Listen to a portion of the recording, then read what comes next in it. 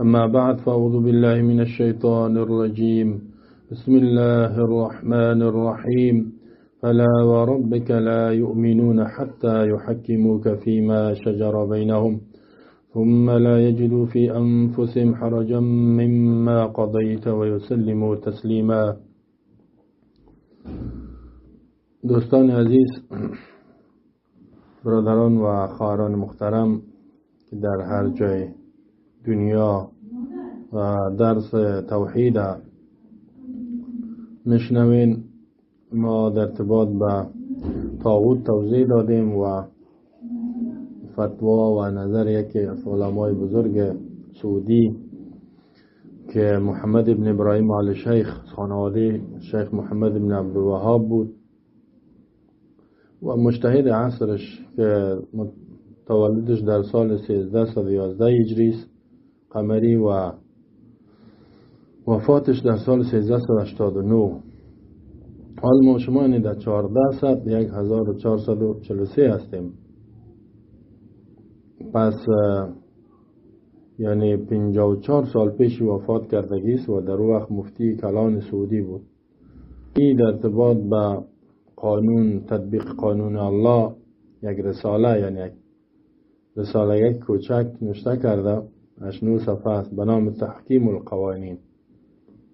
به خاطر که موضوع ازی بسیار مهم است دوستا. اکثر مسلمان های ما که از ایمان بیرون می شوند، ایمان خدا را نقص می کنند، اعمال خدا را برباد می کنند. زیرا کسی ایمانش از بین رفت، بیدین شد، همه عملش هیچ میشه. این است که قوانین کفری را میپذیرند متاسفانه در دنیا و فعلا اکثریت مسلمان ها در کشورهایی که مسلمان ها اونجا قانون الله را رسوم میکنند، دیگه قانون میسازند. ما یک نظرش گفتم که این گپ فتوایش است، اما میخوایم اینجا دلایل از قرآن بیان کنیم و رساله ازی را نقل میکنم، بسیار مفید است. بعد از او از آیات ها بسیار واضح است، آیات های قرآن در بخش قانون و تطبیق قانون اسلام و حاکم دانستن قانون و نظام الله و سنت پیامبر، یعنی یک بخش عقیده است. اگر کسی را قبول نکنه، این از ایمان بیرون میشه.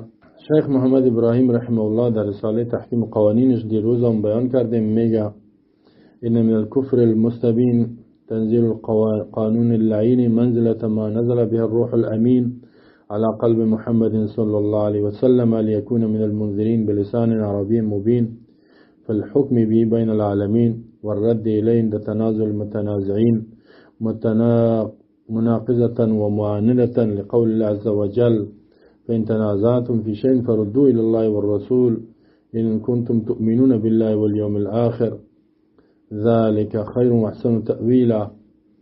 که نماینده های و مردم اونها را کلان خود تعیین کردن، اینا می روند قانون الله را میمونن، دیگه قوانین جور میکنن به نام لوی جرگه و کلان جرگه و کلان مشوره و یعنی از جمله کفر بزرگ است. میگه و آشکارا که قرار دادن تنزیل قانون، قرار دادن قانون لعنت شده انسان، منزلت ما نزل بالروح الامین، در مکان و جایگاه او قانونی که الله متعال او را توسط روح الامین روان کردگی است، جبرائیل علیه السلام، و بالای قلب محمد صلی الله علیه وسلم بهترین انبیا نازل کرده. تو میای این قانون الله را دور میکنی و قانون انسان میاری. خوبی محمدی که تا که مردم دعوت بترساند از قوانین کفری و زبان عربی نازل شدگی است به خاطر فیصله کردن در بین مخلوقات. قانون اساسی ما و شما باید فقط قرآن باشد و قانون نافذه سرزمین های اسلامی فقط قرآن باشد. و رد الینا تنازل متنازعین، کتابی از قرآن و سنت پیامبر که در وقتی که اختلاف در بین متنازعین یا دو فرد اختلاف میکنه، یا دو قوم یا دو مسلمان، دو گروه باید که اختلاف خدا نه به کتاب الله و فیصله کتاب الله و سنت پیامبر پیش کند که الله چی فیصله کرده. یا میان میگه این قانون انسان میگیرن در منظره قانونی که الله نازل کرده توسط جبرئیل امین با آخرین انبیا قرار میتن، مناقضتا نقض میکنن قانون الله را و معاند ضد میکنن، رد میکنن قانون الله را. که الله میفرماید فإن تنازعتم فی شیء، همین دلیل آوردگی است. فإن تنازعتم، اگر شما اختلاف کردین ای مسلمان ها، خطاب به مؤمنین است، فی شیء در یک کاری، سعی کنین در یک کاری از کارها، شیء نکره است، معنای عموم میتن اندک اختلاف. مثلا در کاروبار در دکان اختلاف کردی، در این اختلاف کردی که این از فلانه چیز از ماست یا نیست، خرد کلان کار از خرد اندک کار، باید چیکار کنین؟ فردوه، بگردانین امی اختلاف تانا، قضیه و دعوای تانا الله، به طرف الله، کتاب الله و رسول پیامبر. ببینین الله چی فیصله کرده. زیرا اسلام یک نظام کامل است، همه بخشای زندگی ما شما قانون داره و ببینین که پیامبر چی فیصله کردگی است. سعی کنین چقدر واضح الله میگه. بعد از اون میفرماید ان کنتم تؤمنون بالله والیوم الاخر، اگر شما ایمان دارین، قبول دارین، باور دارین به الله و نظام و دستور و حاکمیتش و به روز قیامت ایمان دارین، یعنی ارکان ایمان، اگر مؤمن هستی، هر دعوا و قضیه تا باید به کی پیش کنی؟ به الله و رسولش. رسول در زندگیش بود، بعد از اون سنتش احادیث صحیحش است. نمیگه که پیش جرگه ببرین، پیش ریسفیدا ببرین، پیش چی ببرین، پیش کسی ببر که حکم الله و رسول برات بگویا. ببینین که دایی گپ الله و رسولش چی میگه، دایی قضیه، دایی دا حکومت جور کردن است. ببینین که الله چی میگه، پیامبرش چی میگه، نحوه حکومت داری است. و یا هر دعوا، مشکل قضیه که پیش میشه حل کردنش، او را به کی پیش کنین؟ به قانون الله و پیامبر. یعنی پیامبر قانون الله را توضیح داده، خود پیامبر هم قانون ساز نیست. ذالک خیر و احسن تأویلا، باز الله میگه ذالک، اینمی که فیصله را به الله و رسول پیش کنین به خیر شما، لیبسا منافع است، خیر دنیا و آخرتانه، و احسن تأویلا، و بهترین انجام و عاقبت داره. عاقبت دنیای شام خوب است، از آخرت شام خوب است. سعی کنین در اینجا میگه که اگر کسی مؤمن است، هر نوع اختلاف خود، دعوای خود باید به کی پیش کنه؟ به الله و رسولش پیش کنه. اگر الله و رسول، یعنی ازی فهمیده میشه که باید حاکم باشد در زندگیتان، در نظر خود و نظر دیگران را پیش نکنین که فلانی خان چی میگه، ببینین که الله چی میگه و رسولش، باز ببینین فلانی خان چی میگه. ما که اینجا قول شیخ محمد ابن ابراهیم آوردیم، یکی از مفتیای کلان است، و تنها گپ خودش ما قبول نمی کنیم که نظر شخصیش، بلکه دلیل از قرآن پیش کرده ایره میپذیریم. وقد نفى الله سبحانه وتعالى الإيمان عمن لم يحكم النبي صلى الله عليه وسلم فيما شجر بينهم نفيا مؤكدا.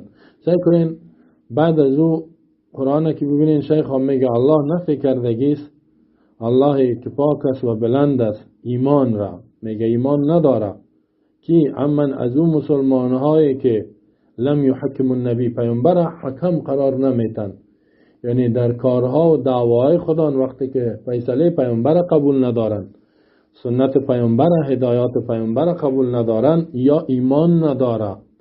حالا اگر برش میگه که اختلاف دعوا سیز، بیا که پیامبر چی میگه؟ میگه نه بریم پیش فلانی خان، به خاطر که رشوت میگیره یا چی.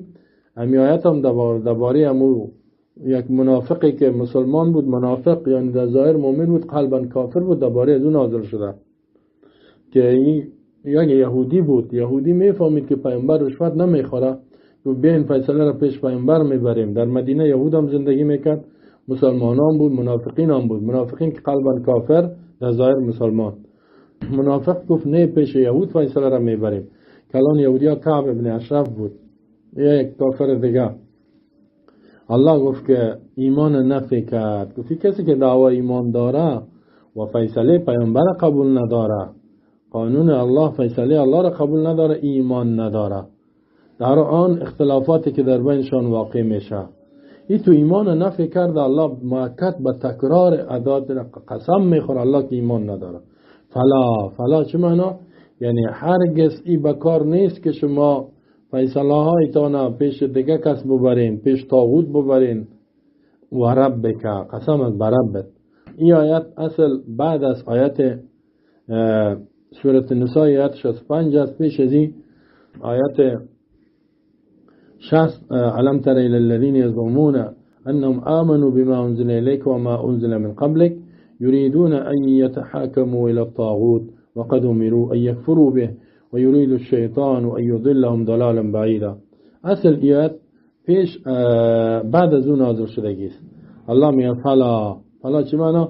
یعنی هرگز این نیست که شما فیصله هایتان ادعای ازیر دارین که ما ایمان داریم به کتاب های آسمانی و کتاب فعلی قرآن، باز فیصله تا به طاغوت ببری، یعنی به یک انسانی که او با مطابق حکم الله و رسول فیصله نمیکنه، به کافر ببری فیصله تا، به نظام و قانون کفری ببری دعوای تا حل بکنی. فلا هرگزی بکار نیست. و ربک، قسم از بربت. الله میگه چون با قسم یاد میکنه، قسم از بربت ای پیامبر، لا یؤمنون، اینا مؤمن شده نمیتونن. یعنی کسی که دعوای ایمان میکنه ایمان نداره، الله ایمانشو نفکده، این مؤمن نیست، این بیدین کافر است. حتی تا اینکه یحکموک، فیصله کننده تو را بگردانه، یعنی تا که حکمیت تو را، فیصله تو را، سنت تو را، هدایات تو را پیامبر قبول نکنن، اینا مؤمن شده نمیتونن. در چی که پا فیما شجر بینهم، نمیگه که تنها در نماز، حالا میگن نماز به طریق پیامبر میخوانیم خلاص، نه، فیما شجر بینهم، در هر آن چیزی که اختلاف واقع میشه در بینشان، اندک دعواست، خرد دعواست، کلان دعواست، در همه دعاوی خودان و قضایای خودان، در چی دعاوی سیاسی می باشه، اقتصادی می باشه، در همهش که تا که پیامبر حکم قرار نتن، سنت پیامبر و پیامبر چی را به قرآن یا مؤمن شده نمیتانن. سعی کنین الله ایمان از اینا نفی کرد تا که اول باید پیامبر حکمیتش قبول کنی و با فیصله پیامبر راضی باشی. باز میگه به می هم مؤمن شده نمیتانه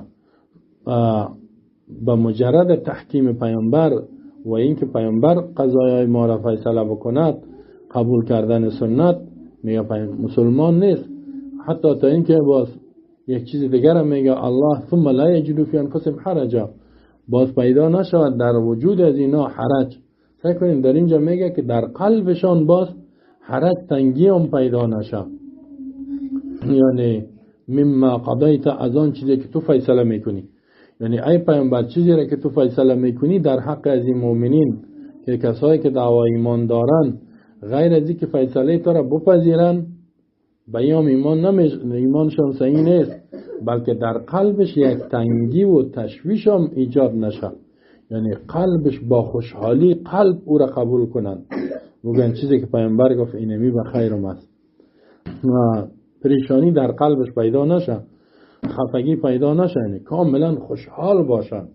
یعنی اگر کسی در قلبش شک پیدا شد که صحیح است یا نیست، یا تنگی پیدا شد، این باز ایمانش صحیح نیست. یکی غیر اختیاری است، یعنی اختیاری برای خود نگوین که صحیح نیست یا مدعی فیصله شک دارم.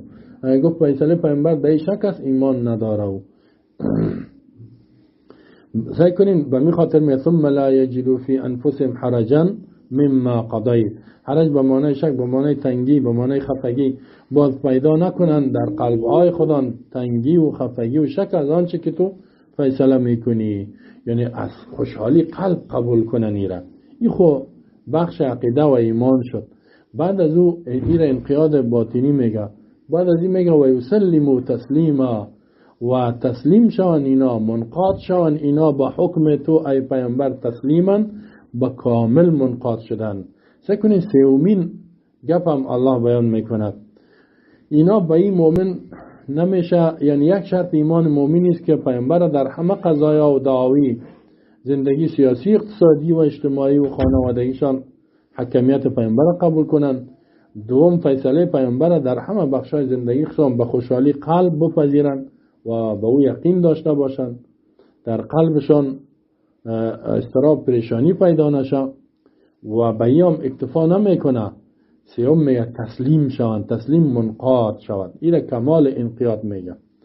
و یسلمو، تسلیم شوند، منقاد شوند، یعنی تابع شوند با فیصله تو تسلیمن با کامل انقیاد. کامل تسلیم چی را میگه؟ یعنی ظاهرا عمل هم بکنن.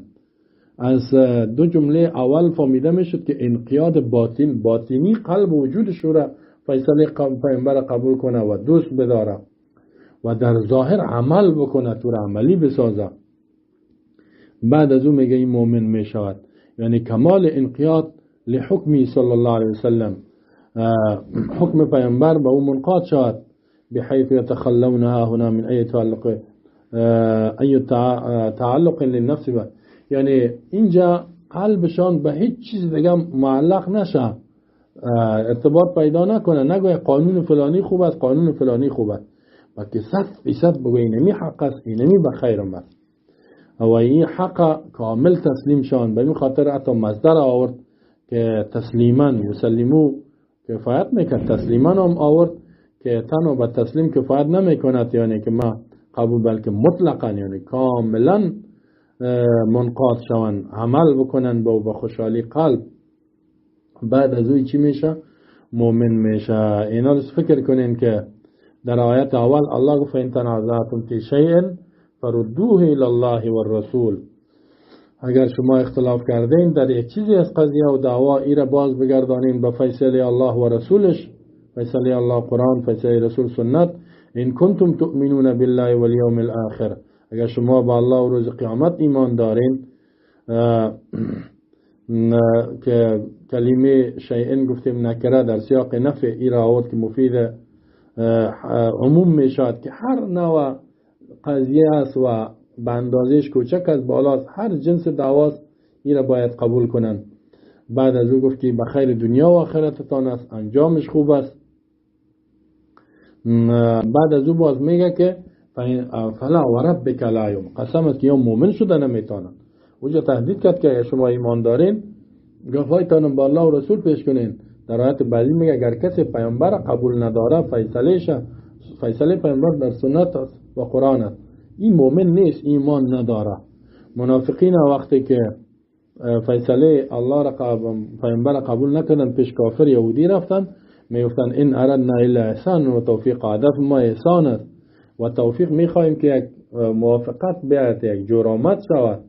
الله برشان میگه که و منافقین میگفتن که انما نحن مصلحون، ما اصلاح میاریم، یعنی در قوانین کفری را پذیرفتن و با مردم دعوت دادن میگفتن اصلاحات میاریم، مثل که کافرای سیکولر و اینا میگفتن در حکومت قبلی ما اصلاحات میاریم، اصلاحات ریش تکر که اصلاحات بیار، قانون دموکراسی را قبول که اصلاحات بیار، قانون سیکولاریسم قبول که اصلاحات بیار، کمونیسم قبول که اصلاحات میاریم، کفریات هم میگه اصلاحات.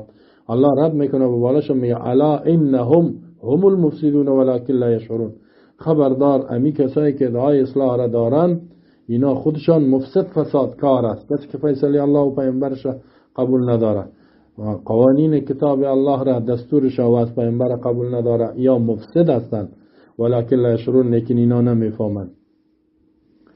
اینا سعی کنین که قانونیون کسی، یعنی قانونگذارا، مردم چی میگن؟ میگن ضرورت است، ما به قرن 21 است فعلا به قانون ضرورت داریم و قوانین بین ملل و قوانین بین الدول و منشور ملل متحد و اینی حتی بعضی ما قوانین قبول داریم، بین تحاکم و فیصله خود به اینا ببریم.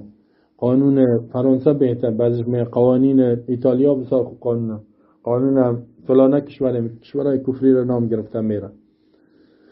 این یک بدگمانی است با آنچه که پیامبر صلی الله علیه وسلم آوردگی است. رد پیامبر چی را آورده؟ قرآن آورده، حدیث آوردگی است. و شیخ میگه محض استنقاص لبیان الله و رسولی، این کم شماریدن بیان الله و رسول است، کتاب الله و رسولش ناقص میدانی که به دیگه قانون میری.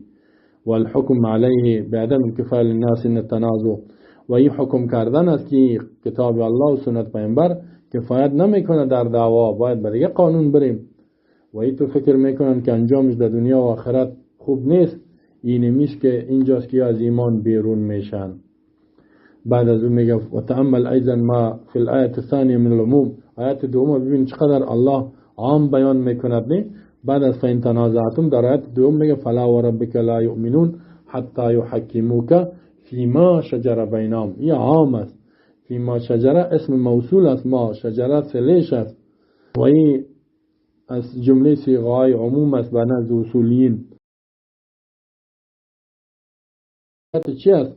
جنس یک دعوا باشد، اختلاف باشد، یا یک نوعش یا اندازش خود، یعنی دعوا هر نوع اختلاف، حتی اختلاف خانم شوهر، اختلاف برادر و اولاد، اختلاف همسایه با همسایه، اختلاف جامعه، اختلاف دو طایفه، اختلاف حکومت ها، هر نوع جنجالی که خرد و کلام پیدا می شود باید کی فیصله کند؟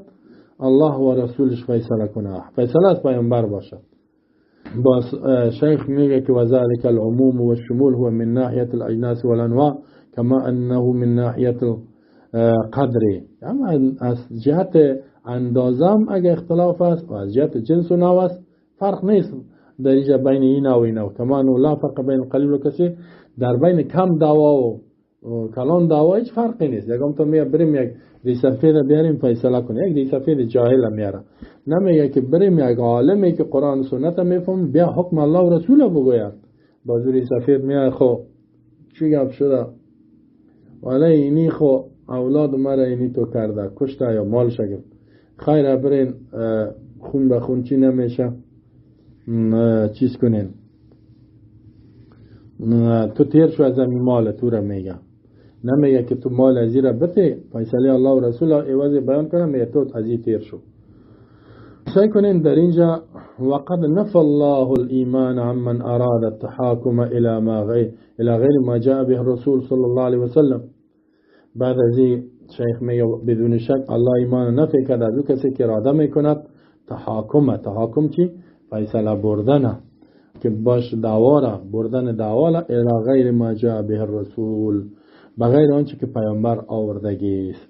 بین میده قاضی ها و پیش محاکمی که قانون وضعی از فیصله به اونو ببریم، یا فلانه رشوت میخوره یک چیز برش پیسه بدیم به نفع ما فیصله کنن، یا کیستن یا منافق است ایمان نداره. الله در قرآن مثل که در ما قبلا بیان کردم سورة نساء 60 میفرماید علم تر الى الذين يزعمون انهم آمنوا بما انزل اليك وما انزل من قبلك. نمیبینی به طرف کسای پیامبر میگه آیا علم نداری؟ تعجب نمیکنی پیامبر؟ بکی الى الذين الله می به طرف او کسایی که یزعمون انهم آمنوا دعوا دارن، ادعا میکنن که یا ایمان دارن به ما انزل الیک، با کتابی که به تو نازل شده. سعی میگن ما قرآن قبول داریم، به سر چشم ما چش میکنن، دعوا میکنن و ما انزل من قبل کل کتابای آسمانی را قبول داریم. دوستای خودم در چشمای خود می به سر چشم. وقتی که بگی خیلی بیا قرآن فیصله میکنه، پیامبر چی میگه؟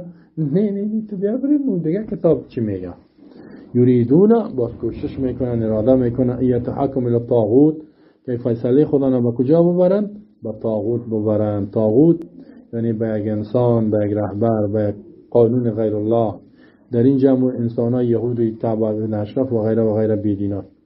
در حالی که سیکو الله در اینجا با چی میگه؟ وقد امیرو یکفروا به، در حالی که اینا امر شدن که کافر شدن به طاغوت. و یرید الشیطان یضلهم ضلالا بعیدا، شیطان کوشش میکنه که اینا را گمراه کنه به گمراهی آشکارا. لیکن آیت تفسیر کردگی سوره علما هم شیخ هم اینجا میگه محمد ابراهیم میگه فین قول عز وجل یزعمون تکذیب لهم فیما ادعوه من الایمان فإنه لا يجتمع التحاكم إلى غير ما جاء به النبي صلى الله عليه وسلم الإيمان في قلب عبد أصلا بل أحدهما ينافي الآخر. سيكونين میگه الله که میگه تعجب نمیکنیم به طرف کسای پیامبر میگه که ادعا دارن. یزعمون چی معنی؟ تکذیبت. الله تکذیب میکنه، نسبت دروغ میکنه به ایمان ازیا. میگه یا ایمان ندارن که آنچه که دعوا دارن که ما ایمان داریم دروغ میگن، یزعمون ادعا میکنن. زیرا چرا؟ به خاطر که جمع نمیشه فیصله بردن به غیر قانون الله و رسولش به امرای ایمان در قلب بنده. یک طرف میگه ایمان دارم، دیگه طرف میگه قانون فلانی قانون خوب است، فلانه جا فیصله کنه، قانون کافرا را، قانون بین المللی و غیره را قبول دارم. اینجا ایمان جمع نمیشه. ایمان مؤمنی است که فقط از قانون الله و آنچه که پیامبر به ما توضیح داده هیچ قانون و طریقه را نمیپذیره. این ایمان میگه هم بگوی قانون از او را قبول دارم، فیصله خدا با دیگه قوانین وضعی و غیره میبرم و هم ایمان دارم. نه یکم تا که میگه هم دموکراتم هم مؤمن نیستی مسلمان بگو. اینجا قرآن سعی کنیم میگه دعواسی دروغ است که فیصله و جنجال و دعوای تا به دیگه کسا میبری و باز میگی من ایمان دارم. با طاغوت تعریف میکنم. طاغوت مشتق من طغیان، طاغوت میگه گرفته شده طغیان و این لفظ مبالغه است، یعنی بسیار سرکش. کسی که سرکش است دشمن دین الله و رسول است، فیصله خدا نه دعوای خدا نه به او میبرن که او جنجالشان حل کنه و او مجاوزت الحد و این تیر شدن از حد شرعی است. فکل من حکم بغیر ما جاء به رسول او حکم الى غیر ما جاء به النبی فقط حکم به طاغوت و حکم الیه. سکنین با شیخ میگه هر کسی که حکم بکند بغیر آنچه که پیامبر صلی الله علیه وسلم آوردگی است، یعنی فیصله به قانون غیر از قرآن غیر از سنت پیامبر بکند، یا او حاکمه یا حاکم بسازد یا فیصله خود ببرد بغیر آن چیزی که پیامبر بیان کردگی است، همین دو کار کرد فقط حکم به طاغوت. این فیصله به طاغوت کرده و از ایمان بیرون شدگی است و حاکم الی طاغوت حاکم کردگی است، یعنی قانون غیر الله را. و ذلك انه من حق كل احد ان يكون حاكما بما جاء به النبي صلى الله عليه وسلم فقط لا بخلافه، كما ان من حق كل احد ان يحاكم الى ما جاء به النبي صلى الله عليه وسلم، فمن حكم بخلافه او حكم الى خلافه فقد طغى وجاوز حده حكما او تحكيما فصار بذلك طاغوتا لتجاوز حده. سيكون بعد از این میگه که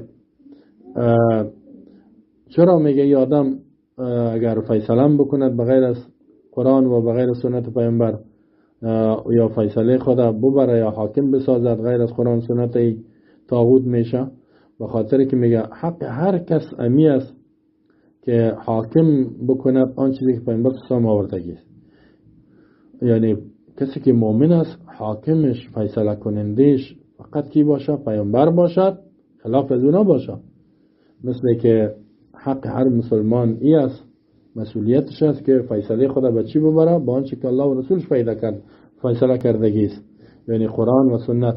فمن حکم بخلاف، کسی که فیصله کنه به خلاف حکم الله و رسولش، مثل قاضی ها و ریس پیدا و اعضای جرگه کسی که است، او حاکم الی خلافی یا حاکم بسازن به خلاف قرآن و سنت دیگه کسه، دیگه قانون فقط طغیان کردگی است و جاوز حد و از حد شرعی تیر شده، حکما از جهت فیصله کردن او تحکیم یا از جهت ازی که دیگه قانون حاکم ساخت.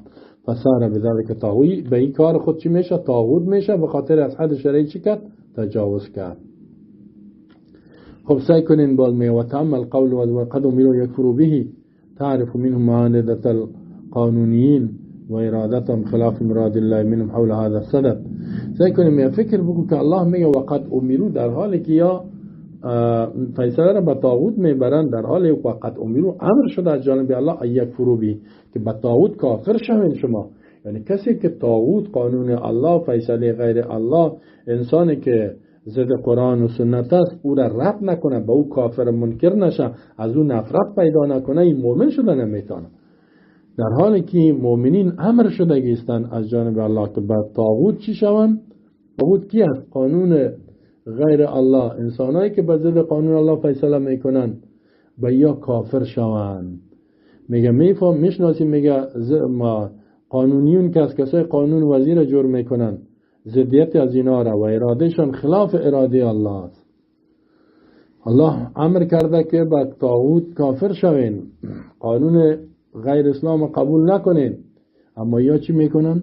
یا میرن با او ایمان میرن، زنده‌باد مرده‌باد میگن، قانون فلانی خانه میخوایم، گاهی میگن دموکراسی میخوایم، گاهی میگن قوانین بین المللی میخوایم. اینا لسه کنیم میفعل مراد منهم شرعا والذی تعبدوا به والکفر بالطاغوت. اراده الله از اینا از نگاه شرعی و آن چیزی که عبادت میکنن چی است؟ کافر شدن به طاغوت است، نه تحکیم طاغوت که طاغوت بیاری حاکم بسار. وقتی طاغوت گفتیم قانون غیر الله را در ذهنتان بیارین، فیصله های غیر الله، یا کسایی که خلاف قانون الله فیصله میکنه. همین دو گروه مردم هست. مثل که الله میگه از یهود نقل میکنه، یهودی های کار کردن، فبدل الذین ظلموا قولا غیر الذی قیل لهم.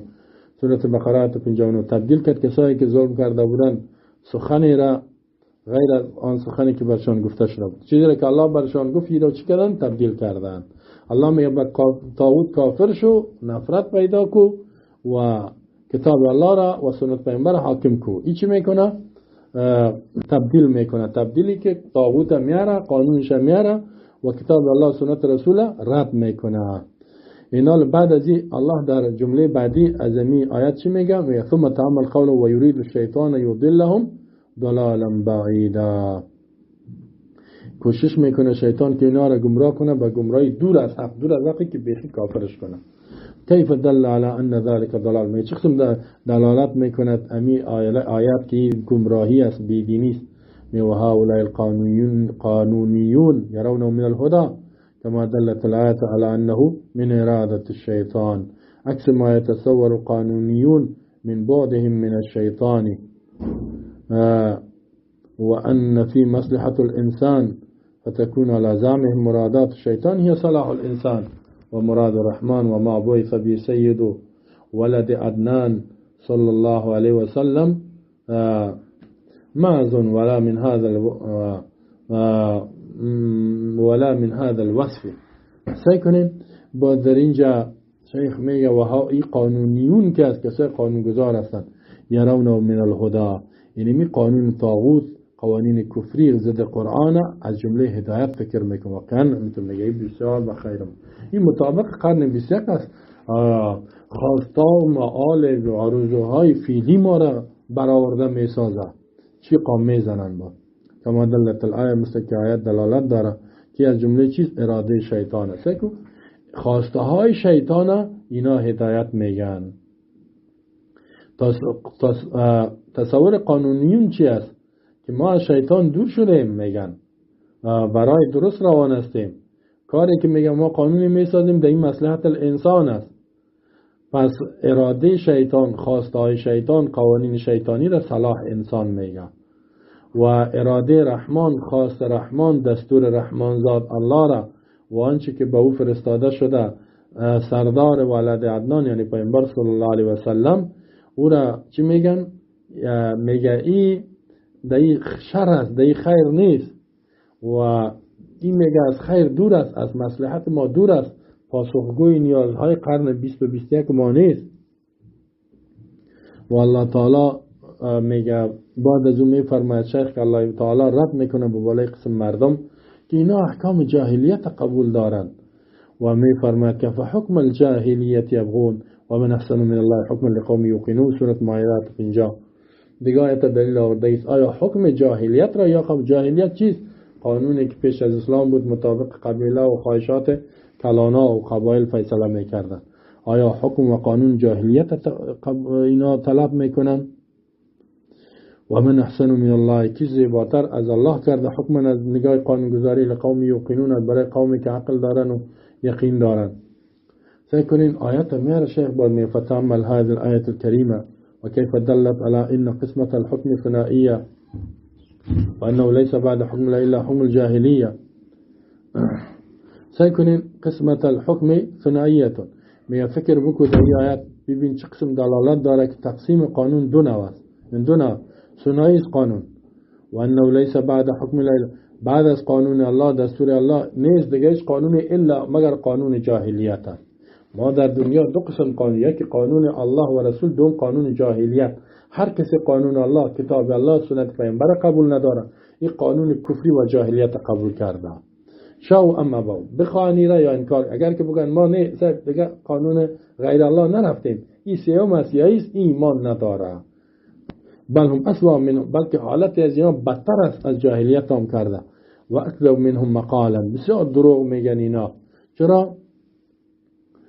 میگه ذلك ان اهل الجاهلیه لا تناقض لديهم حول هذا الثلاث واما القانون فمتناقضون حيث يزعمون الايمان بما جاء به الرسول ويناقضون ويريدون ان يتخذوا بين ذلك سبيلا. وقد قال الله تعالى في امثال هؤلاء اولئك هم الكافرون حقا سعی کنین میگه اینا از حالتشان از اهل جاهلیت مشرکین مکه کنن بدتره.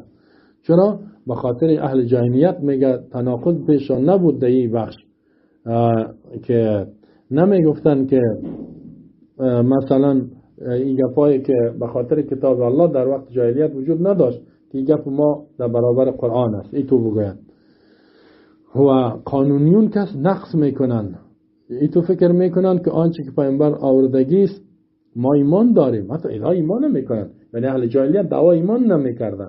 اینا میگن ما ایمان داریم، مؤمن هستیم، حتی در مسجد هم میرن، نماز هم میخوانن، بعضی ریش داره و بعضی ریشش کل است، اما میکنن و کوشش میکنن قانون الله را رد چیز دیگه در بین جور میکنیم. الله میگه ای آدما ایمان ندارن، اولئک هم الکافرون حقا، اینا کافرای بر حق هستن. و اعتدنا للکافرین عذاب مهینا، ما برای کافر عذاب ذلیل کننده و رسوا کننده را تعیین کردیم. واقعا امی کسایی که منافق قلبا ایمان نداره و میگن قانون بین المللی، قانون دنیا و قانون فلان کشور میخوایم، اینا که از اهل جاهلیت که آنم بدتر هستند. سعی کنید اینجا شیخ حکم کرد با کفر از یکی کافر هستی مردم، قانون الله را رد میکنه، میگه سعید این یک چیزی است که در این مصلحت است، هم خوشحال شاه هم می خوشحال شاه.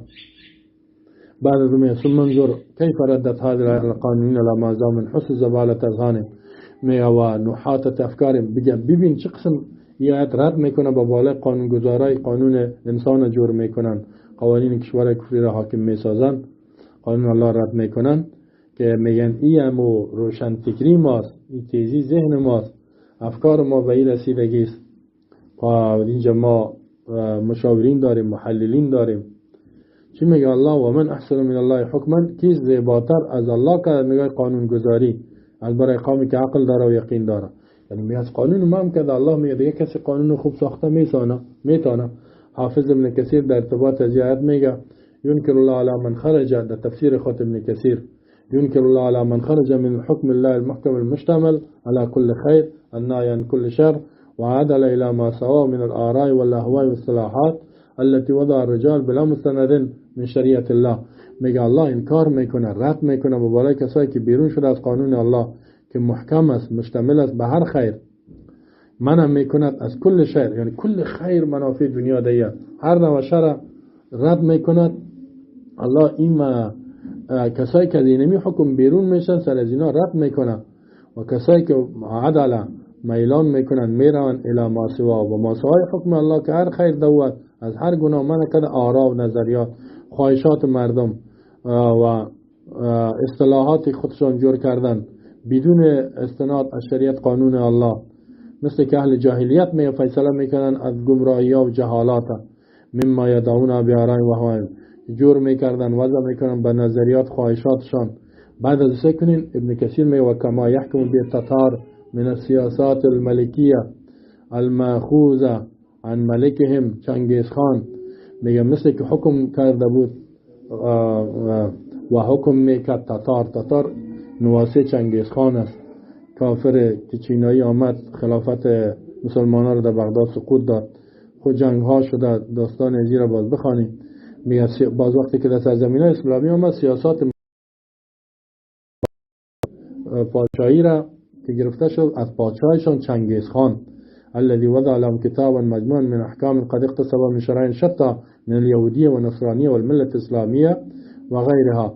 میگه آن کتابی که بر از اینا جور کرده بود را هم چنگیز خان، یک کتاب، یک حالی که میگن قانون اساسی که گرفته شده بود از احکام مختلف، یکی از قوانین مختلف، یهودیت چیزش از یهودیت، چیز نصرانیت چیزش از اسلام و غیرها، دیگه چیزا فيها كثير من الاحکام اخذ من مجرد نظری و هوا. بسیار از قوانینی بود که او را جور کرده بود، گرفته بود از محض فکر و خواهشاتش، فصارت فی بنی شرن دولادش چی شد؟ قانون شده بود. متبعاً پورا تابعداری میکردن، یقدمون علی الحکم بکتاب الله و سنت رسول صلی الله علیه و و او را پیش میکردن در برابر قانون الله و سنت پیامبر صلی الله علیه و سلم. کنید در برابر کتاب الله و سنت پیامبر دیگه کتاب ماندن که ماندن. آل ابن کثیر سکنید فتواش میفهمن فعل ذلك فهو کافر یجب قتال، کسی که کارا بکنه فمن، هر کسی میره خود تاتار کرد، هر کسی که کارا بکند یا چنگیز خان کرده بود در برابر کتاب الله دیگه قانون جور کنه و او را حاکم بگرداند فهو کافر است. زیرا قانون الله یجب قتال و قتالش واجب است حتی یرجع الى حکم الله و رسولی، تا اینکه بازگشت کنه به قانون الله و رسولش. سیکنین شیخ محمد ابن ابراهیم آل شیخ مفتی اعظم سعودی از ابن کثیر نظر آورده فلا یحکم سواه فی قلیل ولا کثیر، یعنی فیصله نمیشود ماسوای کتاب الله، نه در کم نه در زیاد، در هیچ چیز. بعد از ابن کثیر میگه فحکم الجاهلیت یبغون، الله میگه قانون جاهلیت را اینا طلب میکنن، یعنی یبتغون و یریدون و ان حکم الله یعدلون، حکم الله عدول میکنن، اعراض میکنن. و من احسن من الله حکما لقوم یوقنون، یا تمیاره و من عادل، کس عادلتر از الله کرده در قانون گذاری، لمن عقل عن الله شرعه و آمن به، یعنی کسی که عقل دارد از الله فکر میکند قانونش و ایمان میاره و یقین میکنه و علم ان الله احکم الحاکمین، و میدانه که الله چیست احکم الحاکمین، خو الله است. این الحکم الا لله، قانون نیست مگر از الله است. و ارحموا بخلقی من الوالدة بولدها، و بسیار مهربان است به مخلوقش از پدر کدام با اولادش، از همه کده مهربان است. فانه تعالی هو العالم بكل شيء، الله تعالی عالم است به هر چیز، القادر على كل شيء، قادر به هر چیز است. یعنی الله علم داره که چی به خیر انسانات، به هر چیز قدرت داره. عادل فی کل شیء و ما الله یرید ظلم للعالمین مسلکا، الله اراده ظلم به مخلوقات نمیکنه در قانون گذاری. این گپ ابن کثیر بود. سعی کنین گپ ابن کثیر تا اینجا شیخ ابن ابراهیم آوردگی است.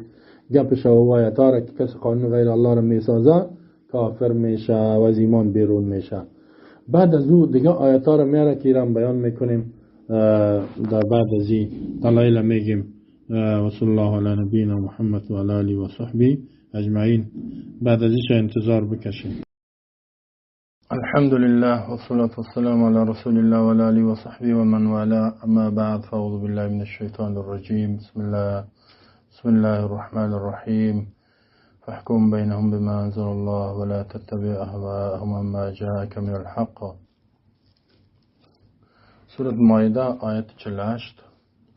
دوستان عزیز، بحث ما در ارتباط با تحکیم قانون بود که یکی از کتاب‌های که شیخ‌های مهم دنیا و مفتی‌هایش نقل کرده، دلایلی که از قرآن آورده و از سنت رسول الله صلی الله علیه و از قرآن فقط بیان کرده رئیس، سنت خود جایش بود.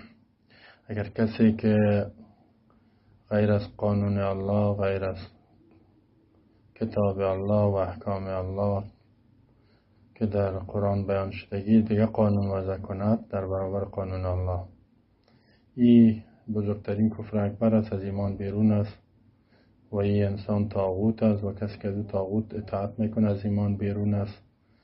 قبلا قول دلایل آوردیم آیات ها را و ابن کثیر که یکی از مفسرین بسیار معتبر است، مجتهد عالم و علمای بسیار بزرگ قرن 8 سوره بیان کردیم که مثال داد ابن کثیر. کسایی که قانون جور میکنن مثل تاتار که کتابی به نام یساق از پدر خود تطبیق میکرد، فی از ایمان بیرون است. بعد از او آیت مائده سورت 48 چند آیت های دیگه هم دلیل بیان میکنیم. کسی قانون در برابر قانون الله جور کنه به او فیصله کنه، این مؤمن نیست، ایمان نداره. و هر کسی که فیصله خود به او ببره و کتاب الله را باند، این هم از ایمان بیرون میشه. البته با رضایت خوشحالیش نه که به زور است و جداست. مثلا کسی تو را به محکمه طاغوتی میکشانه، تو نمیخوای، این گپش جدا است، خوش نداری، این چیز خودت میروی.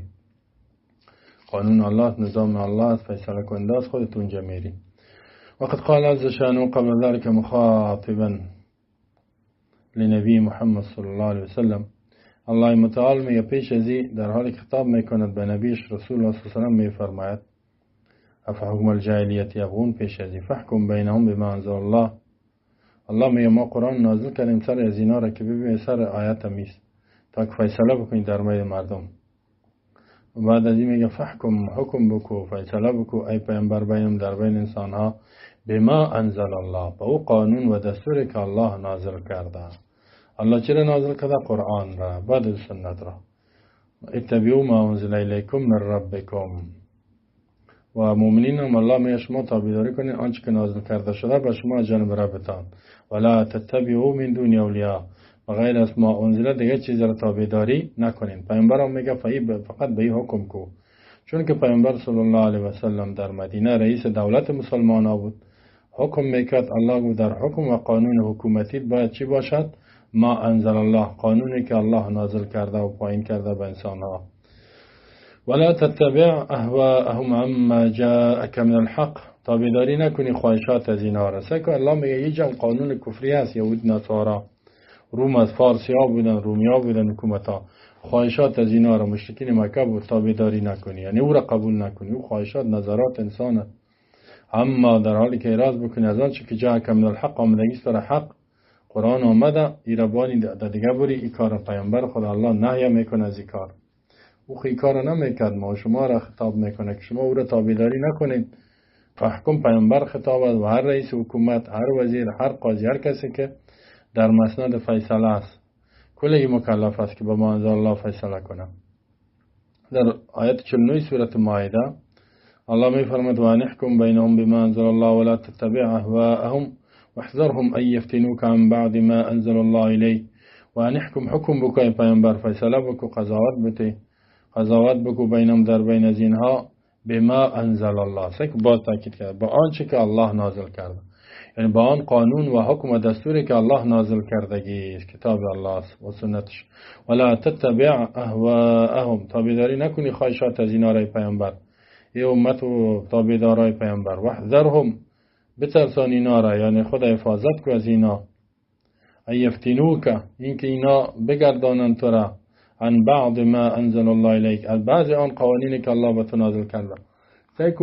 کفار کوشش میکنند که تو را بگردانند، فریب بتن، در فتنه پرتن. از بعض آن قوانین میگه بعضی از ما را هم قبول کو، مثل کتاب یساقه که چنگیز خان جور کردم. از این الله میگه یا خدا نگاه کن، یوش کده باشه که یک حکم قرآن میلانتی که بریده دیگه. ولی اگم تو میگه خیر است، ما در سیاست از دموکراسی اطاعت میکنیم، در فقه از حنفی، در عقیده از ماتوریدی، در طریقه از نقشبندی و سروردی و قادری. یعنی الله میگه ایمان نیست. در کل چیز، در همه بخش های زندگی از الله اطاعت کنین و از رسولش اطاعت بکنین، در همه بخش های زندگی تا.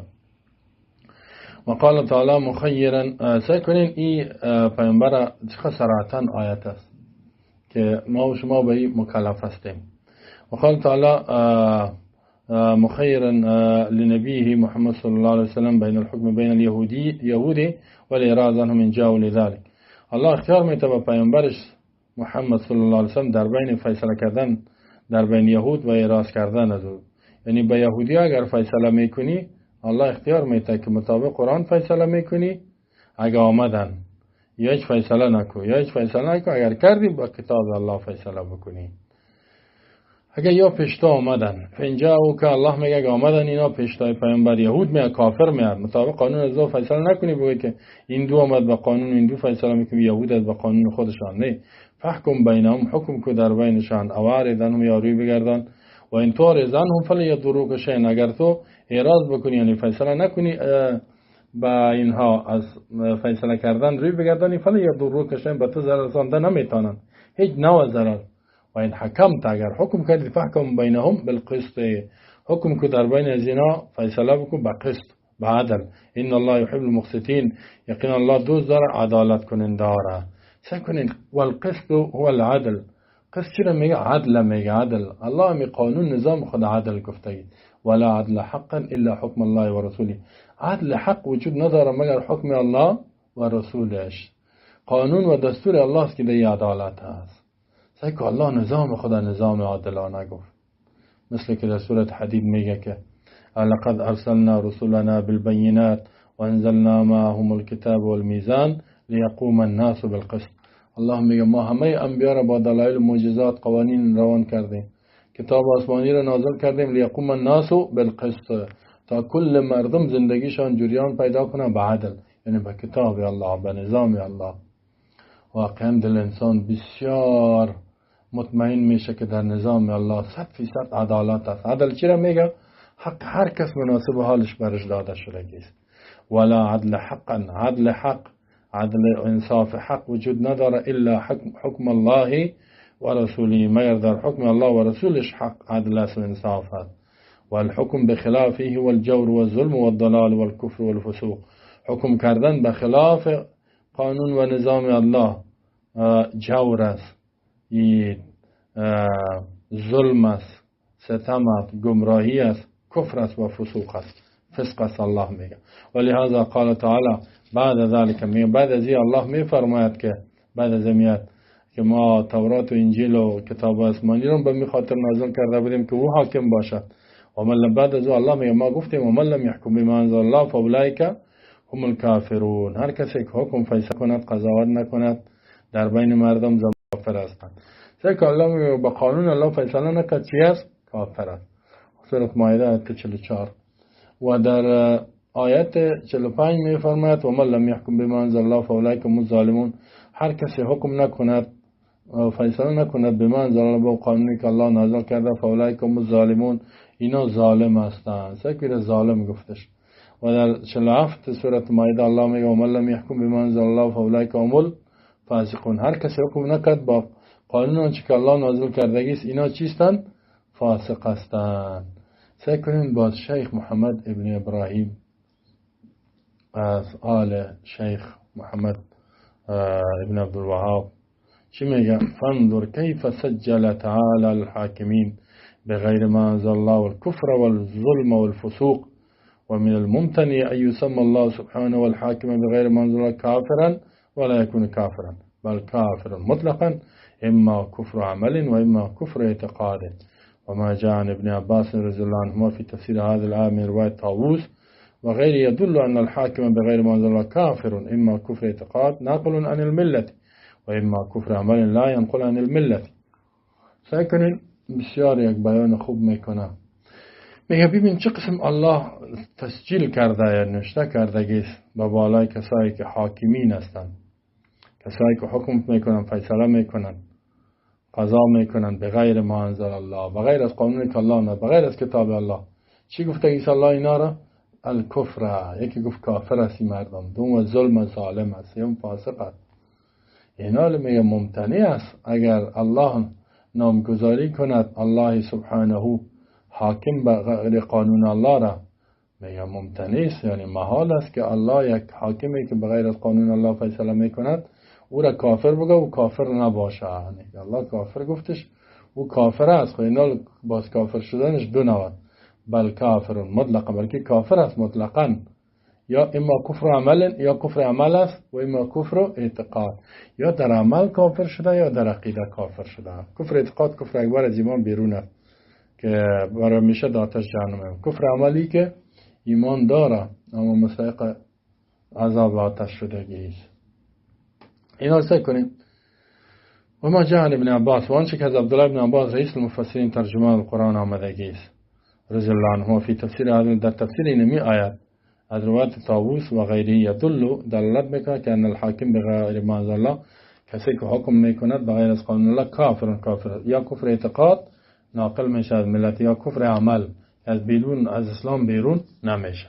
و کفر اعتقادش را بیان میکند، یک الاول الثانی الثالث الرابع الخامس و السادس، یعنی 5 نوع مردم است که اگر یک قسم حکم کردن یا از ملت اسلام چیستن بیرون هستن. باز قسم دوم یک قسم است که از ملت اسلام بیرون نمیشه، او را هم بیان میکنه. دوستای بحث بسیار جالب است، باز اینا را گوش کنید که کسی که از ملت اسلام بیرون میشود با فیصله کردن، با حاکم کردن قانون غیر الله چی است؟ احدها، اولش میگه است که یشهد الحاکمو، یکی از این انواعی است که انکار بکند حاکم، کسی که رئیس حکومت مسلمان یا قاضی است، حاکم به غیر بغیر از قانون الله، کسی غیر قانون الله مثلا دموکراسی، سکولاریسم، کمونیسم تطبیق میکنه و غیر قوانین غیر الله را، یا ساق مثلا دیگه زیاد است، نه؟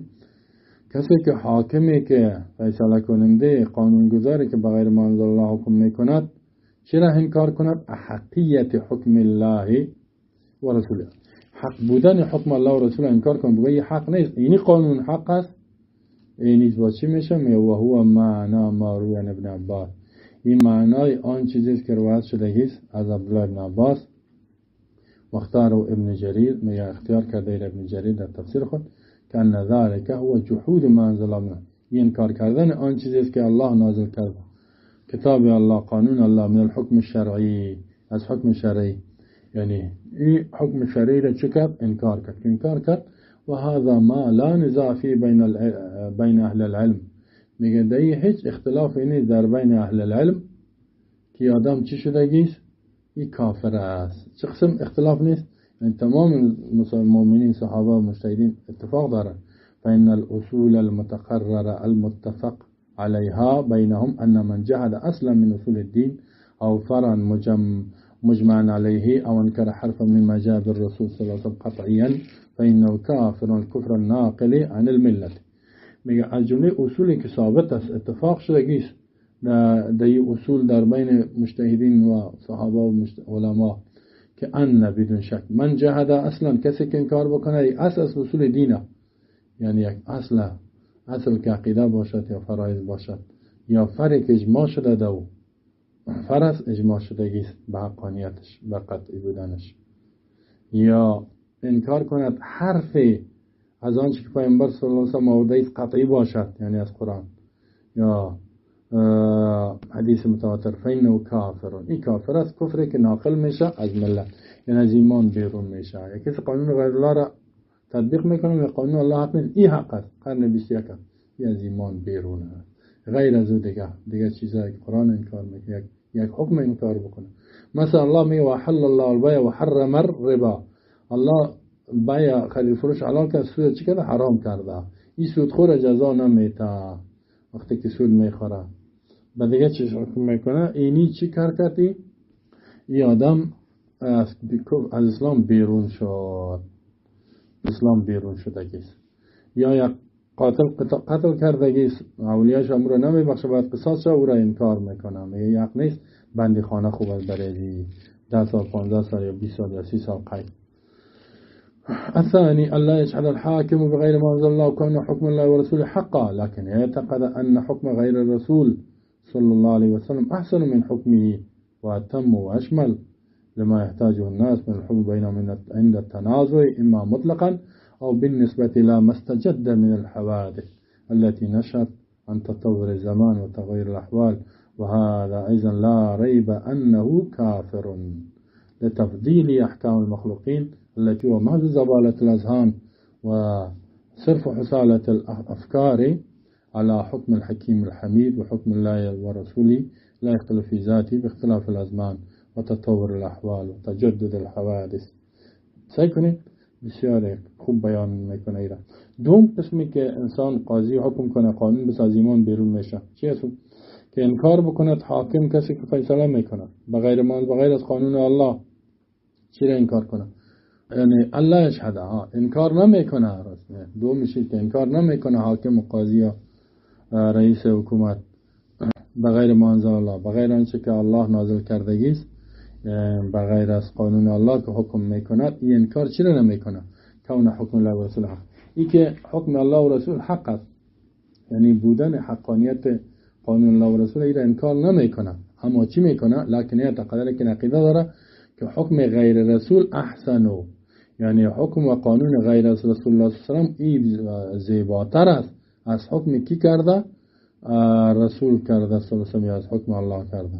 و تم دیگه کامل است و اشمل و شامل است، میگه این بزیباست، این بسیار همه جانبه است، او ناقص، او را ناقص میدانه. چرا؟ لما احتاج الناس، به خاطر میگه مردم امروز نیاز دارن، ضرورت دارن از قانون در بینشان در وقت تنازع به این ضرورت دارن، در وقت اختلاف و دعوا، یا مطلقاً میگه به این ضرورت است که فیصله شد، یا به نسبت میگه به حوادث زمانات تیر شد. حال قرن 20-21 هستیم ما، قوانین بین المللی، قوانین بین الدول اینطور میگن. میگه این تو حوادثی که از تیر شدن زمانهای زیاد تیر شد، حالات مردم تغییر خورد، به قوانین نو ضرورت میگه. اگه به این خاطر میگه و هذا اذن لا ریب میگه در این همچنان شک نیست که کافر است، به خاطر که فضیلت داد احکام مخلوقه، لتفضیلی برتری داد قوانین مخلوقه که او محض چی است؟ زباله، یعنی همون مزخرفات، چیزای نجس از هان افکار زیاد و صرف حصالت الافکار و فقط نتیجه افکار خودشان است. ایره چی داد؟ برتری داد به چی؟ علی حکم الحکیم الحمید، به قانون ذاتی که حکیم در هر کارش فایده حمید صفت کرده شده و حکم الله و رسولش لا اختلاف، این در ذاتش مختلف نمیشه به اختلاف زمان. سکی میگه حکم الله و رسول هیچ وقت زمانه 1000 سال 10,000 سال تیر شود تغییر نمیخوره، این دائمی امی قانون است. این میگه نه زمانه تغییر خورد، قرن 21 است، این با قانون الله را به قرن ارتباط میده. امی سیکولر و بیدینا را که ببینید همین گپشان میگه حکم الله و رسول لا اختلاف فی ذات، به اختلاف حکم الله و رسول هیچ وقت به مختلف زمانها مختلف نمیشه که حالات مردم تغییر خوردن، حوادث پیدا شدن، نو هر قسم حالات شو تغییر نمیخواد. چرا؟ فاین ما من قضیه کائنه، هیچ یک قضیه و دعوایی نیست که پیدا شد ما کانت الا و حکم فی، مگر هیچ چیزی نیست مگر حکمش قانونش در کتاب الله و سنت رسول سلام وجود نفسا، یعنی صراحتا یا ظاهر یا استنباط میشه یا غیر ازی، یعنی سعی کنین این تو نیست که در کتاب الله نمیشه از مستنبط نشود. علم ذلك من علم، میگه میفهمه کسی که را بفهمه، یعنی مشهدی و جاهله من جاهل، کسی که جاهل است آجر نمیفهمه.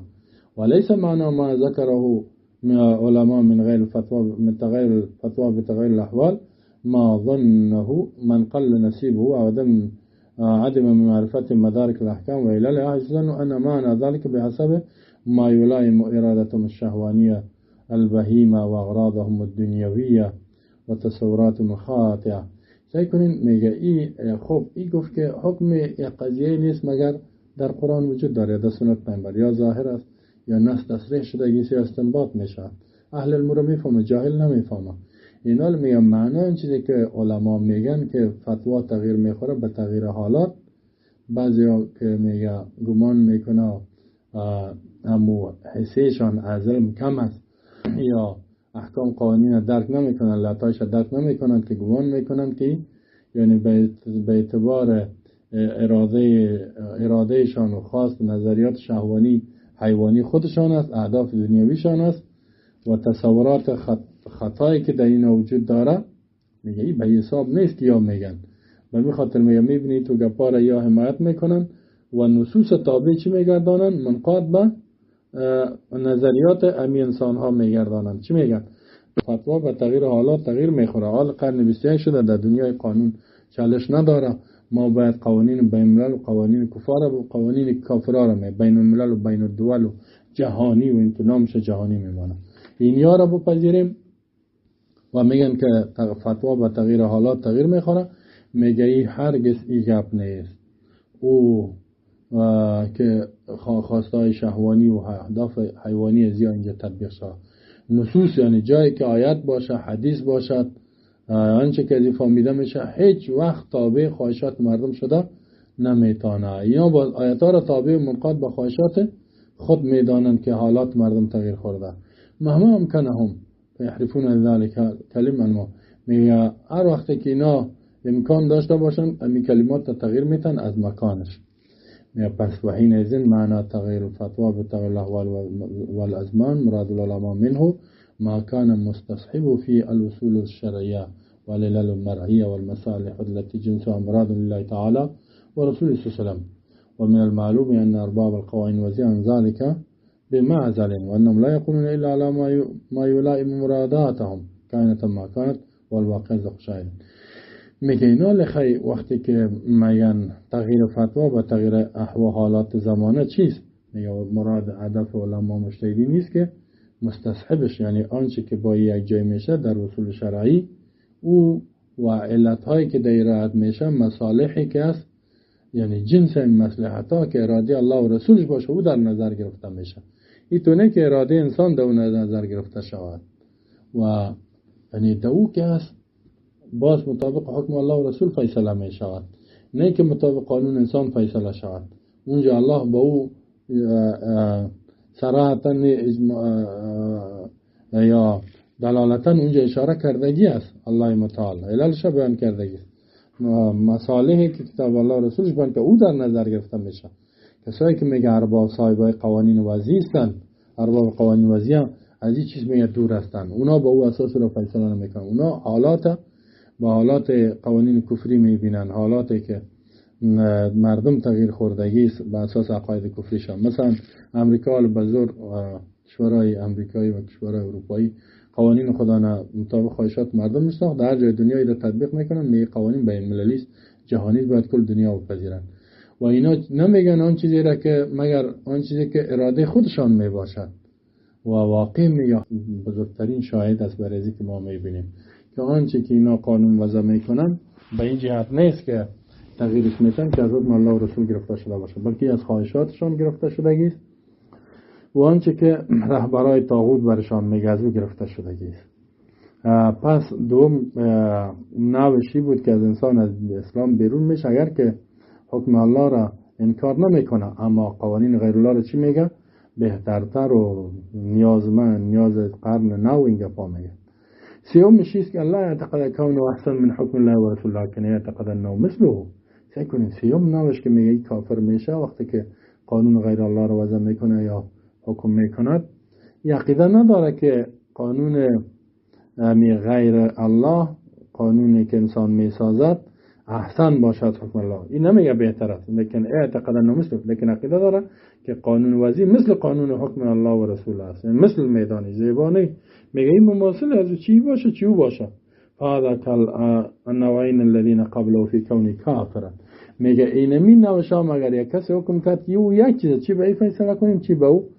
این میگه مثل دو نوع قبلیش در یک بودنش که کافر است، کفری که ناقل میشه از ملت اسلام نقل میکنه بیرون میشه، یعنی در این صورت هم کافر میشه. کسی قانون غیر الله را فیصله میکنه، قاضی ها وضع میکنه، میگه او یک چیز است، این از اسلام بیرون است و این کافر است. چرا؟ لما یقتضی ذلک من تسویه المخلوق بخواب، بخاطری که مخلوق با خالق چقدر برابر کرد، در حالی که الله در قرآن میگه این الحکم الا لله، حاکمیت قانون گزاری نیست مگر با الله. این مخلوق با قانون الله چقدر برابر کرد. و المناقضه و نقص کرد قانون الله را و ضد کرد با قول الله متعال، در برابر قول الله قرار گرفت لیس کمثلی شیء، هیچ چیز هم مانند الله نیست، نه در قانون گذاری کسی مماثلش، نه در صفاتش و نه در ذاتش. و نحو من الآیات الکریم، دیگه آیات های بسیار زیاده الدال علی تفرد الرب بالکمال، که دلالت میکنه با تنها بودن رب به کمال و تنزیه مماثل، پاک بودن و از مماثلت با مخلوقین در ذاتش، در صفاتش، در افعال و در حکم در بین مردم، در آنچه که تنازع میکنند. در کلش الله واحد است بی مثال. خب سیومی بود که را برابر دانست، به این خاطر فیصله میکنه، قانون میسازد. چهارم نوشت که انسان از کافر میشه، چهارم صورتش کدام است؟ میگه نوع چهارمش که الله یعتقد کون حکم الحاکم بغیر منظر مماثلا لحکم الله و رسوله فضلا عن ان يعتقد كونه احسن منه لكن يعتقد جواز الحكم بما يخالف حكم الله و رسوله. سیکنه چهارمش یعنی پایینتر شد. عقیده نداره ای تو با وقتی که بغیر قانون الله را ماندنه، کتاب الله سنت پیامبری قوانینی حکم مان به دیگه قانون فیصله میکند، این عقیده را نداره که حاکم یعنی کسی که فیصله میکنه بغیر از قانون الله که مماثل باشد.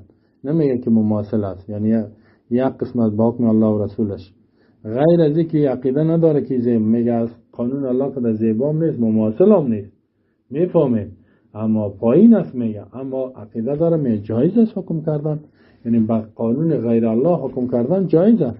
اینطور میگه جواز الحکم بما یخالف حکم الله و رسوله.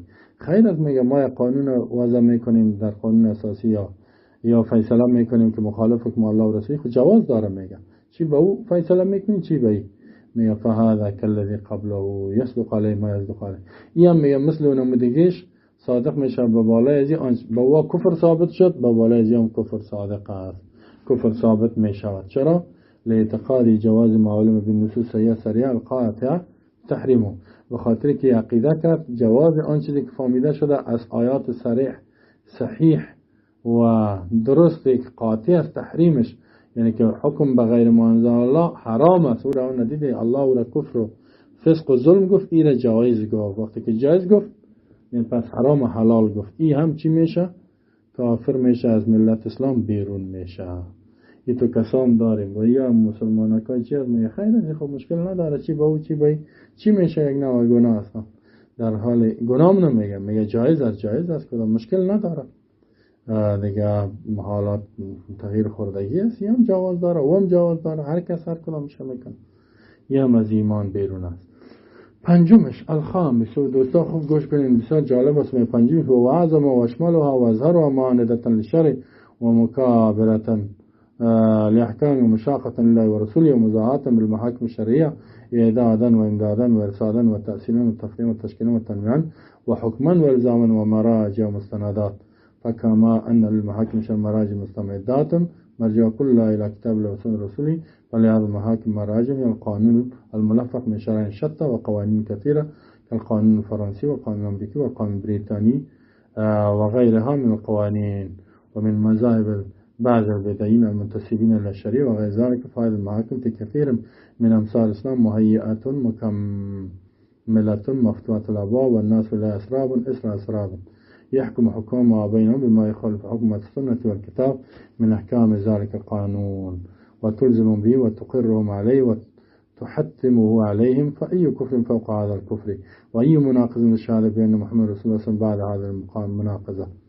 سيكون میگه پنجم میشیست که بسیار بزرگ است و شامل است و آشکار است که مانعی به ضد شریعت الله، معاند است به شریعت الله و مکابر است، یعنی بحث های ناق میکنه در برابر احکام الله و مشاقت سخت مخالفت میکنه در برابر الله و رسولش، مشابه میسازد امی قانون غیر الله را به محاکم شرعی. میگه این هم مثل محاکم شرعی است از جهت تیار کردن و امداد و دیگه قانونگذاری و تفریع و تشکیل و تنویع و حکم الزام مراجع مستندات جور کردگی هستند که از خودشان میسازند. مثل که محاکم شرعی که مراجعش گرفته شده از کتاب الله و سنت رسول، میگه ایام قانون از کجا میگیرن؟ از مراجعش. میگه به این محاکم مراجع قانونی است که جور شده است از قوانین مختلف و قوانین زیاد، مثل قانون فرانسه، یعنی بعضی قوانین از فرانسه میگیره، بعضی از امریکایی، بعضی از بریتانیایی، بعضی از ایتالیایی و غیره قوانین، و میگن که این ما قوانین از اینجا میگیریم. این هم یعنی مرجعشان قوانین که جور میکنن از اون چیزای دیگه، بعد میگن این خیر از قوانین مختلف گرفته شده که یعنی چیزی از اسلام هم داخل میکنن و از مذاهب بعضی که میگه بدعین مبتدیین که خدا منسوب میسازن به شریعت و غیر ذالک، آن از وام میگیرن. بعضیش یعنی از مذاهب بدعت گذارا میگیرن، بعض قوانین خدا منسوب به شریعت میکنن. اینی محاکم در بسیاری شهرهاست میگه جور شده و دروازهش باز است، مردم سراب واره میرن و میان، یعنی مثل آب که از دور سراب بیره میگه که از دور آب معلوم میشه این که بیره بار اثرش. حکامش با آنچه که مخالف حکم الله و سنت رسول است حکم کرده رئیس به دیگه قوانین، بعد از او با این قوانین میگه که حکم میکند به قوانین امریکایی و یا را ملزم میسازه که اینالی عملی شوه و اقرارشان میگیره و حتمی میسازه. فای کفر فوق می کدام کفر از این که دیگه بالاتر کفر، یعنی یک بالاترین کفری که مرجع قانون از کفار گرفته شده. چیزی هم از شریعت از بدعت ها اینی از یه مقدمه کفر کنه و این کدام مناقض است، یعنی نقص کننده شهادت است بیان محمد رسول که محمد رسول الله بعد از این مناقضه و ذکر ادله جميع ما قدمنا على وجه البسط معلومه معروفه لا يحتمل الذكر في هذا الموضوع. بعد از اون میگه که ذکر دلایل تمام آنچه که ما پیش کردیم به طریقه تفصیلی معلوم مشهور است. این میگه کم شما دلایل گفتیم، احتمال لا احتمال ذکر رافع لا دیگه در اینجا میگه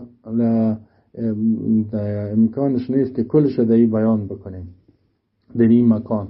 این بسیار کوچک یعنی دلایل کم گفته شده. بعد میگه معاشر العقلا، ای گروه عقل لا، کسایی که عقل دارین روشن فکرها مسلمان ها را میگه، یا جماعت است که ای جماعت های که هوشیار بیدار هستین و اولی النهی کیف ترضون، چه قسم شما راضی میشن ان تجرى علیکم احکام امثالکم، که با بالای شما جاری شود قوانین مثل خودتان، یعنی مثل خودتان انسان ها به اثرتان حکومت و قانونگذاری شما را جور کنند. و افکار و اشباهکم، و افکار کسایی که مماثل شما هستند، او من هو دونکم، یا الله و رسولی، مگر آنچه که گرفته شده باشد از قانون الله و رسولی، نصا صراحتا او استنباطا، تدعونهم یحکمون فی انفسکم و دمائکم، میگه یارا میمانین که حکم کنند در وجودتان، در خونتان، یعنی در قصاص، در آبروی عزتتان، و ابشارکم و اعراضکم، یعنی در خوشحالی هایتان، در آبروی عزتتان، و فی اهالیکم، در اهلتان فیصله میکن، از واجکم، اولادایتان، ذراریرکم، و فی دمار و سالخکم. میسه کنین ای مسلمانای بشار، ای کسایی که بیدار هستین، چطور اجازه میتون که این چنین قوانین از انسانای پسترین میاثر شما حاکم میشود، شرمالتان و جانتان، و شما میرین به طرف از او و اجازه میتین؟ چه قسم؟ و یترکون و یرفضون یحکموا فیکم بحکم الله، ترک میکنن، میمانن که حکم بکنن در بین شما به قانون الله و رسولش، الذی لا يتطرق الی الخطا، و قانونی که هیچ خطایی به اون نمیرود، هیچ راه پیدا نمیکند، ولا یاتی الباطل، باطل نمیاد به قانون من بین یدی، ولا از هیچ طرف باطل آمده نمیتونه به کتاب. تنزیل من حکیم حمید، نزولش از جانب ذاتی است که در حکمت صفت کرده شده است. بعد از میگه و خضوع الناس و رزوخهم لحکم ربهم، خضوع و رزوخ لحکم من خلقهم تعالی لیعبدوه لا یزول الخلق الا لله. میگه عاجزی کردن مردم، فروتنی مردم و پایین بودن مردم به حکم قانون ربشان، یا خضوع و عاجزی و رزوخ هست به حکم کسایی که ذاتی که را پیدا کرده. اگر ما قانون الله را قبول میکنیم، این ذاتی است که ما را خلق کرده است تا که عبادت و اطاعت کنیم. فکما لا یزول الخلق الا لله، مثل که مخلوق و انسان ها مؤمنین سجده نمیکنن مگر به خاطر الله، ولا یعبدون الا ایاه، و عبادت نمیکنن بغیر از الله، ولا یعبدون المخلوق، مخلوق عبادت نمیکنن. امیال مسلمان بگویم بیا مخلوق عبادت کو، میکنی؟ میگه نه. خدا میدانی؟ میگه نه مسلمان. فکذلک یجب، مقسم میگه واجب است، فرض است، الله یرخصوا ولا یخضوا، که تا اجازه نتن، عاجزی نکنن، منقاد نشن، او ینقاد الا لحکم الحکیم، منقاد تابع نشن مگر به قانون ذاتی که حکیم است، که الله است، بسیار در کارش حکمت فایده، علیم الحمید، بسیار عالم است، بسیار صفت کرده شده، رؤوف، شفقت کننده و مهربان است. میگه این می قسم فرض است، مثل که شما مخلوق عبادت نمیکنین، قانون از ایران اجازه نتین که و تابع نشین که زنده باد مرده باد بگین. افسوس است که میگه حکم خالق میمانند به حکم مخلوق میروند. واجب است که به این منقاد نشوین دون حکم المخلوق، از قوانین مخلوق، از ظلم که ظالم است، جاهل است. الذی اهلکته الشکوک، انسانی را که شک ها هلاک کرده، شهوات، شبهات، شهوت تباهش کرده، به خاطر شهوات خود قانون ساست. و استولت علی قلوبهم الغفله، در قلبشان غفلت، قسوه، سختی دل، ظلمات، تاریکی ها، ظلم در وجودشان جای گرفته. میل قانون وزیر کل شبینی ظالمانه است. فیجب علی العقلاء ان یربئوا بنفوسهم عنه، فکر میگه واجب است به بالای هوشیارای مسلمان بیدار، ان یربئوا بنفوسهم عنه، که اراز بکنن به نفسشان از او، یعنی دورشان لما فی من استعباد لهم، به خاطر غلام میسازن اینا را، و التحکم فیهم بالاهواء والاغراض، اینا قانون خدا را به خواهشات و هدفهای خود میسازن، سر مردم تطبیق میکنن، غلطی ها و خطا، فضلا کونی کفرا بنص، غیر از اینکه کفر است به نص قول تعالی به عبارت صریح و من لم یحکم بما انزل الله فاولئک هم کافرون، یعنی کسی که به قانون غیر الله حکم بکند، قانون انسان و او را قبول بکنه، کافر است. غیر از این میگه که کفر است، دیگه خطاهای زیادی دی، واقعا که ببینید تفصیل از این گپ از این بسیار زیاده.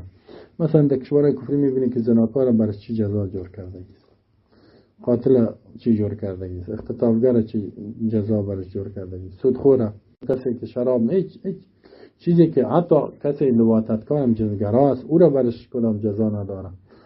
میگه ای این مسلمانای بیدار و شر، شما چطور اجازه میتین که قوانین در زندگیتان تطبیق شود؟ واقعا که بسیاری از قلب شیخ بیرون شده ای گپا.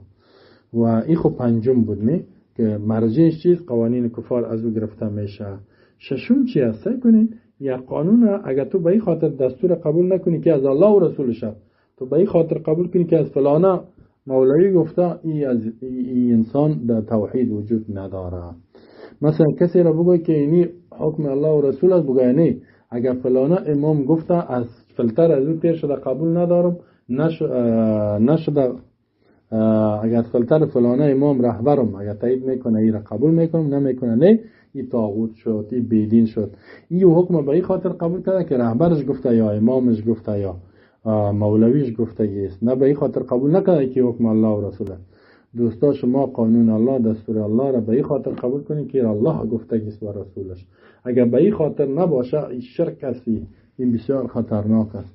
ششم السادس ما يكون به كثير من رؤساء العشائر والقبائل من البوادي ونحو من حكايات آباء وأجداد وعاداتهم التي يسمونها سلومهم يتوارثون ذلك منهم ويحكمون به ويحضون على التحاكم عند النزاع وقانا الأحكام الجاهلية وإرادا ورغبة حكم الله ورسوله فلا حول ولا قوة إلا بالله. سيكون ششم نوعی که انسان کافر میسازه با فیصله کردن با قانون غیر الله چی است؟ حکم میکنه بسیاری از رئیسای عشایر، قبایلای کلان عشیره، یعنی یک حزب است، رئیس فیصله میکنه، یا قبیله است از بوادی است، و نه بوادی یعنی اطرافات، یا امثال شهرها و اینجاست ملک صاحب آمد، خان صاحب، نه عالم کسایی که در افغانستان اینجا سور ارباب صاحب قرآن که میتخذوا احبارا و رهبانهم اربابا من دون الله، علما رهبرای خدا نه پیرای خدا نه ارباب جور کنه. ارباب الله می خدای معبودان.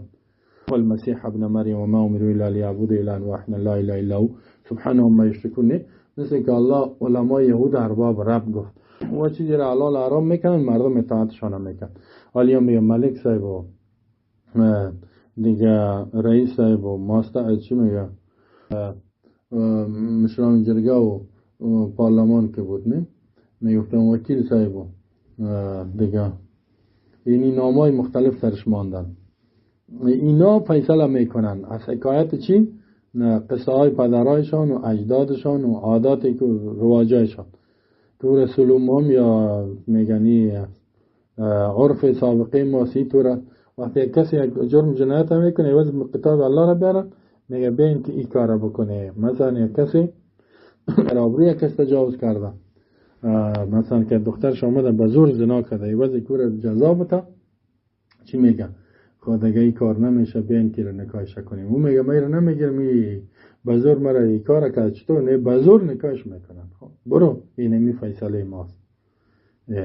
خب زنایش کرد، هم به زور نکاحش کرد، هم بیابروش کرد، پدرش هم لط میکنن دیگه شو این چیز هم برش نمیدن.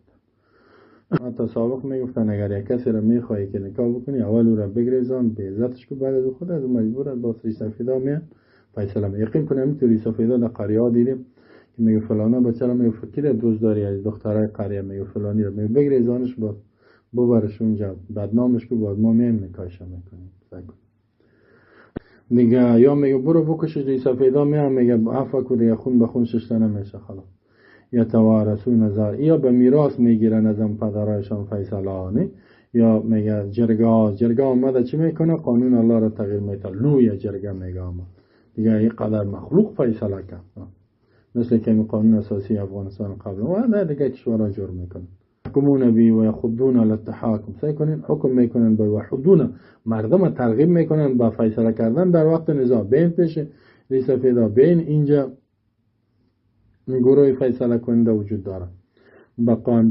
خاطر باقی ماندن به احکام جاهلیت و اعراض کردن روی گردانیدن از حکم الله و از قانون الله و رسول روی میگردانه، از مخلوق می قبول میکنه. فلا حول ولا قوة الا بالله. بعد شکایت میکنه الله میگه قوت همه پیش دار. این هم از ایمان بیرون است. فیصله ریسفیدی که می فیصله جرگهیش این هم از ایمان چه شد؟ بیرون شد. 6 نوع کسایی که به قانون غیر الله فیصله میکنن یا قانون میسازن اینا چی شدن؟ 6 قسم مردم بودن. اینا انشاءالله بار بشنوین دوستا، بسیار مهمه. و اما القسم ثانی، قسم دومی که انسان کافر میشه کفری که از ایمان بیرون نمیشه. دو نوع بود. یکی کفری است که الله میگه من لم یحکم بما انزل فاولئک از ایمان بیرون میشه. 6 نوع بود. دوم قسمی است که از ایمان بیرون نمیشی، من قسمه کفر الحاکم بغیر ما انزل الله. قسم دوم از اون دو نوعی که کفر حاکم بغیر ما انزل الله است، کفر فیصله کننده و قانونگذار بغیر قانون الله.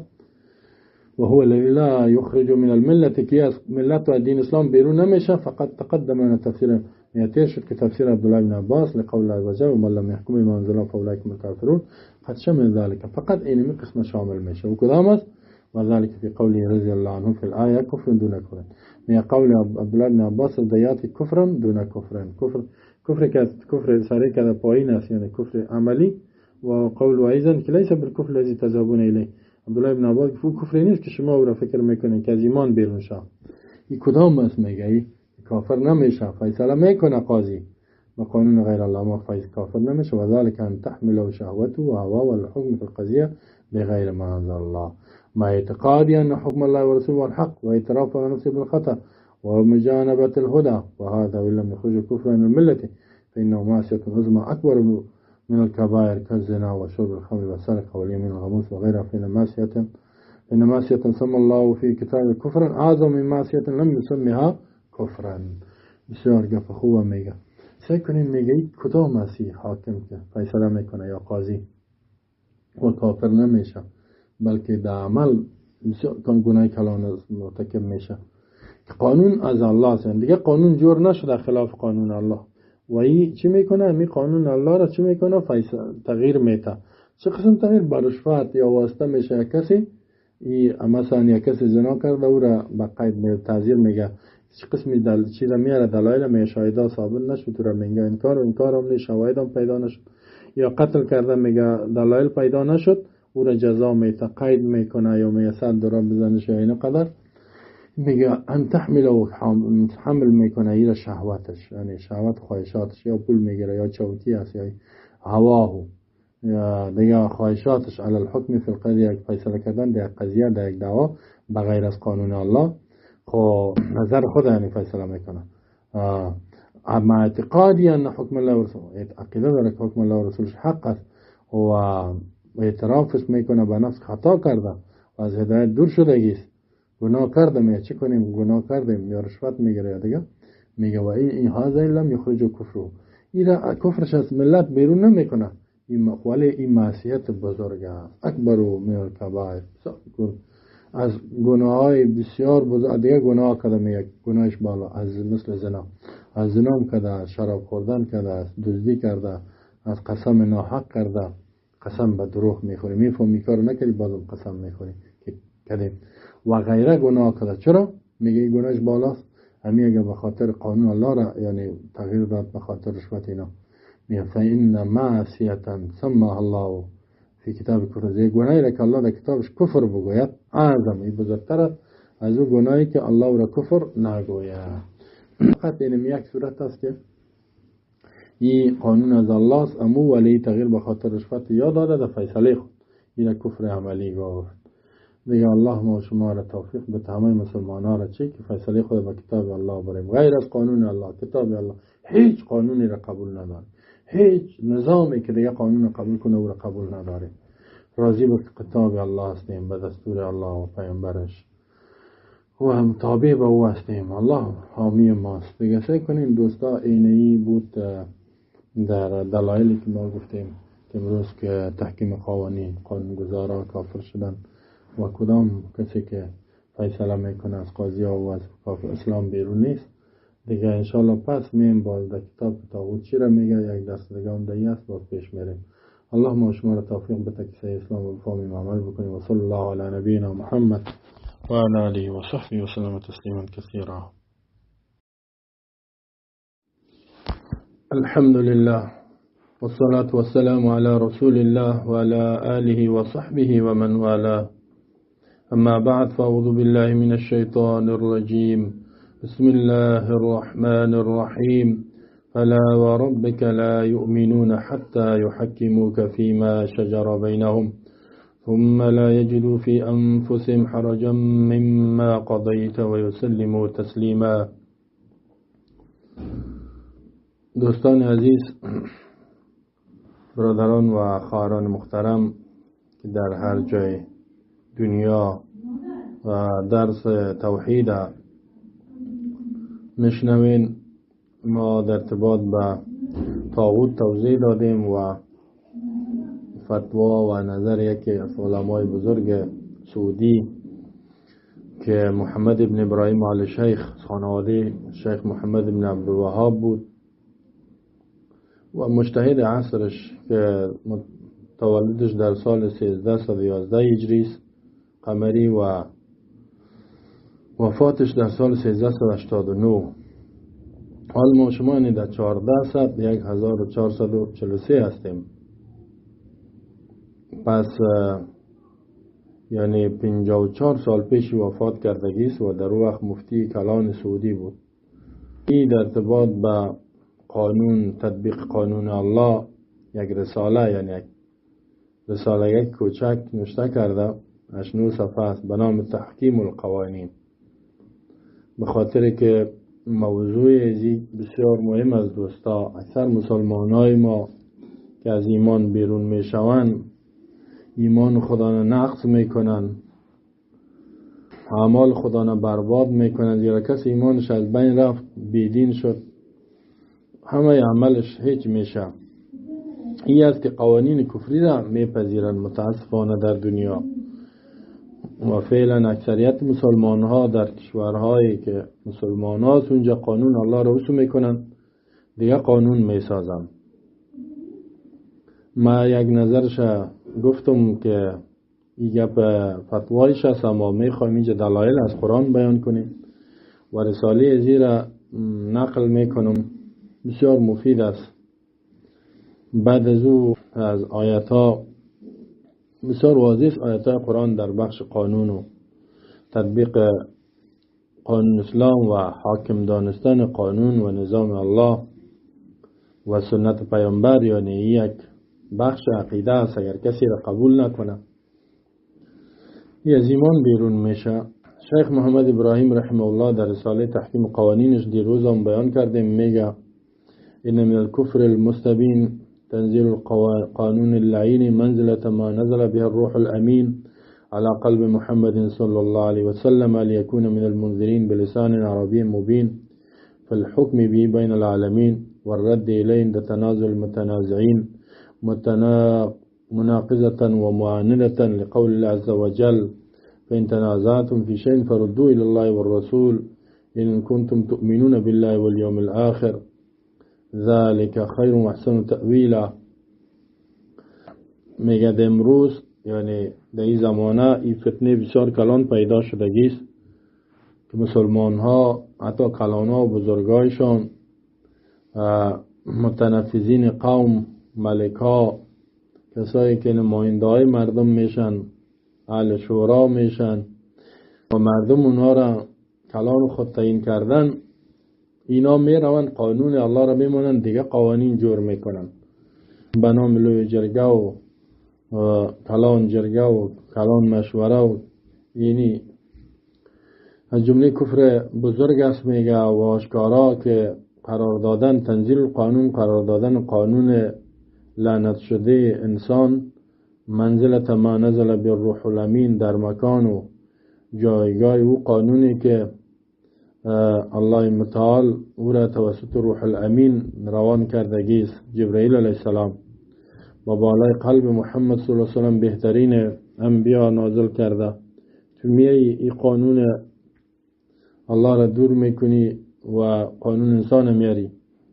خوبی محمدی که تا که مردم دعوت بترساند از قوانین کفری و زبان عربی نازل شدگی است به خاطر فیصله کردن در بین مخلوقات.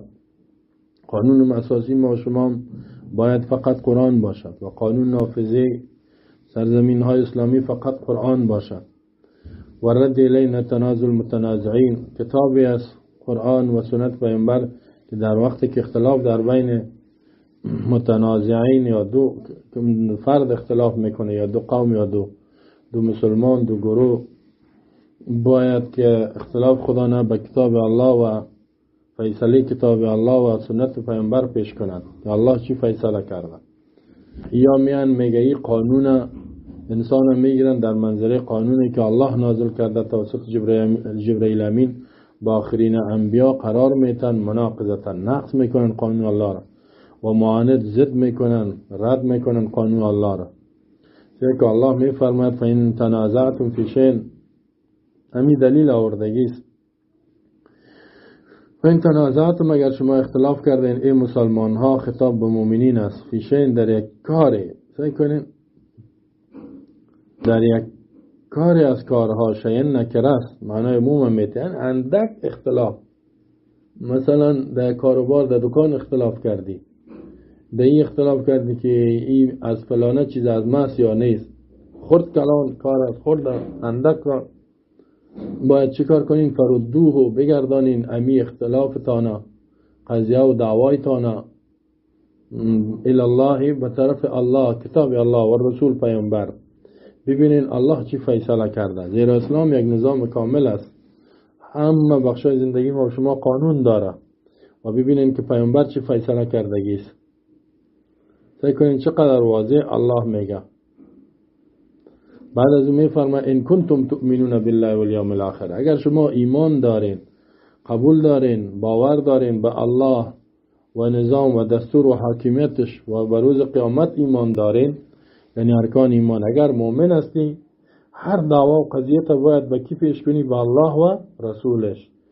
رسول در زندگیش بود، بعد از اون سنتش احادیث صحیحش است. نمیگه که پیش جرگه ببرین، پیش ریسفیدا ببرین، پیش چی ببرین؟ پیش کسی ببر که حکم الله و رسول برد بگویا.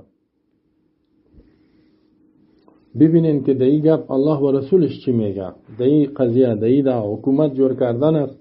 ببینین که الله چی میگه، پیامبرش چی میگه، نحوه حکومت داریست و یا هر دعوا مشکل قضیه که پیش میشه حل کردنش او را به کی پیش کنین؟ به قانون الله و پیامبر. یعنی پیامبر قانون الله را توضیح داده، خود پیامبر هم قانون ساز نیست. ذالک خیر و احسن تأویلا، باز الله میگه ذالک، اینمی که فیصله را به الله و رسول پیش کنین به خیر شما، در بسیار منافع است، خیر دنیا و آخرتانه، و احسن تأویلا، و بهترین انجام و عاقبت داره. عاقبت دنیای شام خوب است، از آخرت شام خوب است. سعی کنین در اینجا میگه که اگر کسی مؤمن است هر نوع اختلاف خود، دعوای خود باید به کی پیش کنه؟ با الله و رسولش پیش کنه. اگر الله و رسول، یعنی ازی فهمیده میشه که باید حاکم باشد در زندگیتان، در نظر خود و نظر دیگران را پیش نکنین که فلانی خان چی میگه، ببینین که الله چی میگه و رسولش، باز ببینین فلانی خان چی میگه.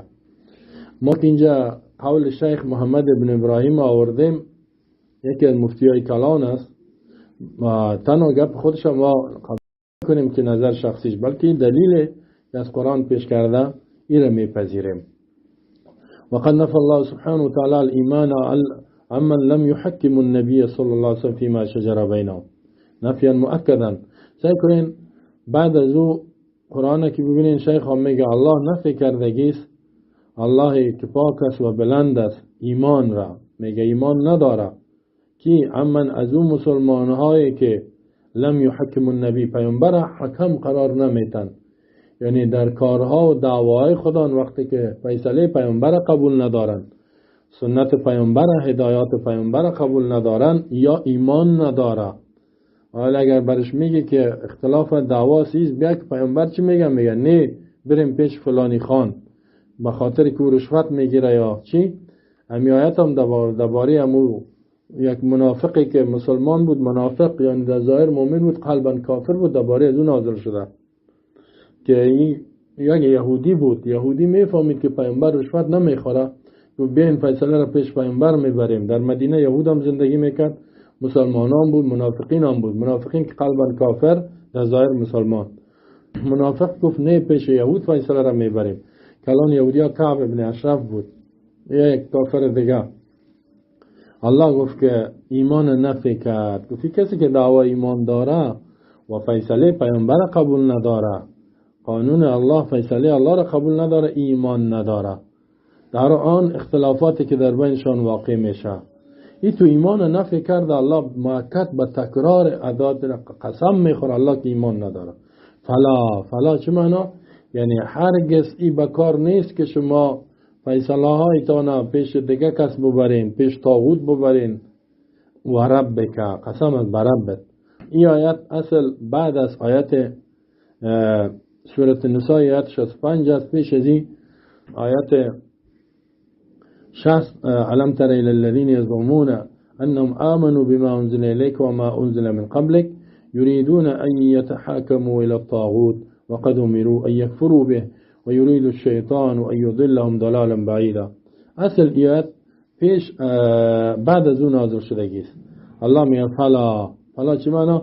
یعنی هرگز عیسی نیست که شما فیصله هایتان ادعای ازیر دارین که ما ایمان داریم به کتاب های آسمانی و کتاب فعلی قرآن، با فیصله تا به طاغوت ببری، یعنی به یک انسانی که او با مطابق حکم الله و رسول فیصله نمیکنه، به کافر ببری فیصله تا، به نظام و قانون کفری ببری دعوای تا حل بکنی. فلا هرگزی بکار نیست. و ربک، قسم از بربت، الله میگه سکن با قسم یاد میکنه، قسم از بربت ای پیامبر، لا یؤمنون، اینا مؤمن شده نمیتونن. یعنی کسی که دعوای ایمان نمیکنه ایمان نداره، الله ایمانش نفکده، این مؤمن نیست، این بیدین کافر است. حتی تا اینکه یحکموک، فیصله کننده تو را بگردانه، یعنی تا که حکمیت تو را، فیصله تو را، سنت تو را، هدایات تو را پیامبر قبول نکنن، اینا مؤمن شده نمیتونن. در چی که پا فیما شجر بینهم، نمیگه که تنها در نماز، حالا میگن نماز به طریق پیامبر میخوانیم خلاص، نه، فیما شجر بینهم، در هر آن چیزی که اختلاف واقع میشه در بینشان، اندک دعواست، خرد دعواست، کلان دعواست، در همه دعاوی خودان و قضایای خودان، در چی دعاوی سیاسی می باشه، اقتصادی می باشه، در همهش که تا که پیامبر حکم قرار نتن، سنت پیامبر و پیامبر چی را به قرآن یا مؤمن شده نمیتانن. سعی کنین الله ایمان از اینا نفکر، تا که اول باید پیامبر حکمیتش قبول کنی و با فیصله پیامبر راضی باشی. باز میگه به می هم مؤمن شده نمیتانه، با مجرد تحکیم پیامبر و اینکه پیامبر قضایای ما را فیصله بکند، قبول کردن سنت، میگه مسلمان نیست. حتی تا اینکه باز یک چیز دیگر هم میگه الله ثم لا یجدوا فی انفسهم حرجا، باز پیدا نشود در وجود از اینا حرج. سعی کنیم در اینجا میگه که در قلبشان باز حرج، تنگی هم پیدا نشه، یعنی مما قضیت، از آن چیزی که تو فیصله میکنی. یعنی ای پیامبر چیزی را که تو فیصله میکنی در حق از این مؤمنین که کسایی که دعوای ایمان دارن، غیر از این که فیصله تو را بپذیرن، بیام ایمانشان صحیح نیست، بلکه در قلبش یک تنگی و تشویش هم ایجاد نشه، یعنی قلبش با خوشحالی قلب او را قبول کنن، بگن چیزی که پیامبر گفت اینمی به خیرم است، و پریشانی در قلبش پیدا نشه، خفگی پیدا نشه، یعنی کاملا خوشحال باشن. یعنی اگر کسی در قلبش شک پیدا شد که صحیح است یا نیست، یا تنگی پیدا شد، این باز ایمانش صحیح نیست.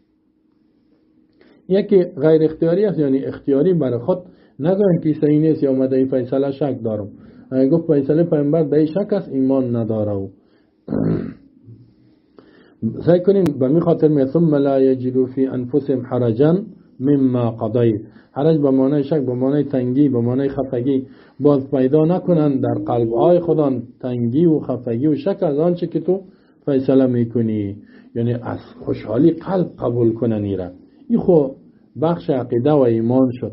بعد از او ایره انقیاد باطنی میگه، بعد از این میگه و یسلموا تسلیما، و تسلیم شون اینا، منقاد شون اینا با حکم تو ای پیامبر، با کامل منقاد شدن.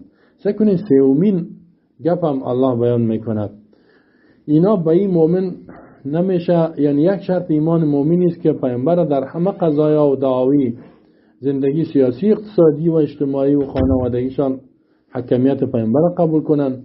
دوم، فیصله پیامبر در همه بخشای زندگیشان به خوشحالی قلب بپذیرند و به او یقین داشته باشند، در قلبشان اضطراب پریشانی پیدا نشه و به ایام اکتفا نمیکنه. سوم میگه تسلیم شوند، تسلیم منقاد شوند، این کمال انقیاد میگه. و یسلموا، تسلیم شوند، منقاد شوند، یعنی تابع شوند با فیصله تو، تسلیمن با کامل انقیاد. کامل تسلیم چی را میگه؟ یعنی ظاهرا عمل هم بکنن. از دو جمله اول فهمیده میشد که انقیاد باطنی قلب و وجودش را فیصله پیامبر قبول کنه و دوست بداره، و در ظاهر عمل بکنه، تو را عملی بسازه. بعد از اون میگه این مؤمن میشود. یعنی کمال انقیاد لحکمی صلی الله علیه وسلم، حکم پیامبر به اون منقاد شود، بحيث يتخلون هنا من ای تعلق تعلق للنفس با. یعنی اینجا قلبشان به هیچ چیز دیگه معلق نشه، ارتباط پیدا نکنه، نگوی قانون فلانی خوب است، قانون فلانی خوب است، بلکه 100% بگوی اینمی حق است، اینمی به خیرم است و این حق کامل تسلیم شان. به این خاطر حتی مصدر آورد که تسلیما یسلمو کفایت میکرد، تسلیما هم آورد که تنها به تسلیم کفایت نمیکند، یعنی که ما قبول، بلکه مطلقا یعنی کاملا منقاد شوند، عمل بکنن با خوشحالی قلب. بعد از اوی چی میشه؟ مؤمن میشه. اینا رو فکر کنین که در آیت اول الله گفت ان تنازعتم فی شیء فردوه الی الله والرسول، اگر شما اختلاف کردین در یک چیزی از قضیه و دعوا، ای را باز بگردانین به فیصله الله و رسولش، فیصله الله قرآن، فیصله رسول سنت. ان کنتم تؤمنون بالله والیوم الاخر، اگر شما با الله و روز قیامت ایمان دارین، که کلمه شیئن گفتیم نکره در سیاق نفع ای را آورد که مفید عموم میشد، که هر نوع قضیه است و به اندازهش کوچک از بالاست، هر جنس دعواست، ای را باید قبول کنند. بعد از او گفت که به خیر دنیا و آخرتتان است، انجامش خوب است. بعد از او باز میگه که فلا و ربک لا یؤمنون، قسم است که یا مؤمن شده نمیتونن. اونجا تهدید کرد که شما ایمان دارین، گفایتان با الله و رسول پیش کنین. در آیت بعدی میگه اگر کسی پیامبر قبول نداره، فیصله پیامبر در سنت است و قرآن است، این مؤمن نیست، ایمان نداره. منافقین وقتی که فیصله الله را پیامبر قبول نکردن، پیش کافر یهودی رفتن، میگفتن این اردنا الا احسان و توفیق، هدف ما احسان است و توفیق، میخوایم که یک موافقت بیاید، یک جرامت شود. الله برشان میگه که و منافقین میگفتن که انما نحن مصلحون، ما اصلاح میاریم، یعنی در قوانین کفری را پذیرفتن و با مردم دعوت دادن میگفتن اصلاحات میاریم، مثل که کافرای سیکولر و اینا میگفتن در حکومت قبلی ما اصلاحات میاریم، اصلاحات ریش دکر که اصلاحات بیار، قانون دموکراسی را قبول که اصلاحات بیار، قانون سیکولاریسم قبول که اصلاحات بیار، کمونیسم قبول که اصلاحات میاریم، کفریات میگه اصلاحات. الله رد میکنه و بالاش میگه الا انهم هم المفسدون ولکن لا یشعرون، خبردار امی کسایی که دعای اصلاح را دارن، اینا خودشان مفسد فسادکار است، کسی که فیصله الله و پیامبرش قبول نداره و قوانین کتاب الله را، دستورش و از پیامبر قبول نداره، یا مفسد هستند، ولکن لا یشعرون، لیکن اینا نمیفهمند.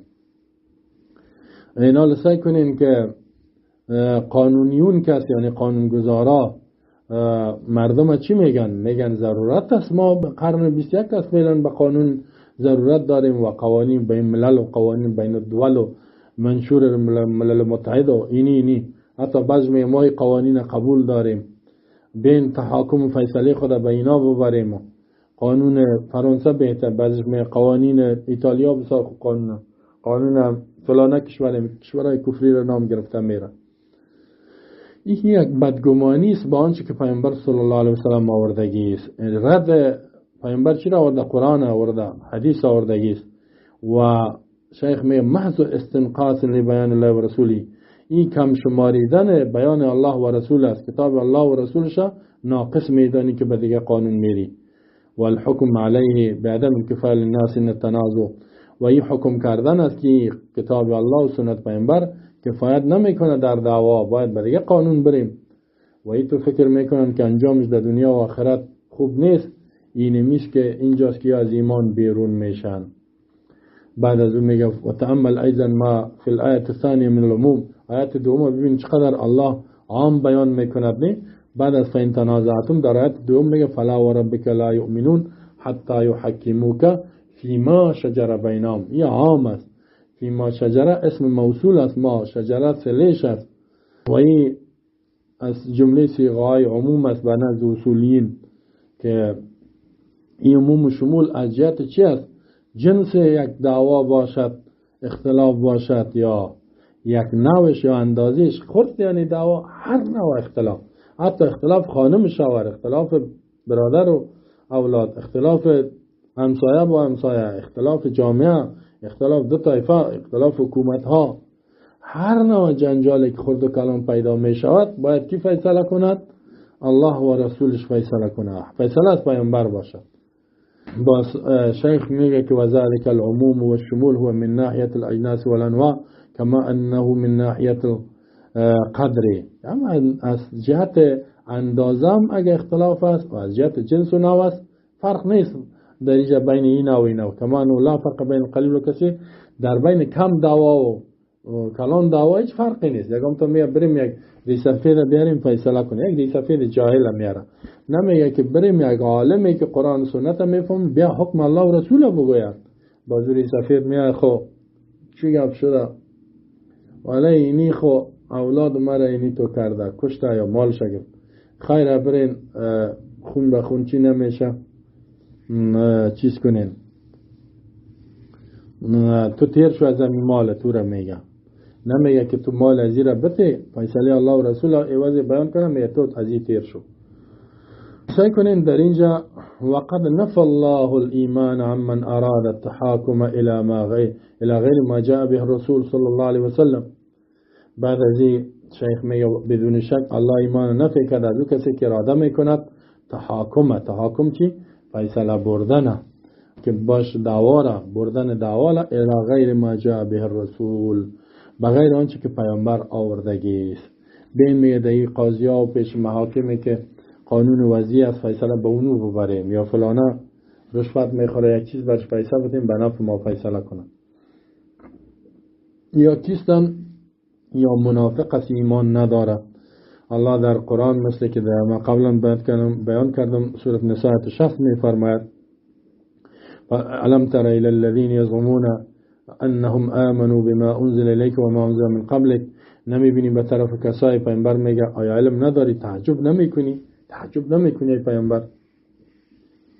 بکی الى الذين، الله به طرف او کسایی که یزعمون انهم آمنوا دعوا دارن ادعا میکنن که یا ایمان دارن به ما انزل الیک، با کتابی که به تو نازل شده. سعی میگن ما قرآن قبول داریم، به سر چشم ما چش میکنن دعوا میکنن و ما انزل من قبل کل کتابای آسمانی را قبول داریم. دوستای خودم در چشمای خود می به سر چشم وقتی که بگوی خیر بیا قرآن فیصله میکنه پیامبر چی میگه، نه تو بیا بریم دیگه کتاب چی میگه. یریدون باز کوشش میکنن اراده میکنن یتحکم الی الطاغوت، که فیصله خدا را به کجا ببرن؟ به طاغوت ببرن. طاغوت یعنی به یک انسان، به یک رهبر، به یک قانون غیر الله. در این جمع انسان ها یهودی تبع بن اشرف و غیره بیدینات، در حالی که سیکو الله در اینجا با چی می وقت امیرو یکفروا به، در حالی که اینا امر شدن که کافر شدن به طاغوت و یرید الشیطان یضلهم ضلالا بعیدا، شیطان کوشش میکنه که اینا را گمراه کنه به گمراهی آشکارا. لیکن این آیت تفسیر کردگی سر علما هم شیخ هم اینجا میگه محمد ابراهیم میگه فین قول عز وجل یزعمون تکذیب لهم فیما ادعوه من الایمان فإنه لا يجتمع التحاكم إلى غير ما جاء به النبي صلى الله عليه وسلم الإيمان في قلب عبد أصلا بل أحدهما ينافي الآخر. سيكونين میگه الله که میگه تعجب نمیکنی به طرف کسای پیامبر میگه که ادعا دارن یزعمون چی معنی؟ تکذیبت. الله تکذیب میکنه، نسبت دروغ میکنه به ایمان ازیا، میگه یا ایمان ندارن که آنچه که دعوا دارن که ما ایمان داریم دروغ میگن، یزعمون ادعا میکنن.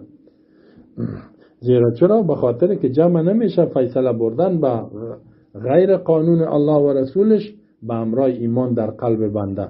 یک طرف میگه ایمان دارم، دیگه طرف میگه قانون فلانی قانون خوب است، فلانه جا فیصله کنه، قانون کافرها را، قانون بین المللی و غیره را قبول دارم.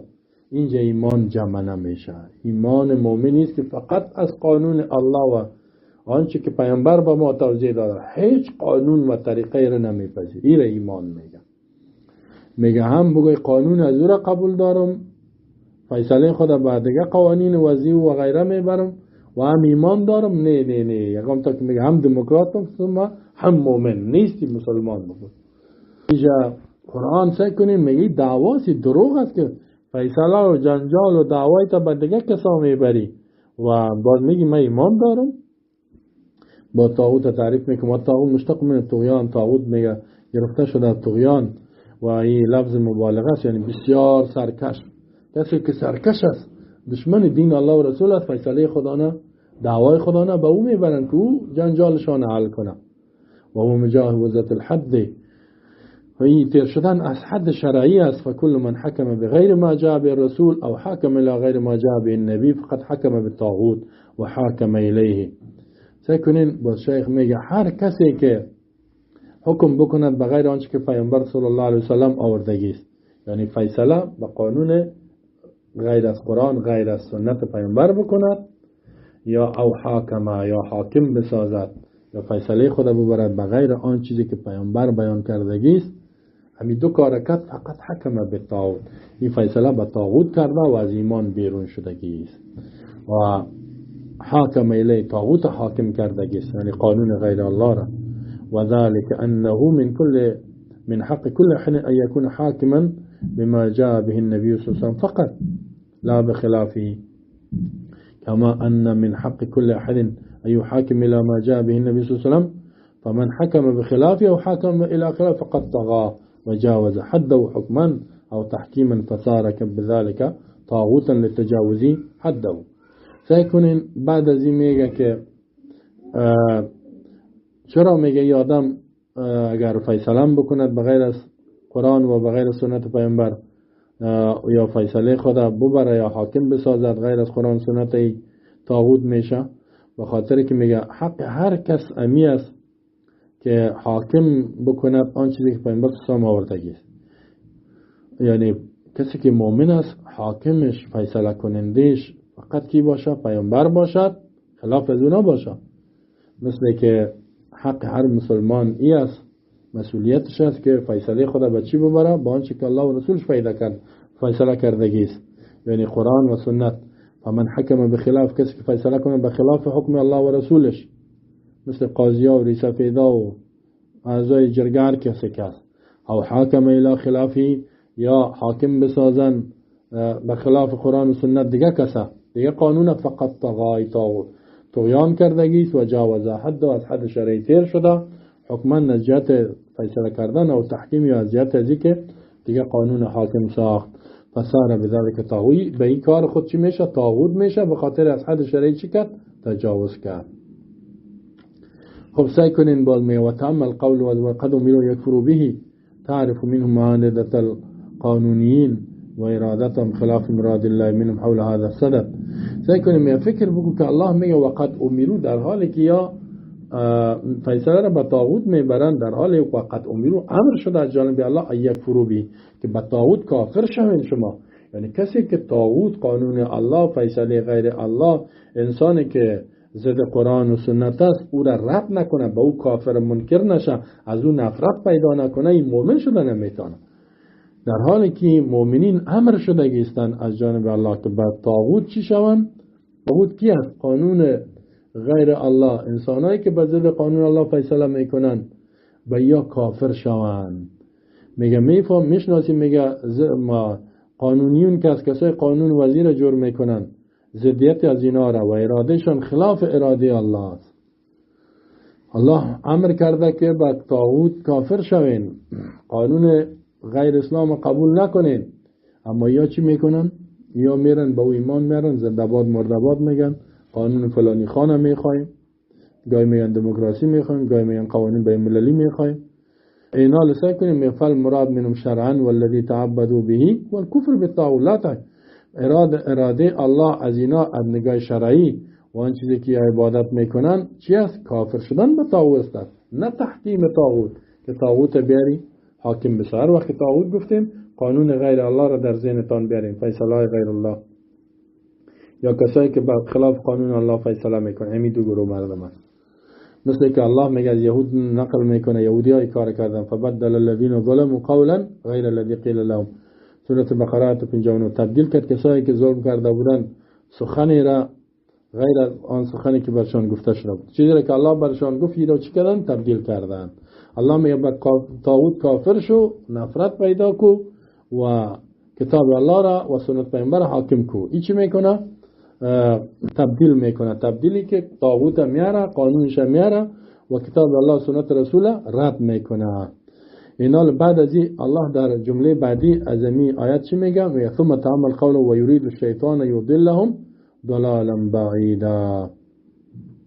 کوشش میکنه شیطان که اینا را گمراه کنه به گمراهی دور از حق، دور از حقی که بیخی کافرش کنه.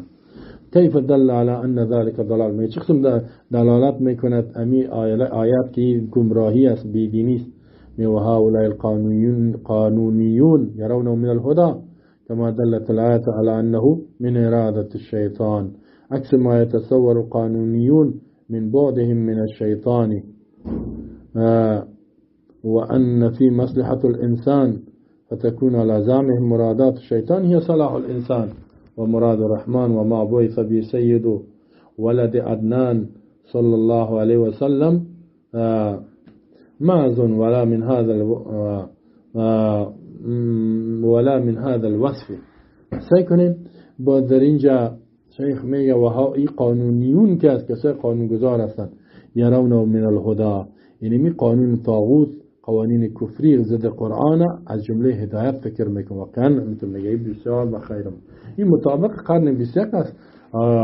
خواستا و معال و آرزوهای فیلی ما را برآورده میسازه، چی قام میزنن با کما دلت الآیه، مثل که آیت دلالت داره که از جمله چیز اراده شیطان است. خواسته های شیطان اینا هدایت میگن. تصور قانونیون چی است؟ که ما از شیطان دور شدیم، میگن برای درست روان هستیم. کاری که میگن ما قانونی میسازیم در این مصلحت الانسان است. پس اراده شیطان، خواسته های شیطان، قوانین شیطانی را صلاح انسان میگه. و اراده رحمان، خواست رحمان، دستور رحمان زاد الله را و آنچه که به او فرستاده شده سردار ولد عدنان یعنی پیامبر صلی الله علیه و سلم، او را چی میگن؟ میگه ای دای شر است، دای خیر نیست و این میگه از خیر دور است، از مصلحت ما دور است، پاسخگوی نیازهای قرن 20 و 21 ما نیست. و الله تعالی میگه بعد از اون میفرماید شیخ که الله تعالی رد میکنه به بالای قسم مردم که اینا احکام جاهلیت قبول دارند و میفرماید که فحکم الجاهلیت یبغون و من احسن من الله حکم لقوم یوقنون، سورة مائده 50. دیگه آیت دلیل آورده است. آیا حکم جاهلیت را، یا خب جاهلیت چیست؟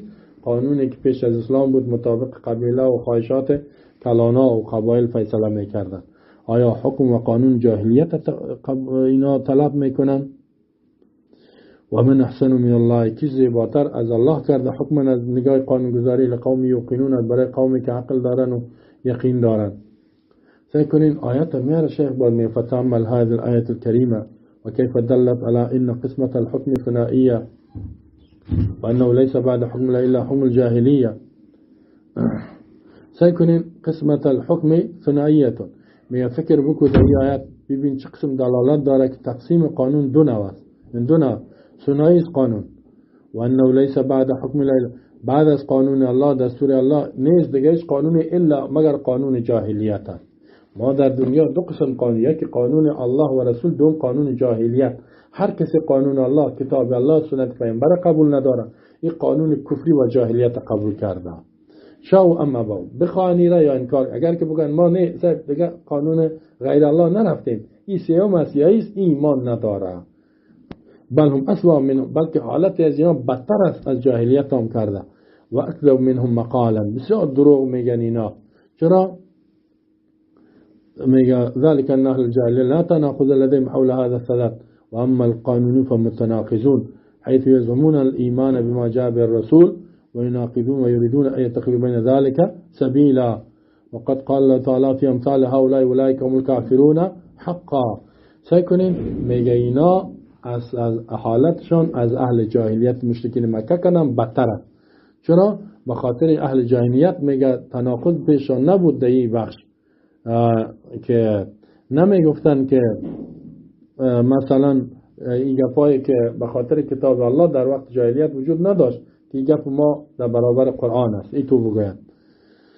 و قانونیون کس نقص میکنن، ای تو فکر میکنن که آنچه که پیامبر آوردگی است ما ایمان داریم، حتی اینا ایمان نمیکنن، یعنی اهل جاهلیت دعوا ایمان نمیکردن، اینا میگن ما ایمان داریم، مؤمن هستیم، حتی در مسجد هم میرن. نماز هم میخوانند، بعضی ریش داره و بعضی ریشش کل است، اما نقص میکنن و کوشش میکنن قانون الله را رد کنن و در بین از چی میگن؟ ما نه اسلام هم میگیریم نه قانون دیگران را، ما یک چیز دیگه در بین جور میکنیم. الله میگه ای آدم ها ایمان ندارن، اولئک هم الکافرون حقا، اینا کافرای بر حق هستن و اعتدنا للکافرین عذاب مهینا، ما برای کافرها عذاب ذلیل کننده و رسوا کننده را تعیین کردیم. واقعا امی کسایی که منافق قلبا ایمان نداره و میگن قانون بین المللی، قانون دنیا و قانون فلان کشور میخوایم، اینا که از اهل جاهلیت که آنم بدتر هستند. فکر کنید اینجا شیخ حکم کرد با کفر از یکی کافر هستی مردم، قانون الله را رد میکنه، میگه صاحب این یک چیزی است که در این مصلحت است، هم خوشحال شاه هم می خوشحال شاه. بعد از اون ثم منظور کیف ردت هذه القانون لما من حسن زبالة اذهانهم، میگه و نحات افکارهم، ببین چه قسم ایت رد میکنه با بالای قانون گذارای قانون انسان جور میکنن، قوانین کشور کفری را حاکم میسازن، قانون الله رد میکنن که میگن این همو روشن فکری ماست، این تیزی ذهن ماست، افکار ما به این رسیدگی است. اینجا ما مشاورین داریم، محللین داریم. چی میگه الله؟ و من احسن من الله حکما، کیست زیباتر از الله که میگه قانون گذاری از برای قومی که عقل داره و یقین داره. یعنی میگه از قانون ما هم که الله میگه دیگه کسی قانون خوب ساخته میتونه. حافظ ابن کثیر در ارتباط از آیت میگه ينكر الله على من خرج، در تفسیر خود ابن کثیر، ينكر الله على من خرج من حكم الله المحكم المشتمل على كل خير النهي عن كل شر وعدل إلى ما سواه من الآراء والأهواء والصلاحات التي وضع الرجال بلا مستند من شریعت الله. میگه الله انکار میکنه، رد میکنه مبالای کسایی که بیرون شده از قانون الله که محکم است، مشتمل است به هر خیر، منع میکند از کل شر، یعنی کل خیر منافع دنیا دیگه، هر نوع شر رد میکند الله. این کسایی که از اینمی حکم بیرون میشن سر از اینا رد میکنه، و کسایی که عدل میلان میکنن میروند الی ما سوا و ما سوای حکم الله که هر خیر دوت از هر گناه منع کرده، آرا و نظریات خواهشات مردم و اصطلاحات خودشان جور کردن بدون استناد از شریعت قانون الله، مثل که اهل جاهلیت می فیصله میکنن از گمراهی ها و جهالات مما یدعون بیارای و هوایم، جور میکردن وضع میکنن به نظریات خواهشاتشان. بعد از ذکر کنین ابن کثیر می و کما یحکم بی تتار من السیاسات الملکیه المأخوذه عن ملکهم چنگیز خان، میگه مثل که حکم کرده بود و حکم میکرد تتار نواسه چنگیز خان است، کافر که چینایی آمد خلافت مسلمانان را در بغداد سقوط داد، خود جنگ ها شده، داستان ازی را باز بخوانیم. میگه باز وقتی که در سرزمین اسلامی آمد سیاسات ملکی را جور کرد، یعنی قوانین پادشاهی را که گرفته شد از پادشاهشان چنگیز خان، الذي وضع لهم كتابا مجموعا من احکام قد اقتصب من شرائع شتى من اليهوديه والنصرانيه والمله الاسلاميه وغيرها. میگه آن کتابی که بر از اینا جور کرده بود تو را همو چنگیز خان، یک کتاب، یک حالی که میگن قانون اساسی که گرفته شده بود از احکام مختلف، یکی از قوانین مختلف، یهودیت چیزش از یهودیت، چیز نصرانیت چیزش از اسلام و غیرها، دیگه چیزا فیها کثیر من الاحکام اخذ من مجرد نظری و هوا. بسیار از قوانینی بود که او را جور کرده بود، گرفته بود از محض فکر و خواهشاتش، فصارت فی بنی شرن، دولادش چی شد؟ قانون شده بود. متبعاً که او را تابعداری میکردن، یقدمون علی الحکم بکتاب الله و سنت رسول صلی، و او را پیش میکردن در برابر قانون الله و سنت پیامبر صلی الله علیه و سلم. کنید در برابر کتاب الله و سنت پیامبر دیگه کتاب ماندن که ماندن. آل ابن کثیر کنید فتواش میفهمن فعل ذلک فهو کافر یجب قتال، کسی که کارا بکنه، فمن هر کسی میره خود تاتار کرد، هر کسی که کارا بکند یا چنگیز خان کرده بود در برابر کتاب الله دیگه قانون جور کنه و او را فیصله حاکم بگرداند، فهو کافر است، زیرا قانون الله یجب قتال و قتالش واجب است، حتی یرجع الى حکم الله و رسولی، تا اینکه بازگشت کنه به قانون الله و رسولش. فکر کنین شیخ محمد ابن ابراهیم آل شیخ مفتی اعظم سعودی ای از ابن کثیر نظر آورده، فلا یحکم سواه فی قلیل ولا کثیر، یعنی فیصله نمیشود ما سوای کتاب الله، نه در کم نه در زیاد، در هیچ چیز. بعد از ابن کثیر میگه فحکم الجاهلیت یبغون، الله میگه قانون جاهلیت را اینا طلب میکنن، یعنی یبتغون و یریدون و ان حکم الله یعدلون، حکم الله عدول میکنن، اعراض میکنن. و من احسن من الله حکما لقوم یوقنون، یا تمیاره و من اعدل، کس عادلتر از الله کرده در قانون گذاری، لمن عقل عن الله شرعه و آمن به، یعنی کسی که عقل دارد از الله فکر میکند قانونش و ایمان میاره و یقین میکنه، و علم ان الله احکم الحاکمین، و میدانه که الله چیست احکم الحاکمین، خو الله است، این الحکم الا لله، قانون نیست مگر از الله است. و ارحموا بخلق من الوالدة بولدها، و بسیار مهربان است به مخلوقش از پدر کدام با اولادش، از همه کده این مهربان است.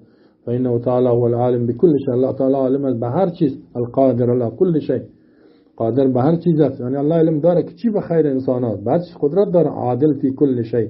و ما الله یرید ظلم للعالمین مسلکا، الله اراده ظلم به مخلوقات نمیکنه در قانون گذاری. این گپ ابن کثیر بود. سعی کنین گپ ابن کثیر تا اینجا شیخ ابن ابراهیم آوردگی است، گپش و آیاتا را که کسی قانون غیر الله را میسازه کافر میشه و از ایمان بیرون میشه. بعد از او دیگه آیاتا را میاره که ایران بیان میکنیم، در بعد از این دلایل میگیم. و صلی الله علی نبینا محمد و علی آله و صحبه اجمعین. بعد از اینش انتظار بکشیم. الحمد لله والصلاة والسلام على رسول الله وعلى آله وصحبه ومن والاه، اما بعد فاعوذ بالله من الشيطان الرجيم. بسم الله الرحمن الرحيم. فاحكم بينهم بما أنزل الله ولا تتبع أهواءهم عما جاءك من الحق. سورة مائده آیت 48. دوستان عزیز، بحث ما در ارتباط با تحکیم قانون بود که یکی از کتاب‌های که شیخ‌های مهم دنیا و مفتی‌هایش نقل کرده، دلایلی که از قرآن آورده و از سنت رسول الله صلی الله علیه و سلم، از قرآن فقط بیان کرده رئیس، سنت خود جایش بود. اگر کسی که غیر از قانون الله، غیر از کتاب الله و احکام الله که در قرآن بیان شدگی دیگه قانون وضع کند در برابر قانون الله، این بزرگترین کفر اکبر است، از ایمان بیرون است و این انسان طاغوت است و کسی که از طاغوت اطاعت میکنه از ایمان بیرون است.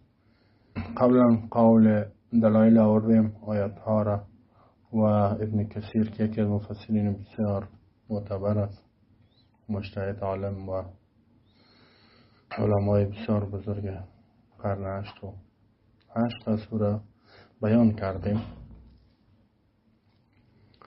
که مثال داد ابن کثیر کسایی که قانون جور میکنن مثل تاتار که کتابی به نام یساق از پدر خود تطبیق میکرد فی از ایمان بیرون است. بعد از او آیت مائده سورت 48 چند آیت های دیگه هم دلیل بیان میکنیم. کسی قانون در برابر قانون الله جور کنه با او فیصله کنه این مؤمن نیست، ایمان نداره.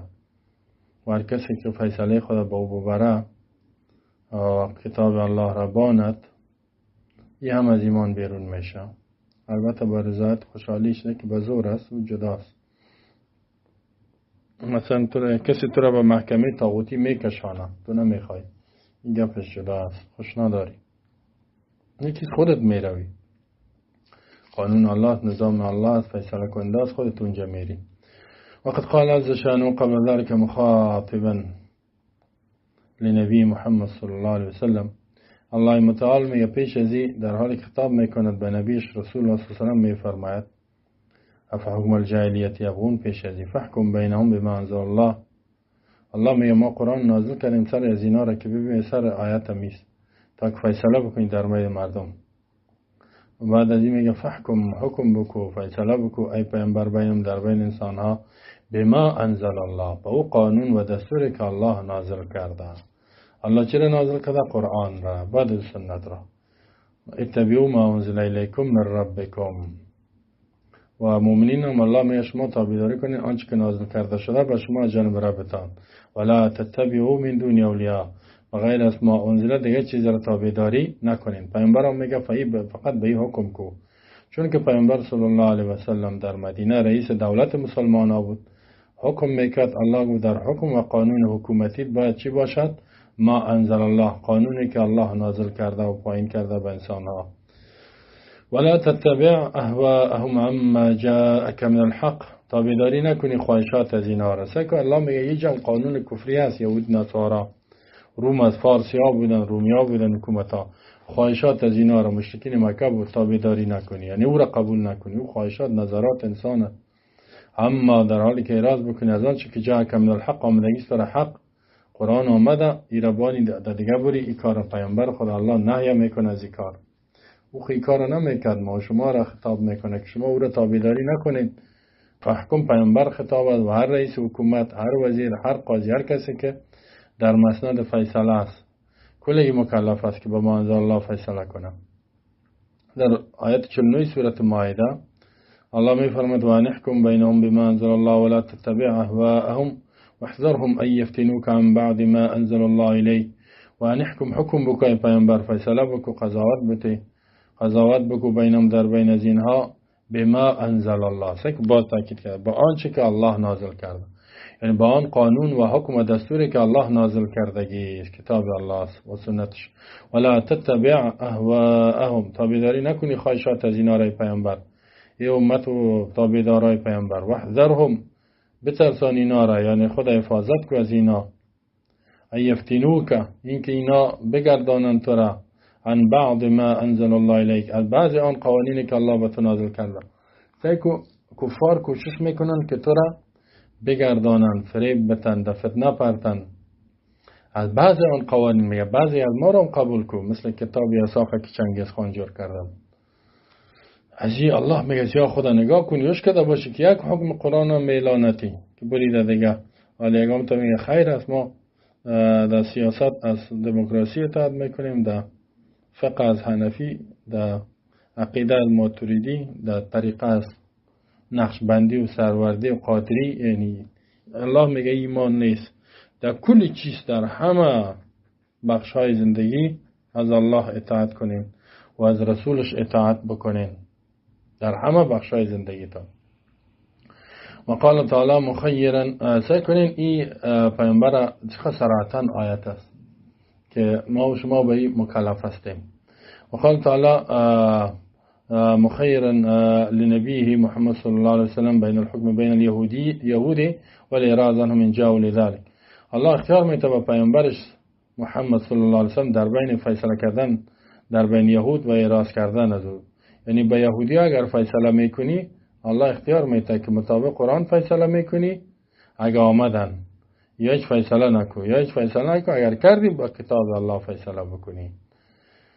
اگه یا پشتا آمدن، فنجا او که الله میگه اگه آمدن اینا پشتای پیامبر، یهود میاد، کافر میاد، مطابق قانون از الله فیصله نکنی، بگه که این دو آمد با قانون این دو فیصله میکنی، یهود از با قانون خودشان. نه، فحکم بینهم، حکم کو در بینشان، اواردنهم، یا روی بگردان، و این طور زنهم فلی یضروک شیئا، اگر تو اعراض بکنی یعنی فیصله نکنی با اینها از فیصله کردن روی بگردانی، فلی یضروک شیئا، به تو ضرر رسانده نمیتونن، هیچ نوع ضرر.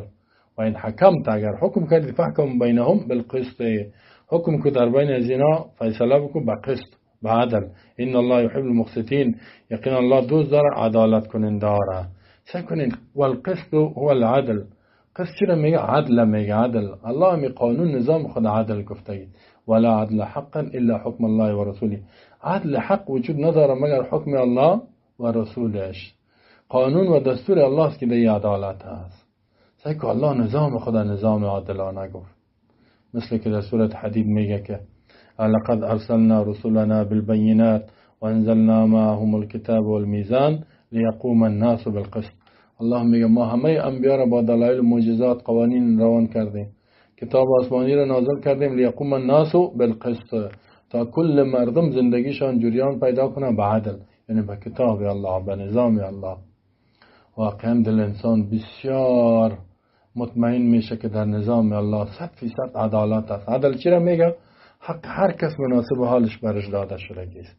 ولا عدل حقا، عدل حق، عدل انصاف حق وجود نداره الا حکم الله و رسوله، مگر در حکم الله و رسولش حق، عدل است و انصاف است. والحکم بخلافه هو الجور والظلم والضلال والكفر والفسوق، حکم کردن به خلاف قانون و نظام الله جور است، این ظلم است، ستم است، گمراهی است، کفر است و فسوق است، فسق است الله میگه. ولی هذا قال تعالی بعد ذلك، بعد از این الله میفرماید که بعد از میاد که ما تورات و انجیل و کتاب آسمانی رو به می خاطر نازل کرده بودیم که او حاکم باشد. و من بعد از الله میگه ما گفتیم و من لم يحكم بما انزل الله فاولئک هم الکافرون. هر کسی که حکم فیصله نکند، قضاوت نکند در بین مردم زمانی که حاکم میشه بما انزل الله، با قانونی که الله نازل کرده، فاولئک هم الکافرون، پس خاص اینا کافر هستند. که الله میگه با قانون الله فیصله نکرد چی است؟ کافر است. سورة مائده آیت 44. و در آیت 45 می فرماید و من لم يحكم بما انزل الله فاولئک هم الظالمون. هر کسی حکم نکند، فیصله نکند بما انزل الله، با قانونی که الله نازل کرده، فاولئک هم الظالمون، اینا ظالم هستند. سکر ظالم گفتش. و در 47 سوره مائده الله میگه و من لم يحكم بما انزل الله فاولئک هم الفاسقون. هر کسی حکم نکرد با قانون آنچه که الله نازل کرده است، اینا چیستند؟ فاسق هستند. سعی کنیم با شیخ محمد ابن ابراهیم از آل شیخ محمد ابن عبدالوهاب چی میگه؟ فانظر کیف سجل تعالی الحاکمین بغیر ما انزل الله والكفر والظلم والفسوق ومن الممتنع ان يسمى الله سبحانه والحاكم بغير ما انزل الله كافرا ولا يكون كافرا بل كافر مطلقا اما كفر عمل واما كفر اعتقاد.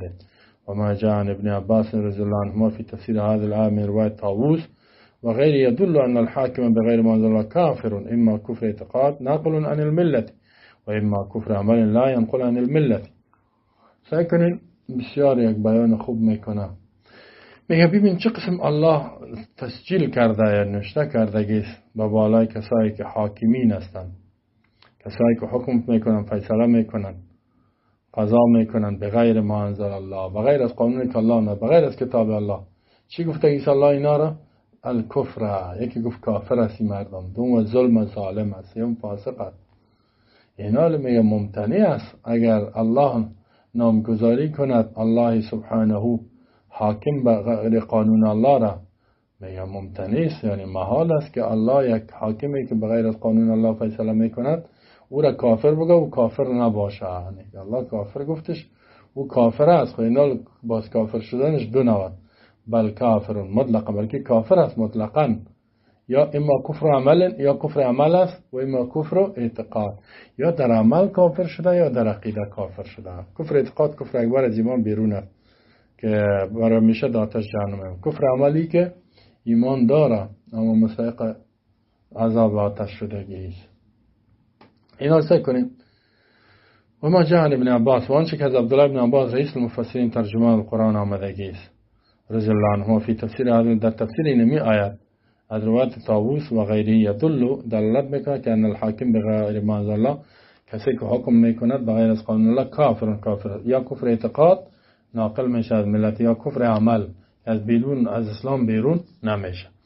کفر اعتقادی، کفری که اعتقاد است از ایمان بیرون میشه، از ملت اسلام بیرون میشه، عملش برباد میشه. چند نوعی؟ این میگه اما الاول و هو کفر الاعتقاد و عنوان. اولش که کفر اعتقاد است چند قسم است، اینجا 6 نوعش را بیان میکند. یک الاول، الثانی، الثالث، الرابع، الخامس و السادس. یعنی 5 نوع مردم است که اگر این قسم حکم کردن یا از ملت اسلام چیستن بیرون هستند. باز قسم دوم یک قسم است که از ملت اسلام بیرون نمیشه، او را هم بیان میکنه. دوستای بحث بسیار جالب است، باز اینا را گوش کنید که کسی که از ملت اسلام بیرون میشود با فیصله کردن، با حاکم کردن قانون غیر الله چی است؟ احدها، اولش میگه است که یشهد الحاکم، یکی از این انواعی است که انکار بکند حاکم، کسی که رئیس حکومت مسلمان یا قاضی است، حاکم بغیر از قانون الله، کسی غیر قانون الله مثلا دموکراسی، سکولاریسم، کمونیسم تطبیق میکنه و غیر قوانین غیر الله را، یا ساق مثلا دیگه زیاد است. نه کسی که حاکمی که فیصله کننده قانونگذاری که بغیر ما انزل الله حکم میکند چرا انکار کند؟ احقیت حکم الله و رسوله، حق بودن حکم الله و رسول انکار کند، بگه حق نیست، اینی قانون حق است، اینی با چی میشه؟ و هو معنا ما روی ابن عباس، این معنای آن چیزی است که روایت شده است از عبدالله ابن عباس. واختار ابن جریر، میگه اختیار کرده ابن جریر در تفسیر خود که ان ذلک هو جحود ما انزل الله، این انکار کردن آن چیزی است که الله نازل کرده، کتاب الله، قانون الله، من الحکم الشرعی، از حکم شرعی، یعنی این حکم شرعی را چه کرد؟ انکار کرد. انکار کرد و هذا ما لا نزاع فی بین اهل العلم، میگه دیگه هیچ اختلاف نیست در بین اهل العلم که آدم چی شدگیست؟ این کافر است. چه قسم اختلاف نیست؟ یعنی تمام مؤمنین صحابه و مجتهدین اتفاق دارن.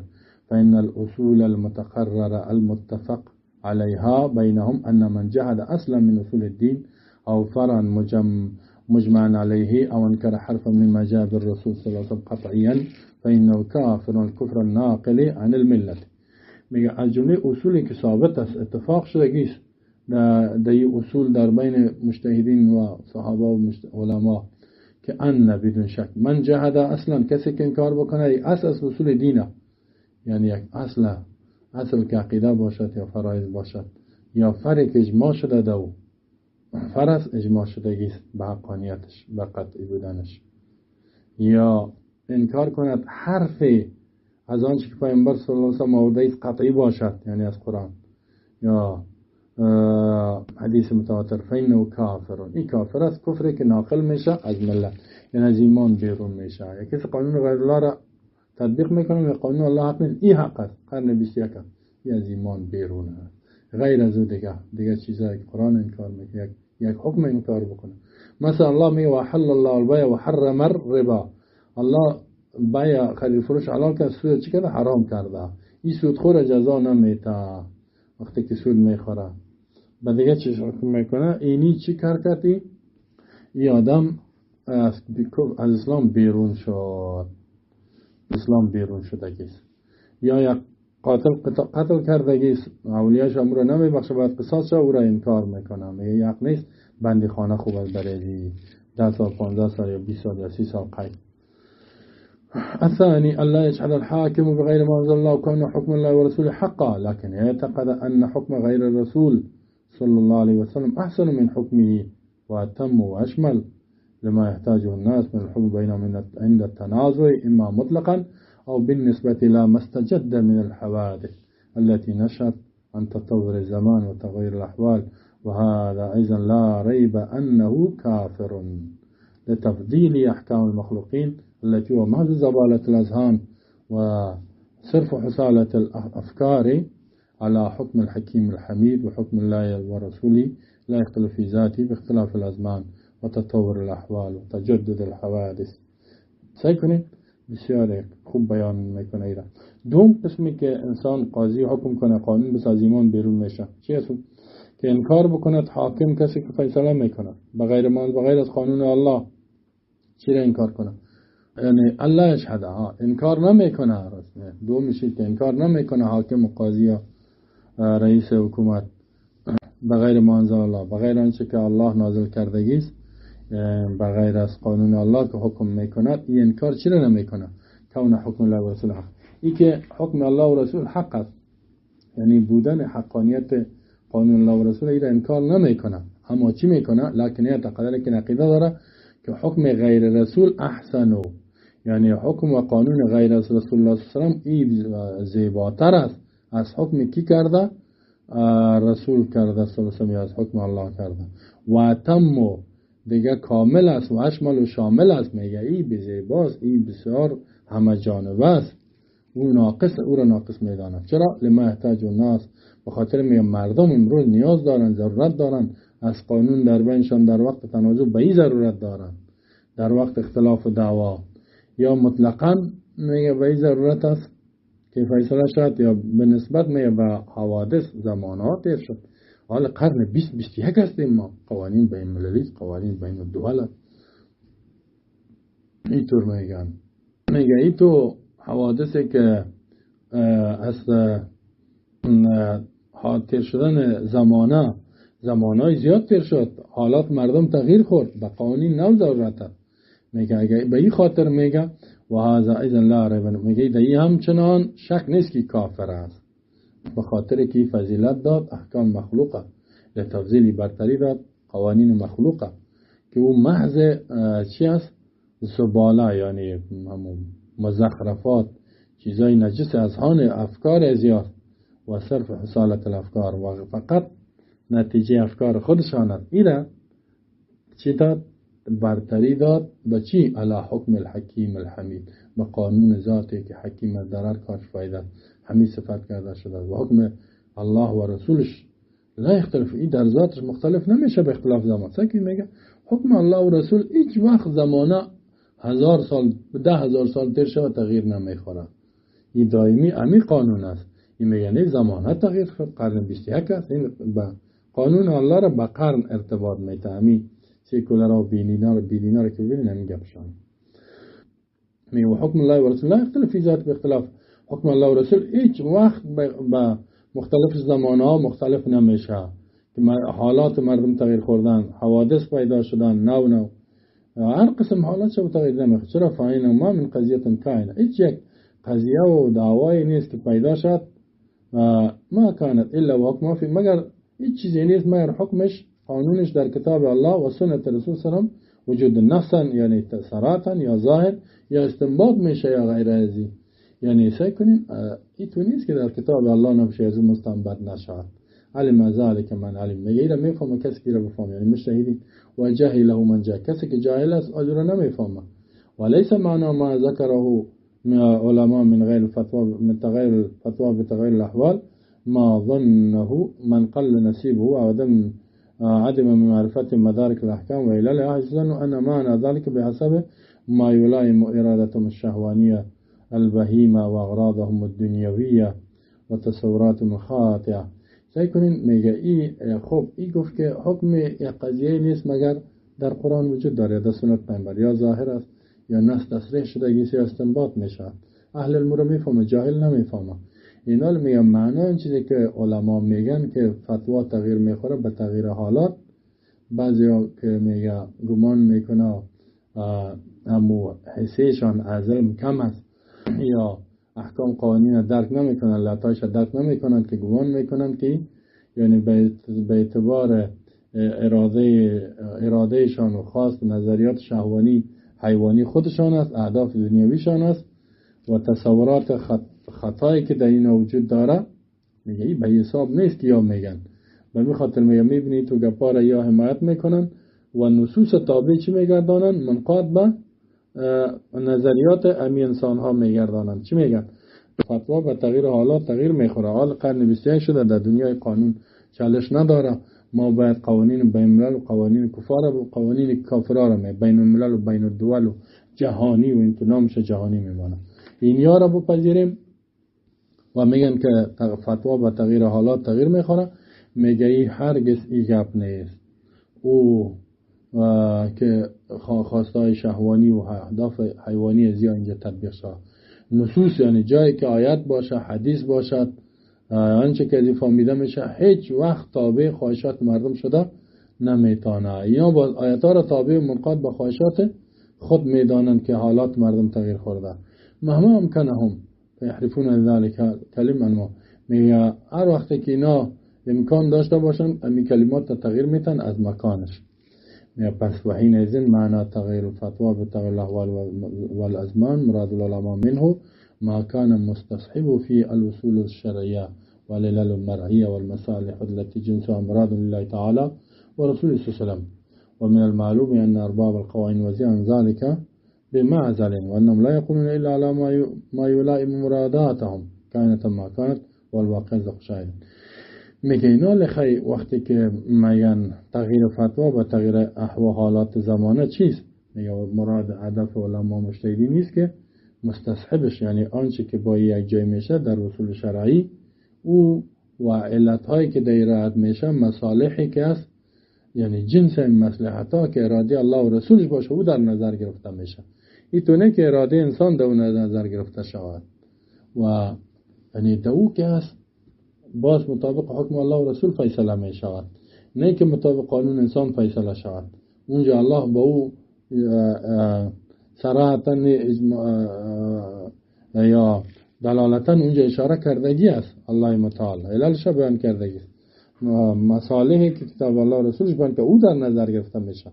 کسایی که میگه ارباب صاحبای قوانین وضعی هستند، ارباب قوانین وضعی هم از این چیز میگه دور هستند، اونا با او اساس رو فیصله نمیکنن. اونا حالات با حالات قوانین کفری میبینن، حالاتی که مردم تغییر خوردگی به اساس عقاید کفریشان. مثلا امریکا به زور کشورهای امریکایی و کشورهای اروپایی قوانین خدا مطابق خواهشات مردم میساخت، در جای دنیایی رو تطبیق میکنن. میگه قوانین بین المللی است، جهانی، باید کل دنیا بپذیرن. و اینا نمیگن آن چیزی را که مگر آن چیزی که اراده خودشان میباشد.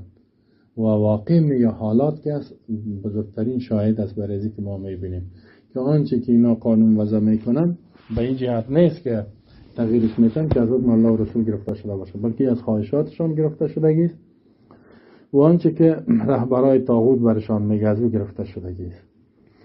پس دوم نوشی بود که از انسان از اسلام بیرون میشه اگر که حکم الله را انکار نمیکنه، اما قوانین غیر الله را چی میگه؟ بهترتر و نیاز قرن نو این گپا میگه. سیوم چیز که الله اعتقد کونه احسن من حکم الله و رسول الله کنه اعتقد انه مثله. سیکنین سیوم نوش که میگه کافر میشه وقتی که قانون غیر الله را وضع میکنه یا حکم میکند. عقیده نداره که قانون غیر الله، قانونی که انسان میسازد احسن باشد حکم الله. این نمیگه بهتر است، لیکن اعتقاد انه مثل، لیکن عقیده داره که قانون وضعی مثل قانون حکم الله و رسول است، یعنی مثل میدانی زیبانی. میگه این مماثل از چی باشه چی باشه. فهذا کل النوعین الذين قبله فی کونی کافرا. میگه اینمی نوشا مگر یک کسی حکم کرد که او یک چیز چی به این فیصله کنیم چی به او. این میگه مثل دو نوع قبلیش در یک بودنش که کافر است، کفری که ناقل میشه از ملت اسلام نقل میکنه بیرون میشه، یعنی در این صورت هم کافر میشه. کسی قانون غیر الله را فیصله میکنه، قاضی ها وضع میکنه، میگه او یک چیز است، این از اسلام بیرون است و این کافر است. چرا؟ لما یقتضی ذلک من تسویه المخلوق بخواد، به خاطری که مخلوق با خالق چقدر برابر کرد، در حالی که الله در قرآن میگه ان الحکم الا لله، حاکمیت قانون گزاری نیست مگر با الله. این مخلوق با قانون الله چقدر برابر کرد.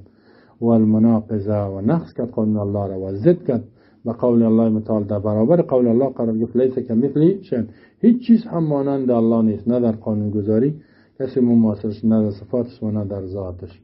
و نحو من الآیات الکریم، دیگه آیات های بسیار زیاده الدال علی تفرد الرب بالکمال، که دلالت میکنه با تنها بودن رب با کمال و تنزیه مماثل، پاک بودن و از مماثلت با مخلوقین در ذاتش، در صفاتش، در افعال و در حکم در بین مردم، در آنچه که تنازع میکنند. در کلش الله واحد است بی مثال.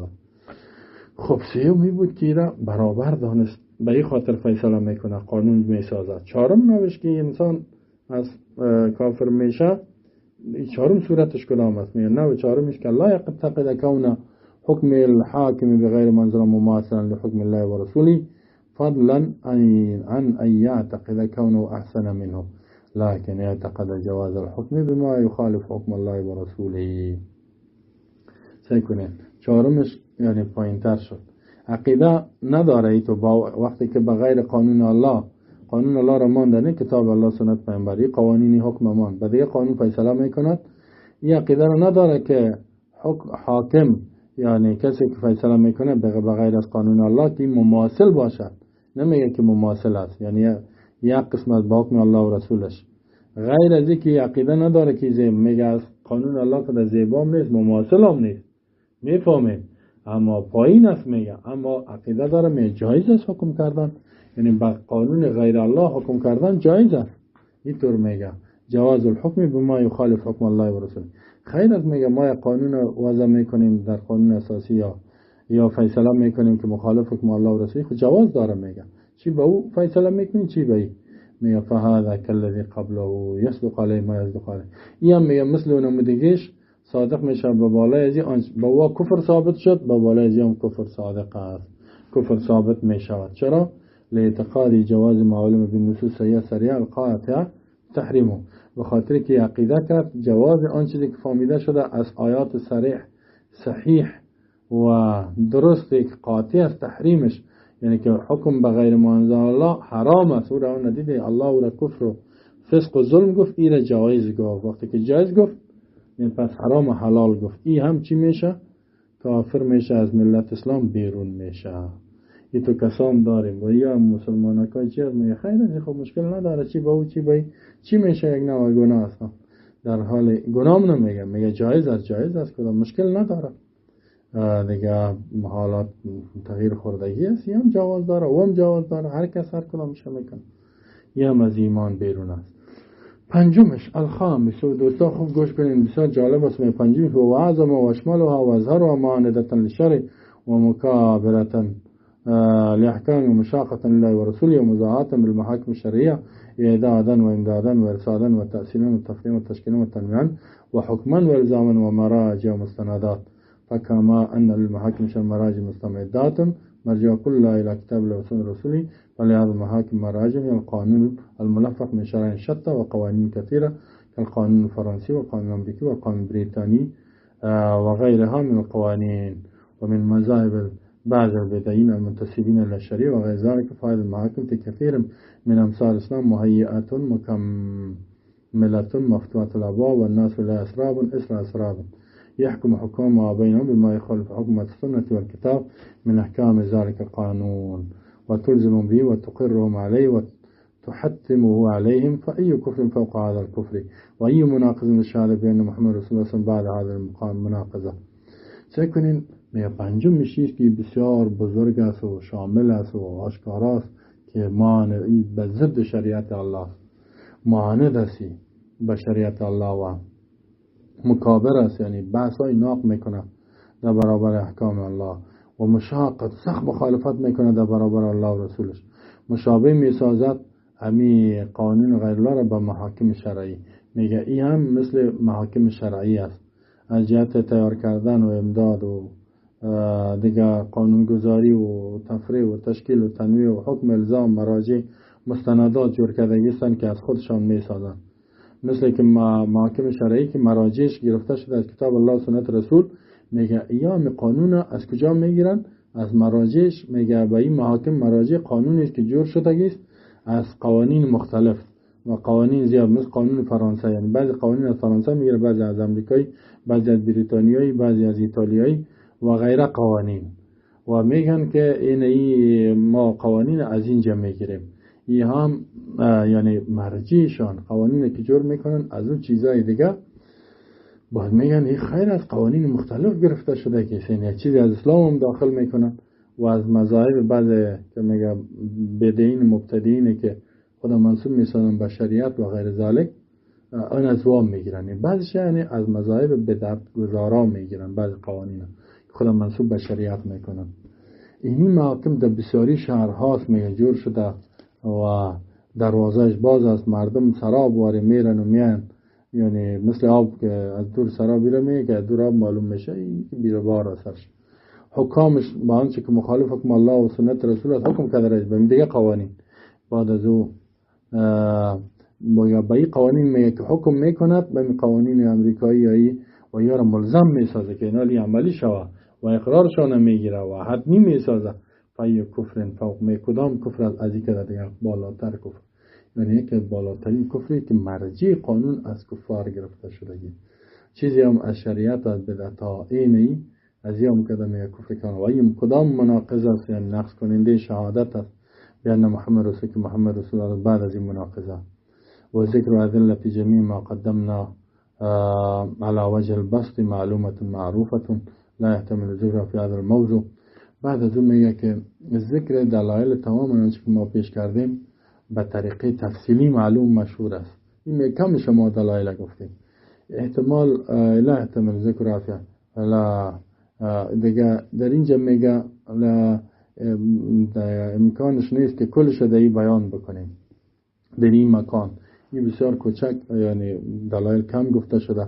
بعد میگه معاشر العقلا، ای گروه عقل لا، کسایی که عقل دارین روشن فکرها مسلمان ها را میگه، یا جماعت است که ای جماعت هایی که هوشیار بیدار هستین و اول النهی کیف ترضون، چه قسم شما راضی میشن ان تجرى علیکم احکام و امثالکم، که با بالای شما جاری شود قوانین مثل خودتان، یعنی مثل خودتان انسان ها به اثرتان حکومت و قانونگذاری شما را غلام جور کنند و افکار و اشباهکم و افکار کسایی که مماثل شما هستند او من هو دونکم یا از شما که پایین است. کفار کافران الله میگه ان شر الدواب عند الله اسم البکم الذین لا یعقلون، میگه که بدترین مخلوقات روی زمین کسایی است که به الله ایمان نمیارن، کر و کور یادن. کافر الله از حیوانم که بدتر گفته، یعنی از شما که پایین تر است میان قانون خدا سرتان تطبیق میکنند.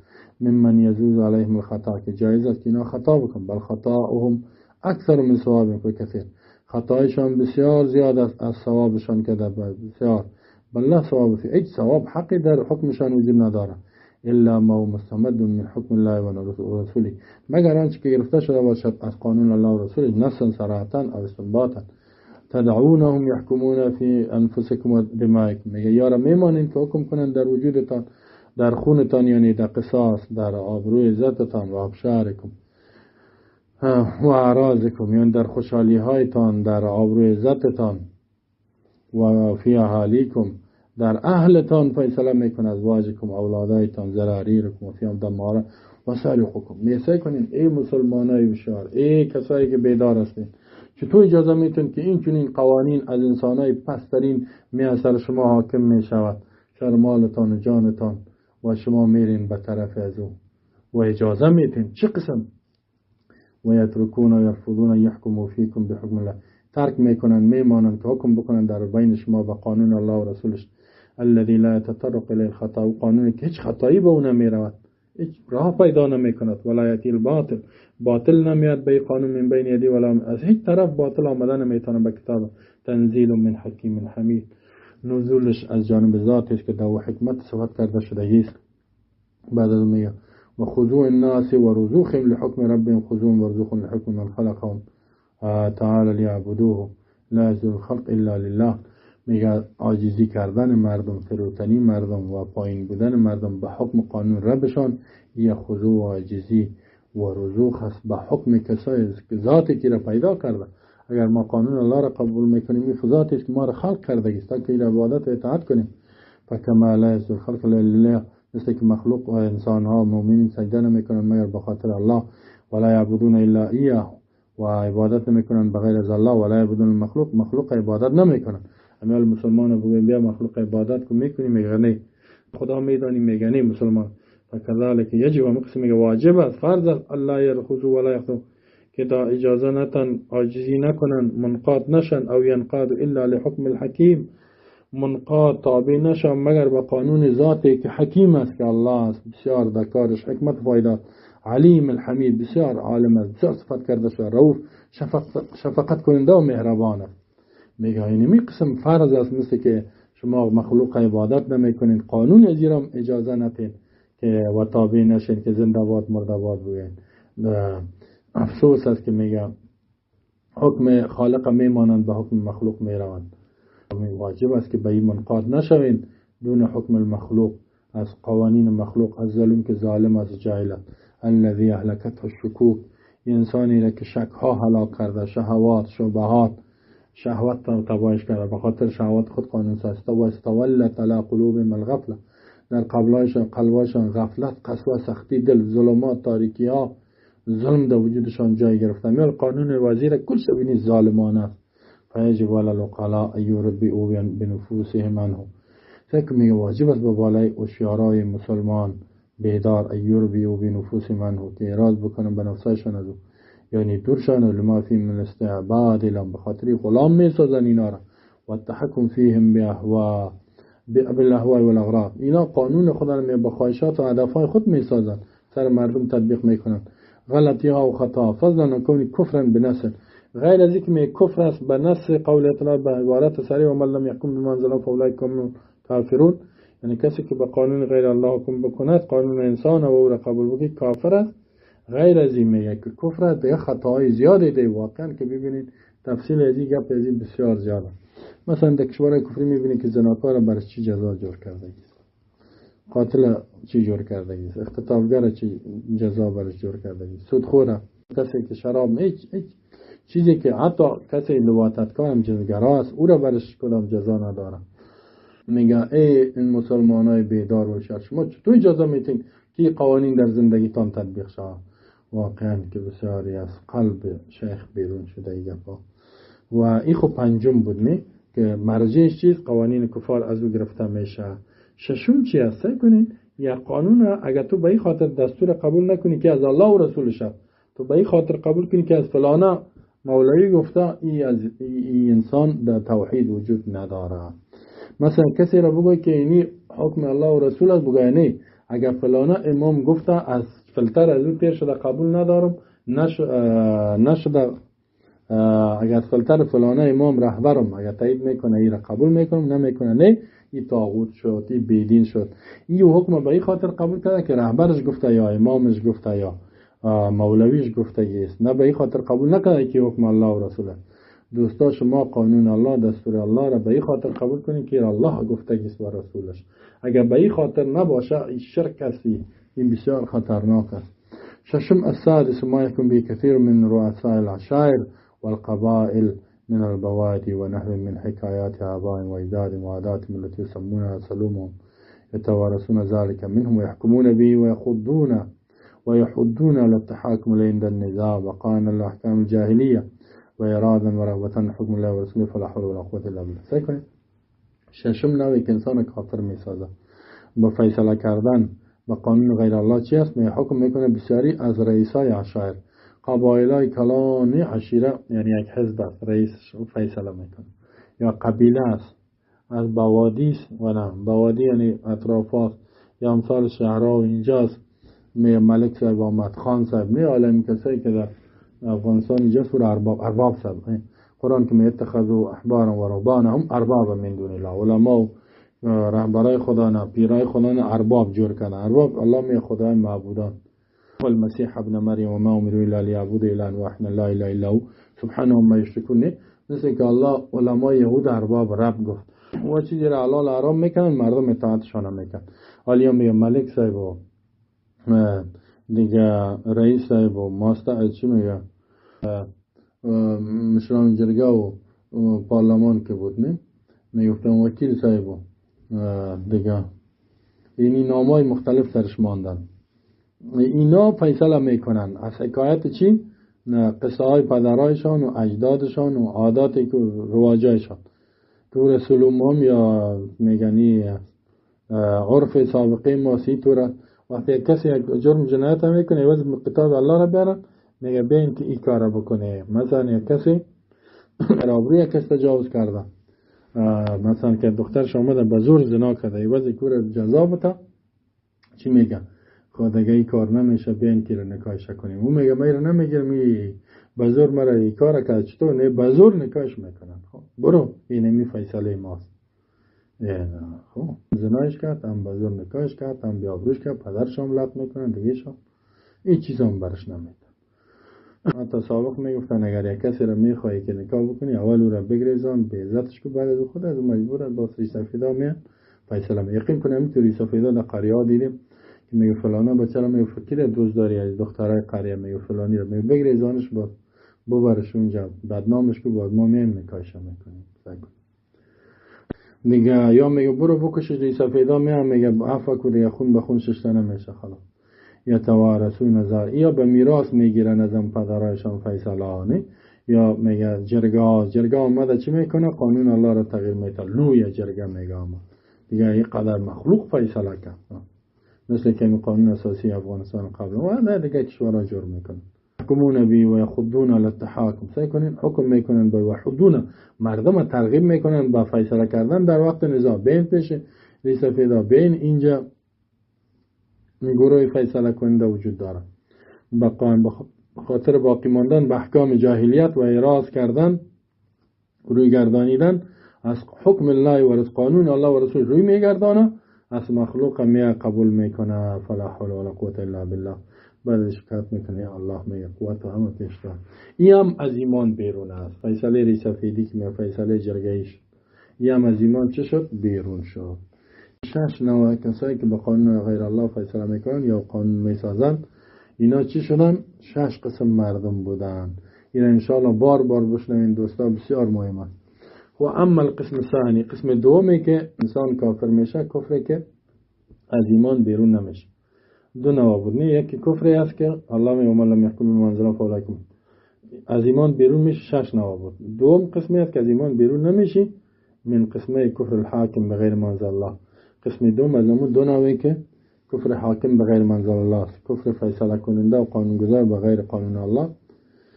و هو الذي لا يخرج من الملة، که از ملت و دین اسلام بیرون نمیشه. فقط تقدم ان تفسیر میاتیر شد که تفسیر عبدالله بن عباس لقول الله عز وجل ومن لم يحكم بما انزل الله فاولئک هم الكافرون قد شمل ذلك، فقط این قسم شامل میشه. و کدام است؟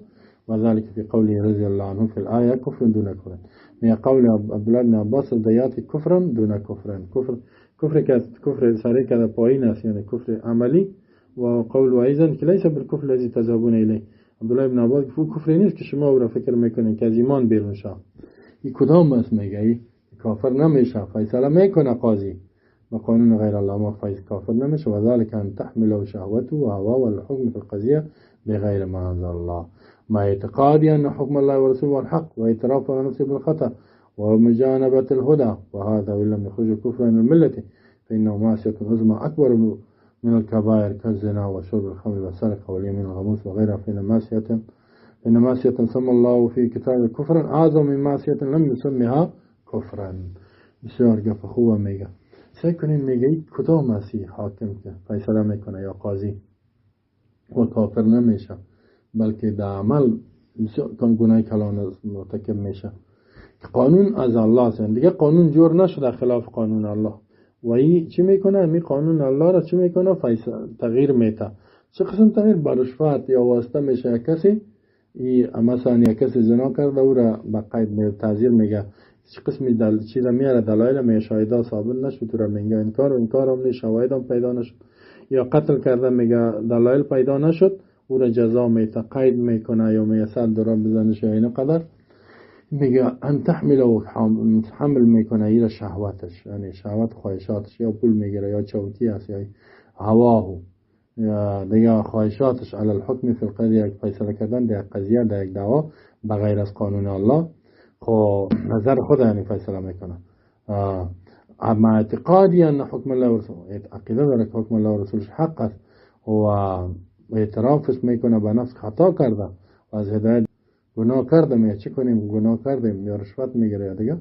میگه و این هذا لم یخرج کفر، این کفرش ملت بیرون نمیکنه، ولی این معصیت بزرگ است، اکبر من الکبائر، از گناه های بسیار بزرگ. دیگه گناه کرده، میگه گناهش بالا، از مثل زنا، از زنا کرده، شراب خوردن کرده، دزدی کرده، از قسم ناحق کرده، قسم به دروغ میخوری، میفهمی کار نکردی بازم قسم میخوری که کردی و غیره گناه کرده. چرا میگه گناهش بالاست؟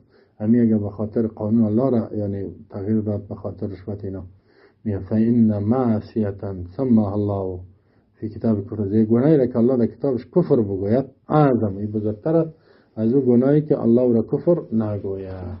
فقط این یک صورت است که این قانون از الله است، امو ولی تغییر به خاطر رشوت یاد داده در فیصله خود، این کفر عملی گفت. دیگه الله ما شما را توفیق به همه مسلمانان را چی که فیصله خود به کتاب الله بریم، غیر از قانون الله، کتاب الله هیچ قانونی را قبول نداریم، هیچ نظامی که دیگه قانون را قبول کنه او را قبول نداریم.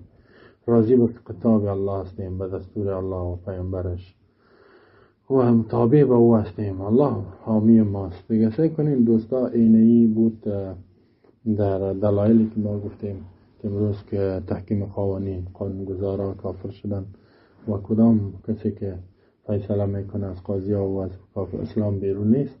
دیگه انشالله پس میم باز در کتاب طاغوت چی را میگه، یک درس دیگه هم دیگه است، باز پیش میریم. الله ما شما را توفیق بده که صحیح اسلام و بفهمیم عمل بکنیم. و صلی الله علی نبینا محمد و علی آله و صحبه و سلم تسلیما کثیرا. الحمد لله والصلاة والسلام على رسول الله وعلى آله وصحبه ومن والاه. أما بعد، فأعوذ بالله من الشيطان الرجيم. بسم الله الرحمن الرحيم. فلا وربك لا يؤمنون حتى يحكموك فيما شجر بينهم ثم لا يجدوا في أنفسهم حرجا مما قضيت ويسلموا تسليما. دوستان عزیز، برادران و خواهران محترم که در هر جای دنیا و درس توحید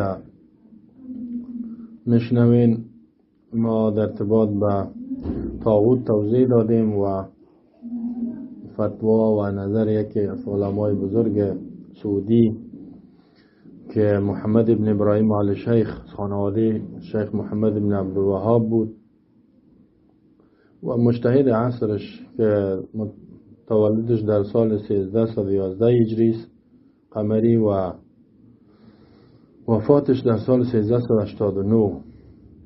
حال ما شما در 1443 هستیم. پس یعنی 54 سال پیش وفات کردگیست و در وقت مفتی کلان سعودی بود.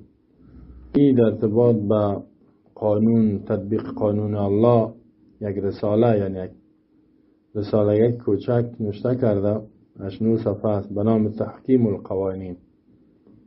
به خاطر که موضوع ازی بسیار مهم است دوستا. اکثر مسلمانای ما که از ایمان بیرون میشوند، ایمان خدا را نقض میکنن، اعمال خدا را برباد میکنن. زیرا کسی ایمانش از بین رفت، بیدین شد، همه عملش هیچ میشه.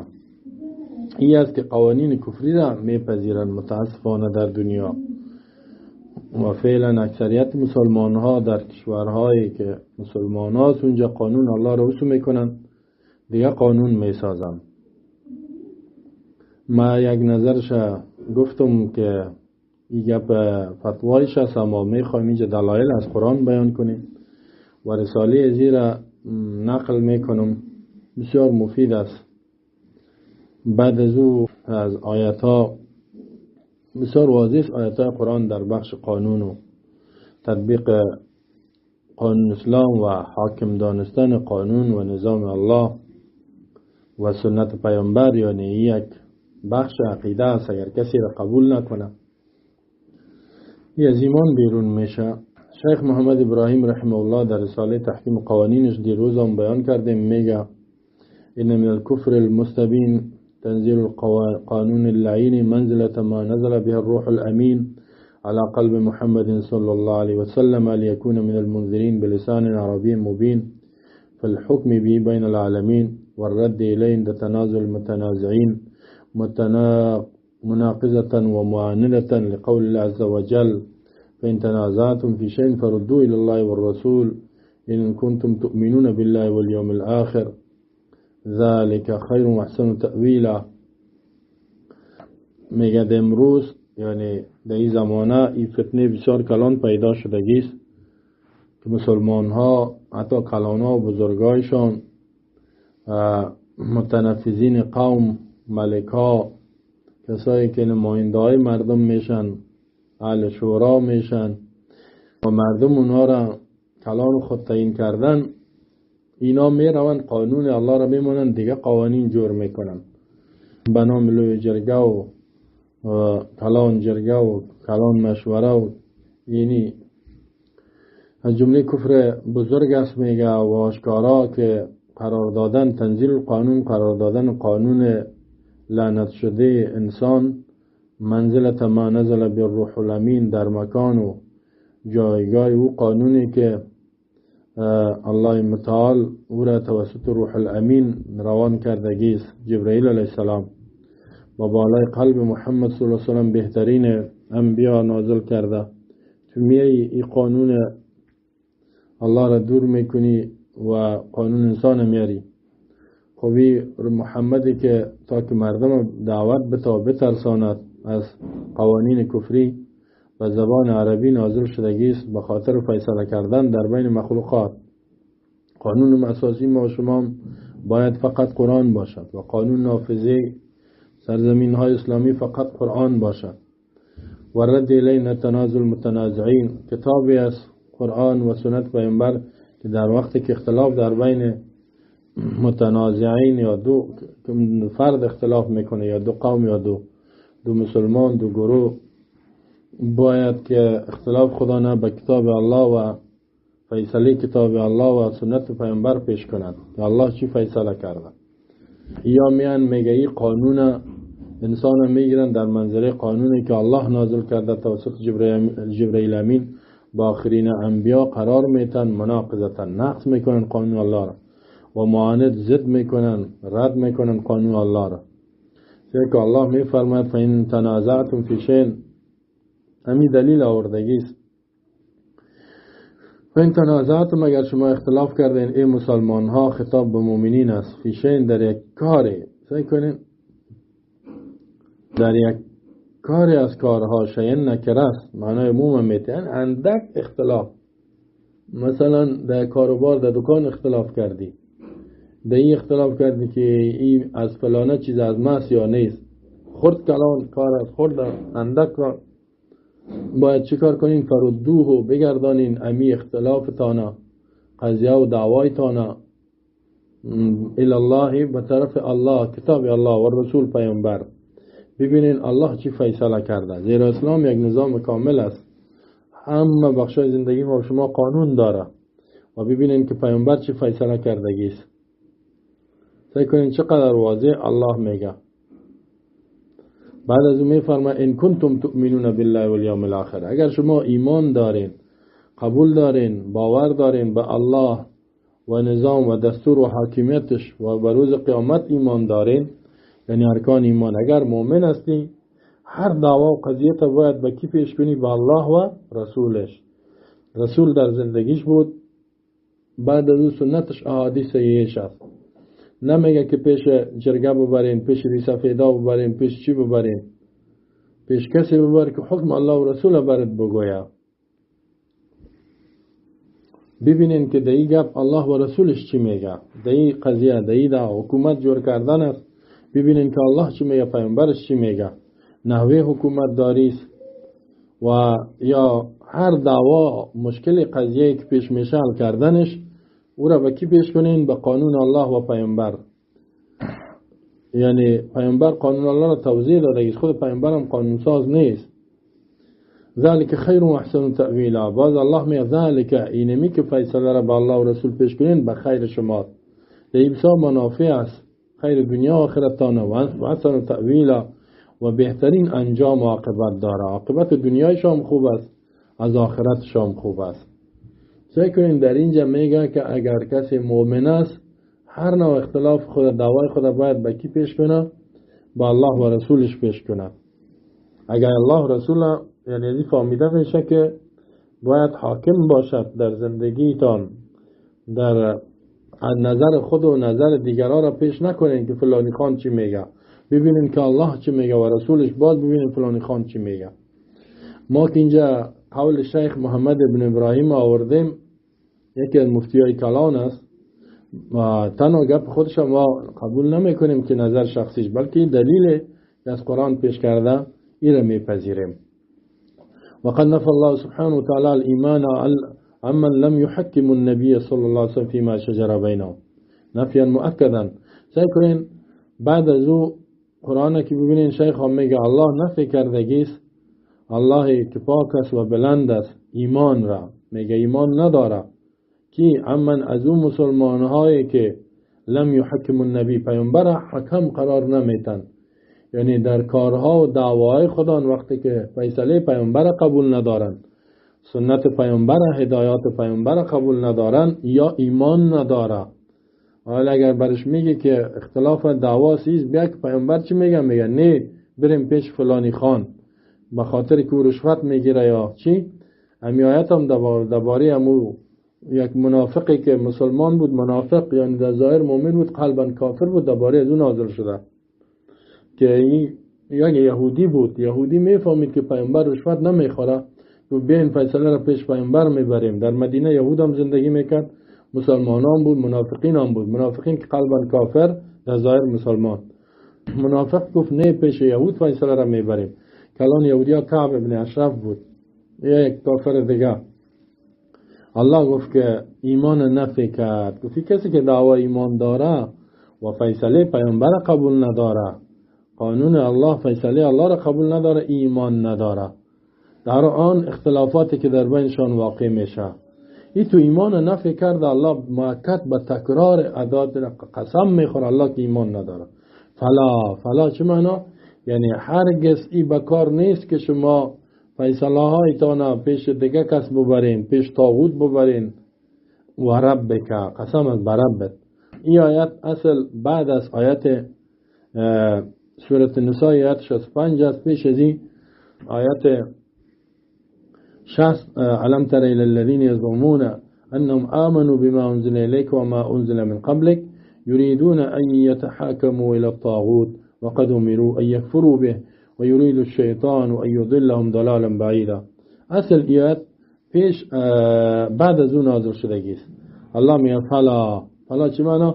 یعنی هرگز ایسایی نیست که شما فیصله هایتان ادعای ازیره دارین که ما ایمان داریم به کتاب های آسمانی و کتاب فعلی قرآن، با فیصله تا به طاغوت ببری، یعنی به یک انسانی که او با مطابق حکم الله و رسول فیصله نمیکنه، به کافر ببری فیصله تا، به نظام و قانون کفری ببری دعوای تا حل بکنی. فلا هرگزی بکار نیست. و ربک، قسم از بربت. الله میگه سکن با قسم یاد میکنه، قسم از بربت ای پیامبر. لا یؤمنون، اینا مؤمن شده نمیتونن. یعنی کسی که دعوای ایمان میکنه ایمان نداره، الله ایمانش نفکده، این مؤمن نیست، این بیدین کافر است. حتی تا اینکه یحکموک، فیصله کننده تو را بگردانه، یعنی تا که حکمیت تو را، فیصله تو را، سنت تو را، هدایات تو را پیامبر قبول نکنن، اینا مؤمن شده نمیتونن. در چی که پا فیما شجر بینهم، نمیگه که تنها در نماز، حالا میگن نماز به طریق پیامبر میخوانیم خلاص. نه، فیما شجر بینهم، در هر آن چیزی که اختلاف واقع میشه در بینشان، اندک دعواست، خرد دعواست، کلان دعواست، در همه دعاوی خودان و قضایای خودان، در چی دعاوی سیاسی می باشه، اقتصادی می باشه، در همهش که تا که پیامبر حکم قرار نتن، سنت پیامبر و پیامبر چی را به قرآن یا مؤمن شده نمیتونن. سعی کنین الله ایمان از اینا نفکر، تا که اول باید پیامبر حکمیتش قبول کنی و با فیصله پیامبر راضی باشی. باز میگه بمی هم مؤمن شده نمیتونه با مجرد تحکیم پیامبر و اینکه پیامبر قضایای ما را فیصله بکند، قبول کردن سنت، میگه مسلمان نیست. حتی تا اینکه باز یک چیز دیگر هم میگه الله ثم لا یجدوا فی انفسهم حرجا، باز پیدا نشود در وجود از اینا حرج. سعی کنین در اینجا میگه که در قلبشان باز حرج، تنگی هم پیدا نشه. یعنی مما قضیت، از آن چیزی که تو فیصله میکنی، یعنی ای پیامبر چیزی را که تو فیصله میکنی در حق از این مؤمنین که کسایی که دعوای ایمان دارن، غیر از این که فیصله تو را بپذیرن، بیام ایمانشان صحیح نیست، بلکه در قلبش یک تنگی و تشویش هم ایجاد نشه، یعنی قلبش با خوشحالی قلب او را قبول کنن، بگن چیزی که پیامبر گفت اینمی به خیرم است، و پریشانی در قلبش پیدا نشه، خفگی پیدا نشه، یعنی کاملا خوشحال باشن. یعنی اگر کسی در قلبش شک پیدا شد که صحیح است یا نیست، یا تنگی پیدا شد، این باز ایمانش صحیح نیست. یکی غیر اختیاری است، یعنی اختیاری برای خود نگوین که صحیح نیست یا مدعی فیصله شک دارم. اگر گفت فیصله پیامبر در شک است، ایمان نداره. او سعی کنین به می خاطر می ثم لا یجدوا فی انفسهم حرجا مما قضیت، حرج به معنی شک، به معنی تنگی، به معنی خفگی، باز پیدا نکنن در قلب‌های خودان تنگی و خفگی و شک از آنچه که تو فیصله میکنی، یعنی از خوشحالی قلب قبول کنن ایره. این خو بخش عقیده و ایمان شد. بعد از او ایره انقیاد باطنی میگه، بعد از این میگه و یسلموا تسلیما، و تسلیم شون اینا، منقاد شون اینا با حکم تو ای پیامبر، تسلیما با کامل منقاد شدن. سکنین سومین گپ هم الله بیان میکند، اینا با این مؤمن نمیشه، یعنی یک شرط ایمان مؤمن است که پیامبر در همه قضایا و دعاوی زندگی سیاسی، اقتصادی و اجتماعی و خانوادگیشان حکمیت پیامبر قبول کنند. دوم، فیصله پیامبر در همه بخشای زندگی خصوصا به خوشحالی قلب بپذیرند و به او یقین داشته باشند، در قلبشان استراب پریشانی پیدا نشه و به ایام اکتفا نمیکنه. سیوم میگه تسلیم شوند، تسلیم منقاد شوند. این کمال انقیاد میگه. و یسلمو تسلیم شوند، منقاد شوند، یعنی تابع شوند با فیصله تو تسلیمن با کامل انقیاد. کامل تسلیم چی را میگه؟ یعنی ظاهرا عمل هم بکنن. از دو جمله اول فهمیده میشد که انقیاد باطنی قلب و وجودش را فیصله پیامبر قبول کنه و دوست بداره و در ظاهر عمل بکنه، تو را عملی بسازه. بعد از اون میگه این مؤمن میشود، یعنی کمال انقیاد لحکمی صلی الله علیه وسلم، حکم پیامبر به اون منقاد شود.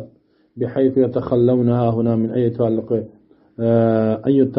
تعلق للنفس با، یعنی اینجا قلبشان به هیچ چیز دیگه معلق نشه، ارتباط پیدا نکنه، نگوی قانون فلانی خوب است، قانون فلانی خوب است، بلکه 100% بگوی اینمی حق است، اینمی به خیرم است و این حق کامل تسلیم شان. به این خاطر حتی مصدر آورد که تسلیما یسلمو کفایت میکرد، تسلیما هم آورد که تنها به تسلیم کفایت نمیکند، یعنی که ما قبول، بلکه مطلقا یعنی کاملا منقاد شوند، عمل بکنن با خوشحالی قلب. بعد از اوی چی میشه؟ مؤمن میشه. اینا رو فکر کنین که در آیت اول الله گفت ان تنازعتم فی شیء فردوه الی الله و الرسول. اگر شما اختلاف کردین در یک چیزی از قضیه و دعوا، ای را باز بگردانین به فیصله الله و رسولش، فیصله الله قرآن، فیصله رسول سنت. ان کنتم تؤمنون بالله والیوم الاخر، اگر شما با الله و روز قیامت ایمان دارین، که کلمه شیئن گفتیم نکره در سیاق نفع، ای را آورد که مفید عموم میشد که هر نوع قضیه است و به اندازهش کوچک از بالاست، هر جنس دعواست، ای را باید قبول کنن. بعد از او گفت که به خیر دنیا و آخرتتان است، انجامش خوب است. بعد از او باز میگه که فلا و ربک لا یؤمنون، قسم است که یا مؤمن شده نمیتونن. اونجا تهدید کرد که شما ایمان دارین، گفایتان با الله و رسول پیش کنین. در آیت بعدی میگه اگر کسی پیامبر قبول نداره، فیصله پیامبر در سنت است و قرآن است، این مؤمن نیست، ایمان نداره. منافقین وقتی که فیصله الله را پیامبر قبول نکردن، پیش کافر یهودی رفتن، میگفتن این اردنا الا احسان و توفیق، هدف ما احسان است و توفیق میخواهیم که یک موافقت بیاید، یک جرامت شود. الله برشان میگه که و منافقین میگفتن که انما نحن مصلحون، ما اصلاح میاریم، یعنی در قوانین کفری را پذیرفتن و با مردم دعوت دادن میگفتن اصلاحات میاریم، مثل که کافرای سیکولر و اینا میگفتن در حکومت قبلی ما اصلاحات میاریم، اصلاحات ریش دکر که اصلاحات بیار، قانون دموکراسی را قبول که اصلاحات بیار، قانون سیکولاریسم قبول که اصلاحات بیار، کمونیسم قبول که اصلاحات میاریم، کفریات میگه اصلاحات.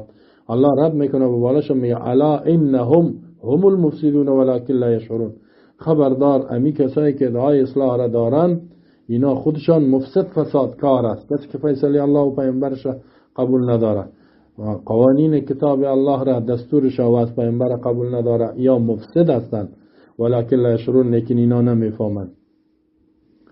اینا سعی کنین که قانونیون کس، یعنی قانونگذارا، مردم چی میگن؟ میگن ضرورت است، ما به قرن 21 است فعلا به قانون ضرورت داریم و قوانین بین ملل و قوانین بین الدول و منشور ملل متحد و اینی حتی بعض ما قوانین قبول داریم، بین تحاکم فیصله خود به اینا ببریم.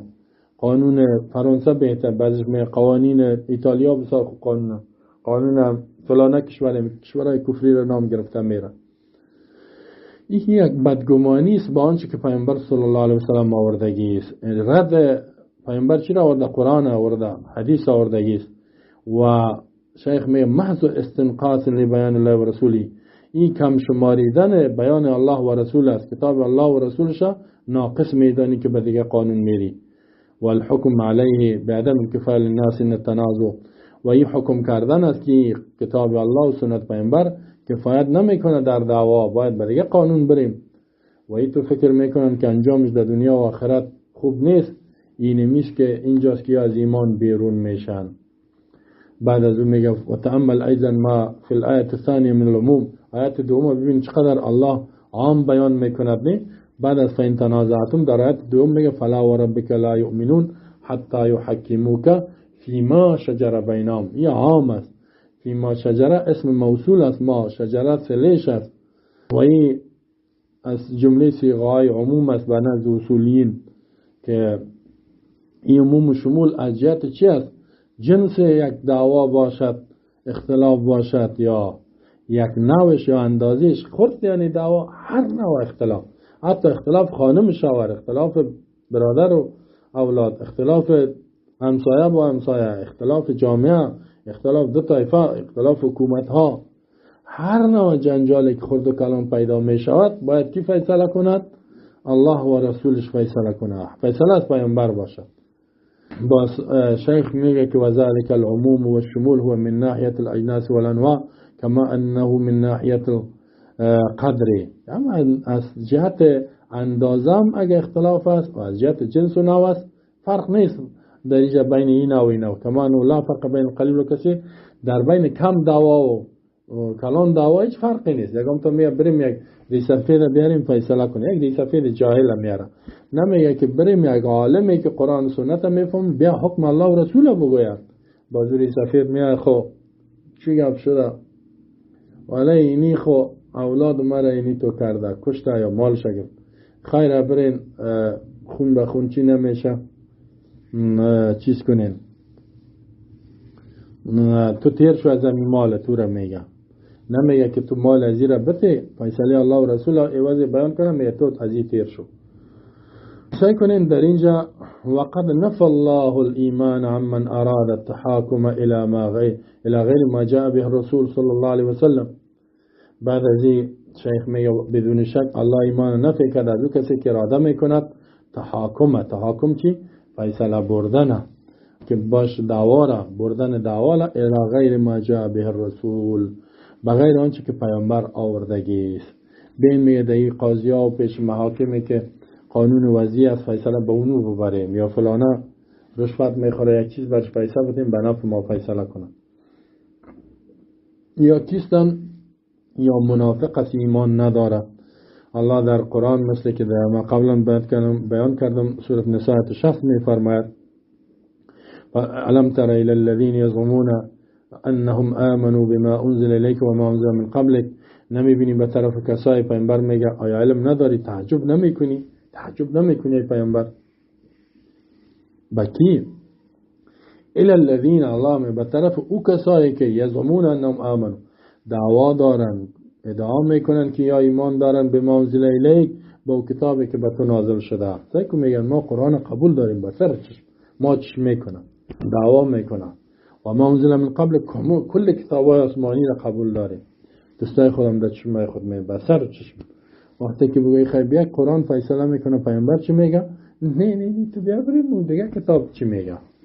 یریدون باز کوشش میکنن اراده میکنن ایتحکم الی الطاغوت که فیصله خدا را به کجا ببرن؟ به طاغوت ببرن. طاغوت یعنی به یک انسان، به یک رهبر، به یک قانون غیر الله. در این جمع انسان های یهودی تبع بن اشرف و غیره بیدینان. در حالی که سیکو الله در اینجا با چی می وقت امیرو یکفروا به، در حالی که نه امر شدن که کافر شدن به طاغوت و یرید الشیطان یضلهم ضلالا بعیدا. شیطان کوشش میکنه که اینا را گمراه کنه به گمراهی آشکارا. لیکن این آیت تفسیر کردگی سوره علما هم شیخ هم اینجا میگه محمد ابراهیم میگه فین قول عز وجل یزعمون تکذیب لهم فیما ادعوه من الایمان فإنه لا يجتمع التحاكم إلى غير ما جاء به النبي صلى الله عليه وسلم الإيمان في قلب عبد أصلا بل أحدهما ينافي الآخر. سيكونين میگه الله که میگه تعجب نمیکنی به طرف کسای پیامبر میگه که ادعا دارن یزعمون چی معنی؟ تکذیبت. الله تکذیب میکنه، نسبت دروغ میکنه به ایمان ازیا. میگه یا ایمان ندارن که آنچه که دعوا دارن که ما ایمان داریم دروغ میگن، یزعمون ادعا میکنن. زیرا چرا؟ به خاطر که جمع نمیشه فیصله بردن به غیر قانون الله و رسولش به امرای ایمان در قلب بنده. یک طرف میگه ایمان دارم، دیگه طرف میگه قانون فلانی قانون خوب است، فلانه جا فیصله کنه، قانون کافرها را، قانون بین المللی و غیره را قبول دارم. اینجا ایمان جمع نمیشه. ایمان مؤمن نیست که فقط از قانون الله و آنچه که پیامبر به ما توضیح داده هیچ قانون و طریقه را نمیپذیره. این ایمان میگه هم بگوی قانون از او را قبول دارم، فیصله خدا با دیگه قوانین وضعی و غیره میبرم و هم ایمان دارم. نه یکم تا که میگه هم دموکراتم هم مؤمن نیستی مسلمان بود. اینجا قرآن سعی کنین میگه دعواسی دروغ است که فیصله و جنجال و دعوای تا به دیگه کسا میبری و باز میگی من ایمان دارم.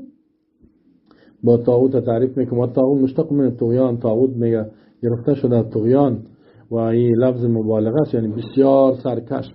کسی که سرکش است دشمن دین الله و رسول است، فیصله خدا نه دعوای خدا نه به او میبرن که او جنجالشان حل کنه و هو مجاوزة الحد.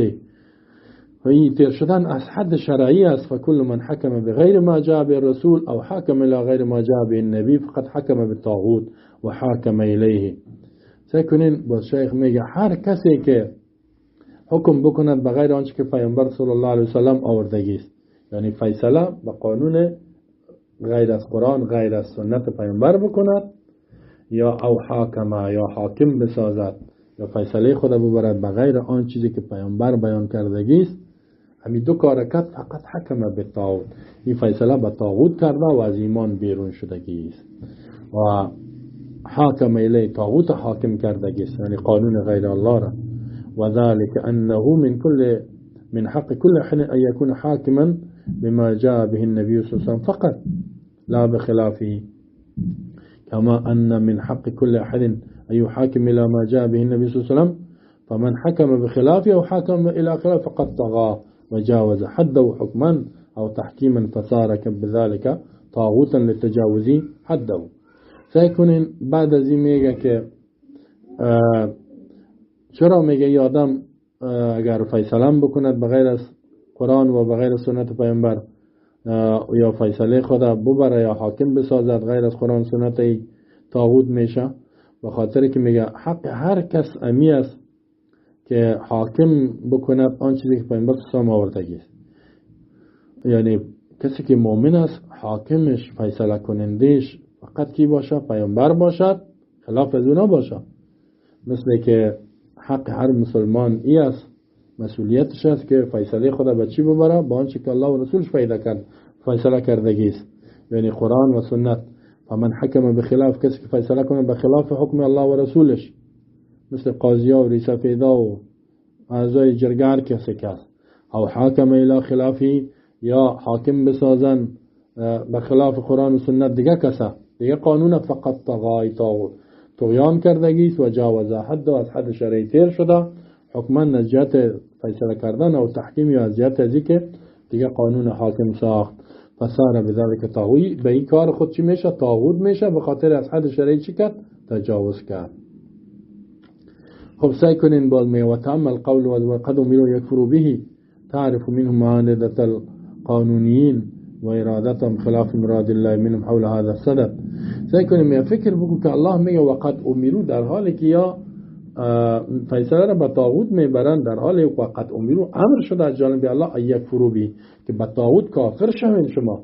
یعنی کسی که طاغوت قانون الله فیصله غیر الله، انسانی که ضد قرآن و سنت است او را رد نکنه، به او کافر منکر نشه، از او نفرت پیدا نکنه، این مؤمن شده نمیتونه.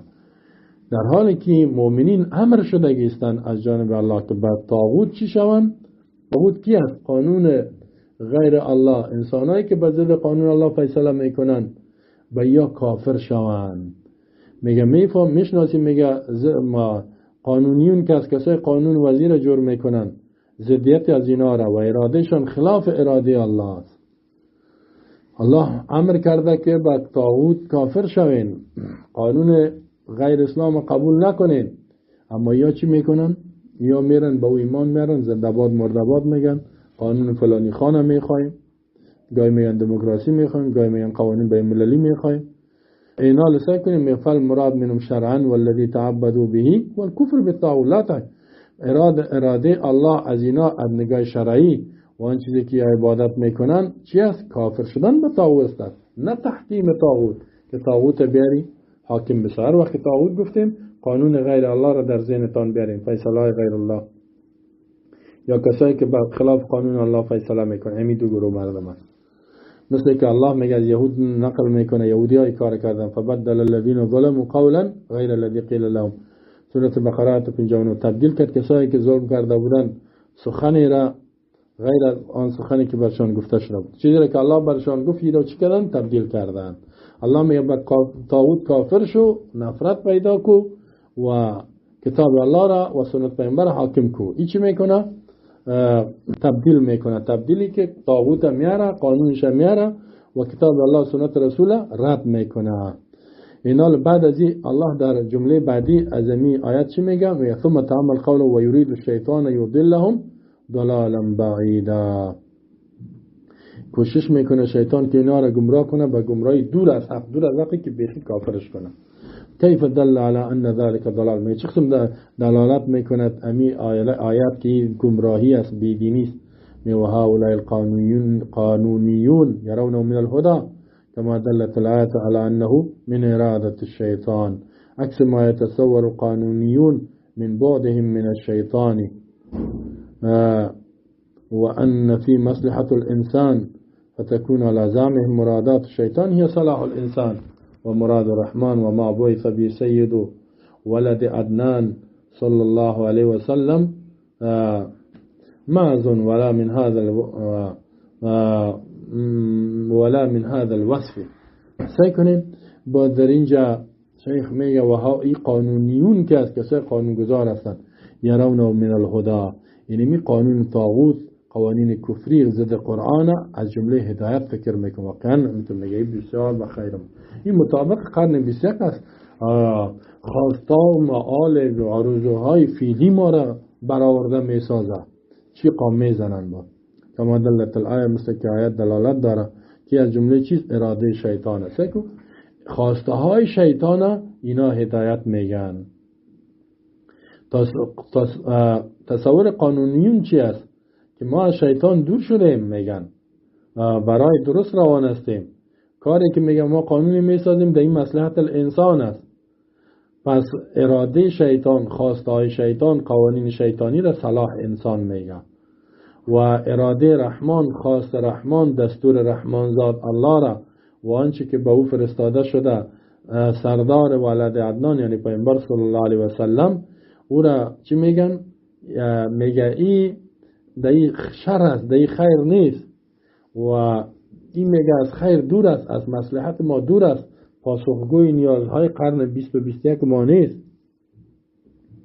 و الله تعالی میگه بعد از اون میفرماید شیخ که الله تعالی رد میکنه به بالای قسم مردم که اینا احکام جاهلیت قبول دارند و میفرماید که جاهلیت یبغون و من احسن من الله حکم لقوم یوقنون. سورة مائده 50 دیگه آیت دلیل آورده است. آیا حکم جاهلیت را، یا جاهلیت چیست؟ قانونی که پیش از اسلام بود، مطابق قبیله و خواهشات کلانا و قبایل فیصله میکردن. آیا حکم و قانون جاهلیت اینا طلب میکنن؟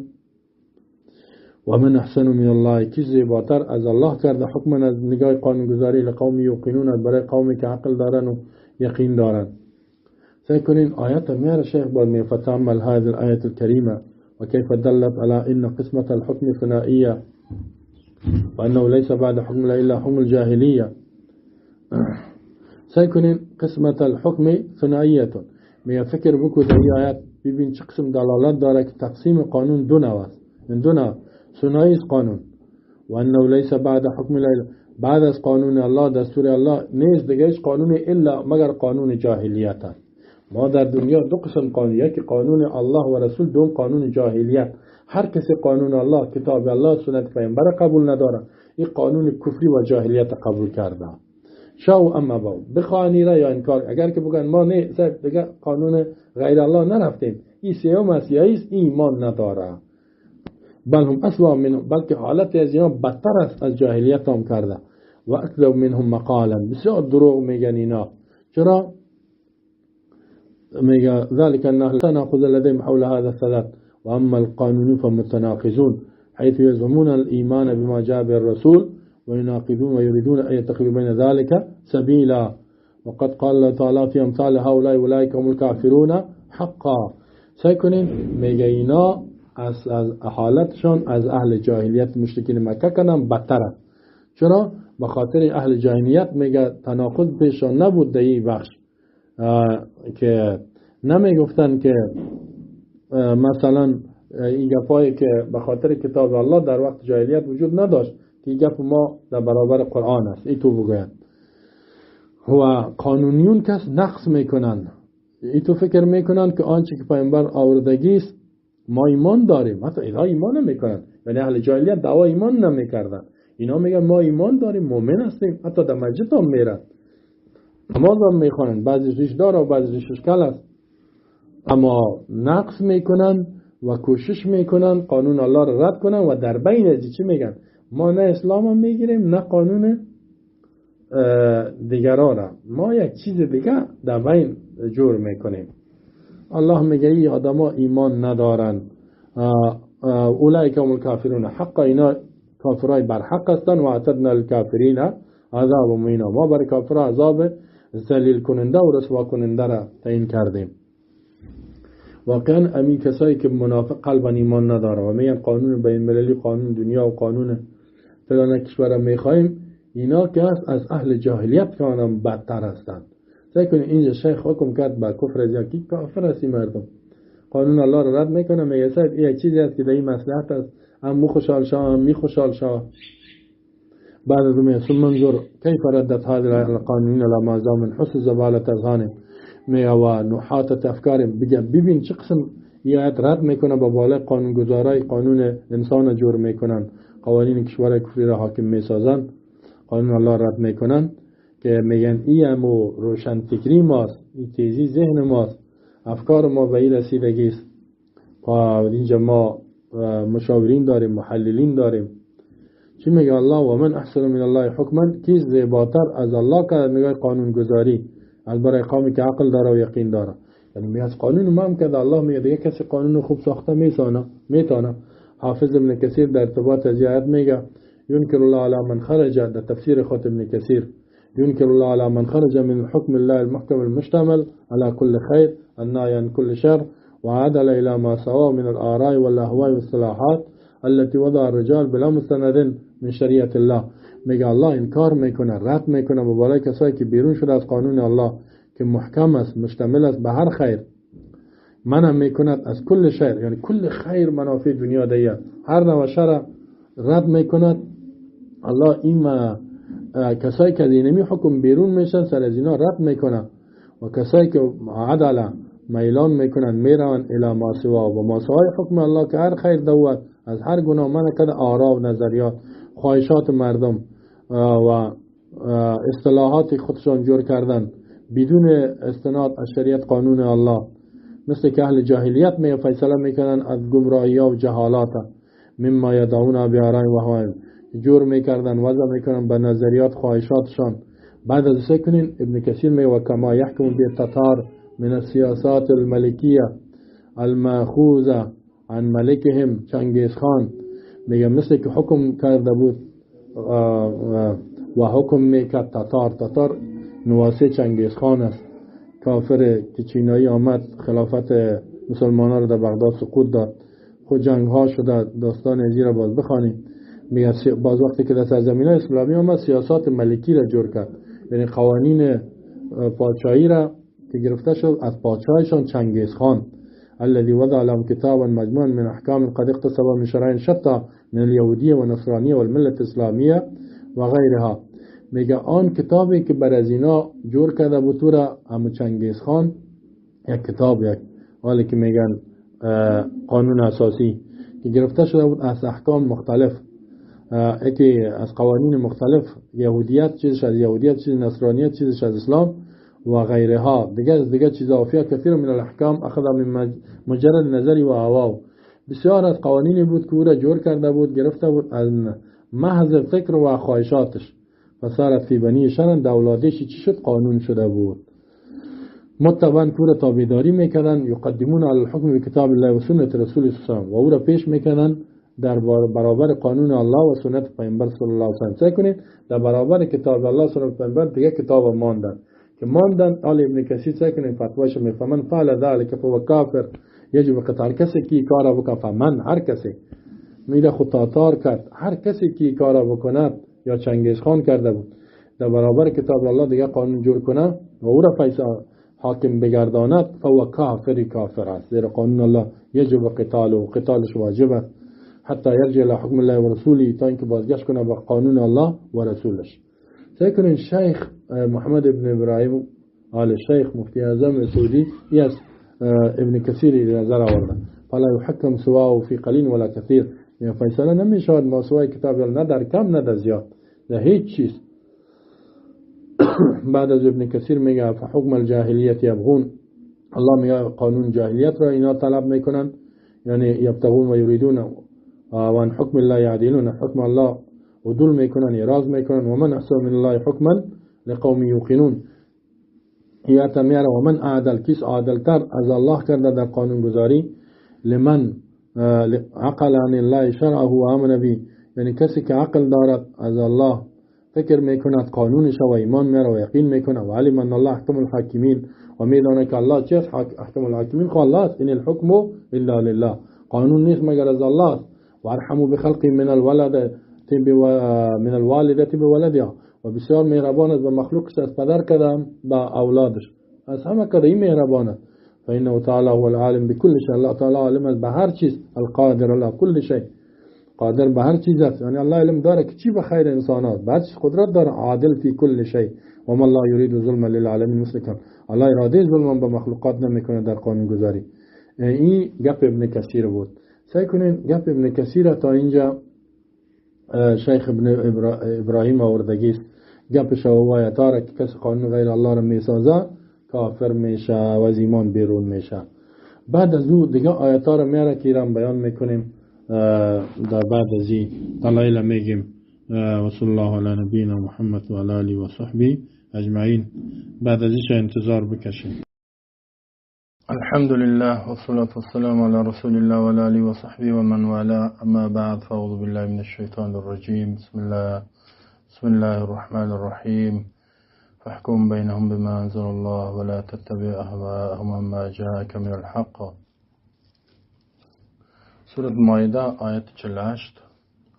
دوستان عزیز، بحث ما در ارتباط با تحکیم قانون بود که یکی از کتاب‌های که شیخ‌های مهم دنیا و مفتی‌هایش نقل کرده، دلایلی که از قرآن آورده و از سنت رسول الله صلی الله علیه و سلم، از قرآن فقط بیان کرده رئیس، سنت خود جایش بود. اگر کسی که غیر از قانون الله، غیر از کتاب الله و احکام الله که در قرآن بیان شدگی دیگه قانون وضع کند در برابر قانون الله، این بزرگترین کفر اکبر است، از ایمان بیرون است و این انسان طاغوت است و کسی که از طاغوت اطاعت میکنه از ایمان بیرون است. قبلا قول دلایل آوردیم آیات ها را و ابن کثیر که یکی از مفسرین بسیار معتبر است، مجتهد عالم و علمای بسیار بزرگ قرن 8 سوره بیان کردیم که مثال داد ابن کثیر کسایی که قانون جور میکنن مثل تاتار که کتابی به نام یساق از پدر خود تطبیق میکرد فی از ایمان بیرون است. بعد از او آیت مائده سورت 48 چند آیت های دیگه هم دلیل بیان میکنیم. کسی قانون در برابر قانون الله جور کنه با او فیصله کنه این مؤمن نیست، ایمان نداره. و هر کسی که فیصله خود با او ببره کتاب الله را باند، این هم از ایمان بیرون میشه. البته با رضایت خوشحالیش نه که به زور است و جداست. مثلا کسی تو را به محکمه طاغوتی میکشانه، تو نمیخوای، این گپش جدا است، خوش نداری، این چیز خودت میروی، قانون الله، نظام الله است، فیصله کننده است، خودت اونجا میری. وقد قال عز شانه قبل ذلك مخاطبا لنبی محمد صلی الله علیه وسلم، الله متعال میگه پیش ازی در حال خطاب میکند به نبیش رسول الله صلی الله علیه وسلم میفرماید افحکم الجاهلیت یبغون، پیش ازی فحکم بینهم بما انزل الله. الله میگه ما قرآن نازل کردیم سر از اینا را که ببینید سر آیت میست تا که فیصله بکنید در میان مردم. بعد از این میگه فحکم، حکم بکو، فیصله بکو ای پیامبر بینم در بین انسان ها بما انزل الله، با او قانون و دستوری که الله نازل کرده. الله چرا نازل کرده؟ قرآن را، بعد سنت را. اتبعوا ما انزل الیکم من ربکم، و مؤمنین هم الله میگه شما تابعداری کنید آنچه که نازل کرده شده به شما از جانب ربتان. ولا تتبعوا من دون اولیاء، و غیر از ما انزل دیگه چیز را تابعداری نکنید. پیامبر هم میگه فقط به این حکم کو، چون که پیامبر صلی الله علیه و سلم در مدینه رئیس دولت مسلمان ها بود، حکم میکرد. الله گفت در حکم و قانون حکومتی باید چی باشد؟ ما انزل الله، قانونی که الله نازل کرده و پایین کرده به انسان ها. ولا تتبع اهواءهم عما جاءك من الحق، تابعداری نکنی خواهشات از اینها را. که الله میگه یه جمع قانون کفری است، یهود نصارا، روم از فارسی ها بودن، رومی ها بودن، حکومت ها، خواهشات از اینها را مشرکین مکه بود، تابعداری نکنی، یعنی او را قبول نکنی. او خواهشات نظرات انسانه، اما در حالی که اعراض بکنی از آنچه که جاءک من الحق، آمدگی است در حق، قرآن آمده، ایربانی دیگه بری این کار پیامبر خدا الله نهی میکنه از این کار. او این کار نمیکرد، ما شما را خطاب میکنه که شما او را تابعداری نکنید. فحکم پیامبر خطاب است و هر رئیس حکومت، هر وزیر، هر قاضی، هر کسی که در مسند فیصله است، کلی مکلف است که با ما انزل الله فیصله کنه. در آیت 49 سورة مائده الله میفرماید و انحکم بینهم بما انزل الله ولا تتبع اهواءهم واحذرهم ان یفتنوک عن بعد ما انزل الله الیک. و انحکم، حکم بکو ای پیامبر، فیصله بکو، قضاوت بکو بینم در بین از اینها، بما انزل الله، سک با تاکید کرده، با آنچه که الله نازل کرده، یعنی با آن قانون و حکم و دستوری که الله نازل کردگی است، کتاب الله است و سنتش. ولا تتبع اهواءهم، تابعداری نکنی خواهشات از اینا را پیامبر، ای امت و تابعدارای پیامبر. واحذرهم، بترسان اینا را، یعنی خود حفاظت کو از اینا. ایفتنوک، اینکه اینا بگردانند تو را، عن بعض ما انزل الله الیک، از بعض آن قوانینی که الله به تو نازل کرده. کفار کوشش میکنن که تو را بگردانند، فریب بتن، فتنه پرتن از بعض آن قوانین. میگه بعضی از ما را قبول کو، مثل کتاب یساخه که چنگیز خان جور کرده. از این الله میگه یا خدا نگاه کنی یوش کده باشه که یک حکم قرآن هم میلانتی که بریده دیگه. ولی اگه هم تو میگه خیر است، ما در سیاست از دموکراسی اطاعت میکنیم، در فقه از حنفی، در عقیده از ماتوریدی، در طریقه از نقشبندی و سروردی و قادری. یعنی الله میگه ایمان نیست. در کل چیز، در همه بخش های زندگی از الله اطاعت کنین و از رسولش اطاعت بکنین، در همه بخش های زندگی تا. و قال تعالی مخیرا، سعی کنین این پیامبر چقدر صراحتاً آیت است که ما و شما به این مکلف هستیم. و قال تعالی مخيرا لنبيه محمد صلى الله عليه وسلم بين الحكم بين اليهودي والإعراض عنهم إن جاءوا لذلك. الله اختیار میده به پیامبرش محمد صلی الله علیه وسلم در بین فیصله کردن در بین یهود و اعراض کردن از او. یعنی به یهودی اگر فیصله میکنی، الله اختیار میده که مطابق قرآن فیصله میکنی، اگر آمدن یا هیچ فیصله نکو، یا هیچ فیصله نکو، اگر کردی با کتاب الله فیصله بکنی. اگه یا پشتا آمدن، فنجا او که الله میگه اگه آمدن اینا پشتای پیامبر، یهود میاد، کافر میاد، مطابق قانون از فیصله نکنی، بگی که این دو آمد با قانون این دو فیصله میکنه، یهود از با قانون خودشان. نه، فحکم بینهم، حکم کو در بینشان، اواردنهم، یا روی بگردان، و این طور ازنهم فلی یضروک شیئا، اگر تو اعراض بکنی یعنی فیصله نکنی با اینها از فیصله کردن روی بگردانی، فلی یضروک شیئا، به تو ضرر رسانده نمیتونن، هیچ نوع ضرر. و این حکم تا اگر حکم کردی فحکم بینهم بالقسط، حکم کو در بین از اینا فیصله بکن به قسط، به عدل. ان الله یحب المقسطین، یقینا الله دوست داره عدالت کننده را. سعی کنین والقسط هو العدل. قسط چرا میگه؟ عدل میگه، عدل. الله می قانون نظام خود عدل گفته، ولا عدل حقا الا حکم الله و رسوله. عدل حق وجود نداره مگر حکم الله و رسولش. قانون و دستور الله است که دی عدالت هست. سعی که الله نظام خدا نظام عادلانه گفت، مثل که در سورة حدید میگه که لقد ارسلنا رسولنا بالبینات وانزلنا معهم الكتاب والمیزان لیقوم الناس بالقسط. الله میگه ما همه انبیا را با دلایل و معجزات قوانین روان کردیم کتاب آسمانی را نازل کردیم لیقوم الناس بالقسط، تا کل مردم زندگیشان جریان پیدا کنه به عدل، یعنی به کتاب الله، به نظام الله. واقعا دل انسان بسیار مگر در حکم الله و رسولش حق، عدل است و انصاف است. و الحکم بخلافه والجور والظلم والضلال والكفر والفسوق، حکم کردن به خلاف قانون و نظام الله جور است، ظلم است، ستم است، گمراهی است، کفر است و فسوق است، فسق است. الله میگه ولهذا قال تعالی بعد ذلك، بعد از این الله میفرماید که بعد از میاد که ما تورات و انجیل و کتاب آسمانی رو به خاطر نازل کرده بودیم که او حاکم باشد. و من بعد از الله میگه ما گفتیم و من لم يحكم بما انزل الله فاولئک هم الكافرون، هر کسی که حکم فیصله نکند، قضاوت نکند در بین مردم زمانی که حاکم میشه بما انزل الله، با قانونی که الله نازل کرده، فاولئک هم الکافرون، پس خاص اینا کافر هستند. که الله میگه با قانون الله فیصله نکرد چی است؟ کافر است. سورة مائده آیت 44. و در آیت 45 می فرماید و من لم يحكم بما انزل الله فاولئک هم الظالمون، هر کسی حکم نکند فیصله نکند بما انزل الله، با قانونی که الله نازل کرده، فاولئک هم الظالمون، اینا ظالم هستند. سکر ظالم، قانون که الله نازل کرده است اینا چیستند؟ فاسق هستند.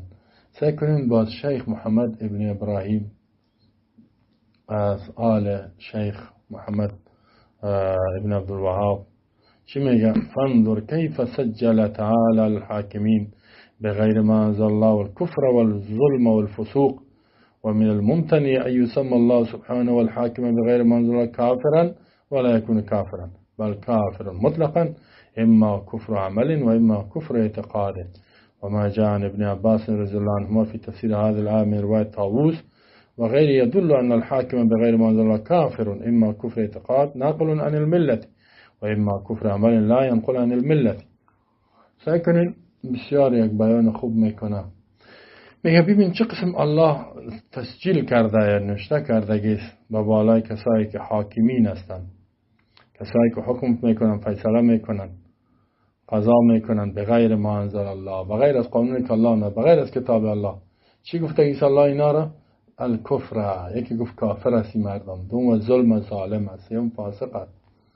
اینا میگه ممتنع است اگر الله نامگذاری کند الله سبحانه حاکم به غیر قانون الله را، میگه ممتنع است، یعنی محال است که الله یک حاکمی که بغیر از قانون الله فیصله میکند او را کافر بگه و کافر نباشه. یعنی الله کافر گفتش او کافر است، خب اینا باز کافر شدنش دو نوع، بل کافر مطلقا، بلکه کافر است مطلقا، یا اما کفر عمل، یا کفر عمل است و اما کفر اعتقاد، یا در عمل کافر شده یا در عقیده کافر شده. کفر اعتقاد کفر اکبر از ایمان بیرون است که برای میشه در آتش جهنم. کفر عملی که ایمان داره اما مستحق عذاب آتش شدگی است.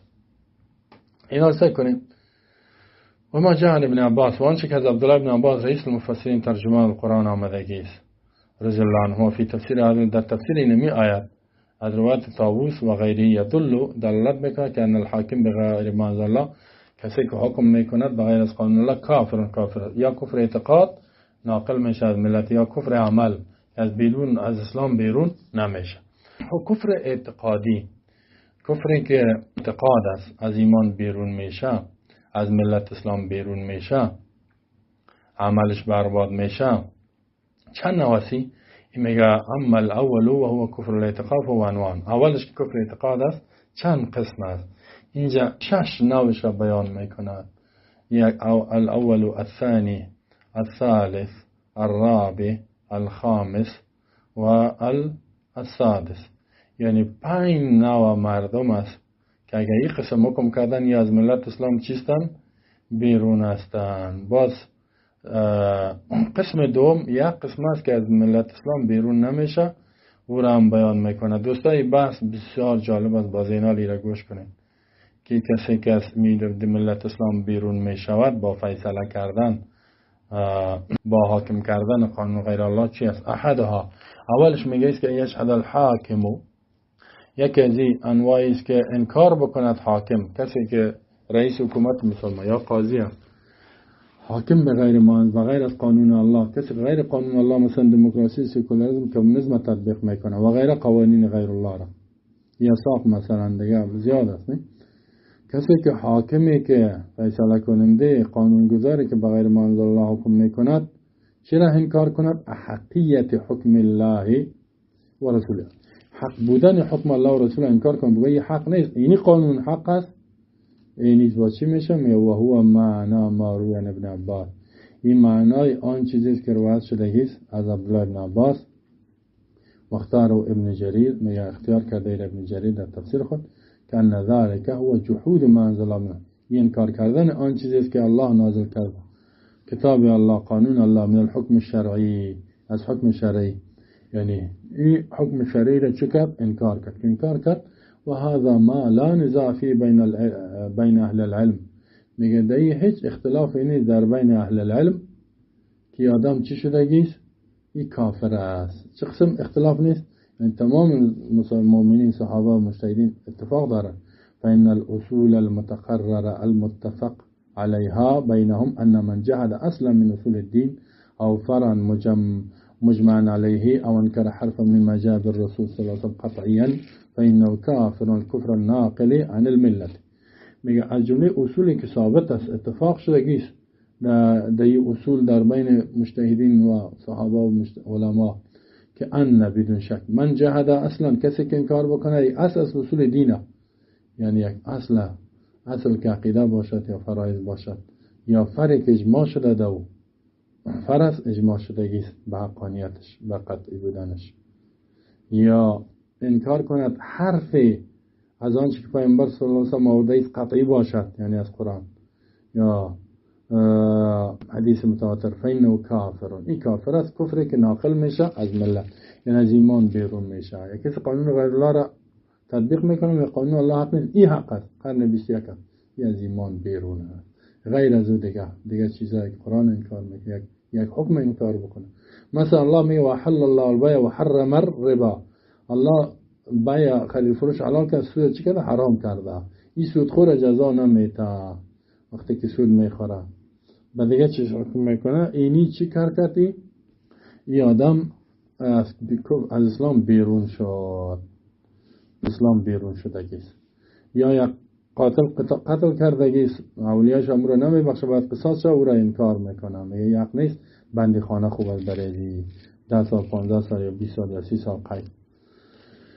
الثاني ألا يجحد الحاكم بغير ما أنزل الله وكأن حكم الله ورسوله حقا، لكن يعتقد أن حكم غير الرسول صلى الله عليه وسلم أحسن من حكمه وأتم وأشمل لما يحتاجه الناس من الحكم بينهم عند التنازع، إما مطلقا أو بالنسبة إلى ما استجد من الحوادث التي نشأت عن تطور الزمان وتغير الأحوال، وهذا أيضا لا ريب أنه كافر لتفضيل أحكام المخلوقين التي هو محض زبالة الأذهان وصرف حصالة الأفكار على حكم الحكيم الحميد وحكم الله ورسوله لا يختلف في ذاته باختلاف الأزمان وتطور الأحوال وتجدد الحوادث.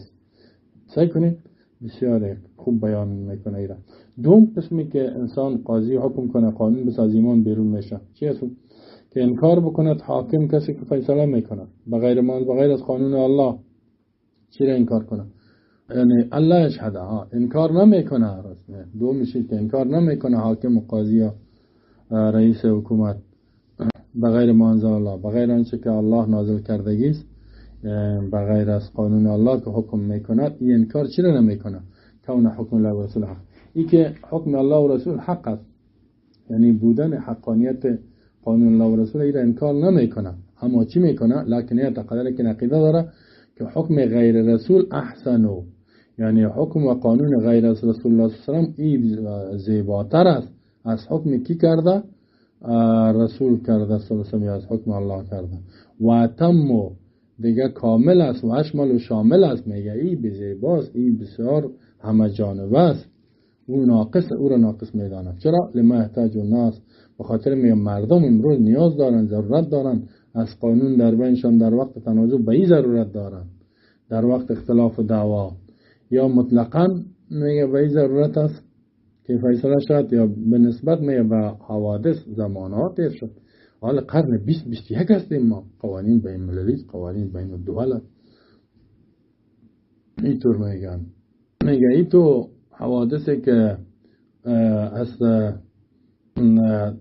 تیر شدن زمانای زیاد تیر شد، حالات مردم تغییر خورد، به قوانین نو ضرورت.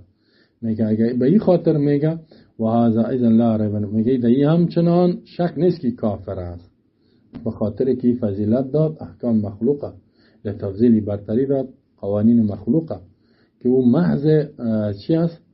زباله، یعنی همون مزخرفات، چیزای نجس از هان افکار زیاد و صرف حصالت الافکار و فقط نتیجه افکار خودشانت. ایره چی داد؟ برتری داد به چی؟ علی حکم الحکیم الحمید، به قانون ذاتی که حکیم در هر کارش فایده حمید صفت کرده شده و حکم الله و رسولش لا اختلاف، این در ذاتش مختلف نمیشه به اختلاف زمان. سکی میگه حکم الله و رسول هیچ وقت زمانه 1000 سال 10,000 سال تیر شد تغییر نمیخوره، این دائمی امی قانون است. این میگه نه زمانه تغییر شد، قرن 21 است، این با قانون الله را به قرن ارتباط میده. امی سیکولر و بیدینا را که ببینید همین گپشان. میگه حکم الله و رسول لا اختلاف فی ذات، به اختلاف حکم الله و رسول هیچ وقت به مختلف زمانه ها مختلف نمیشه.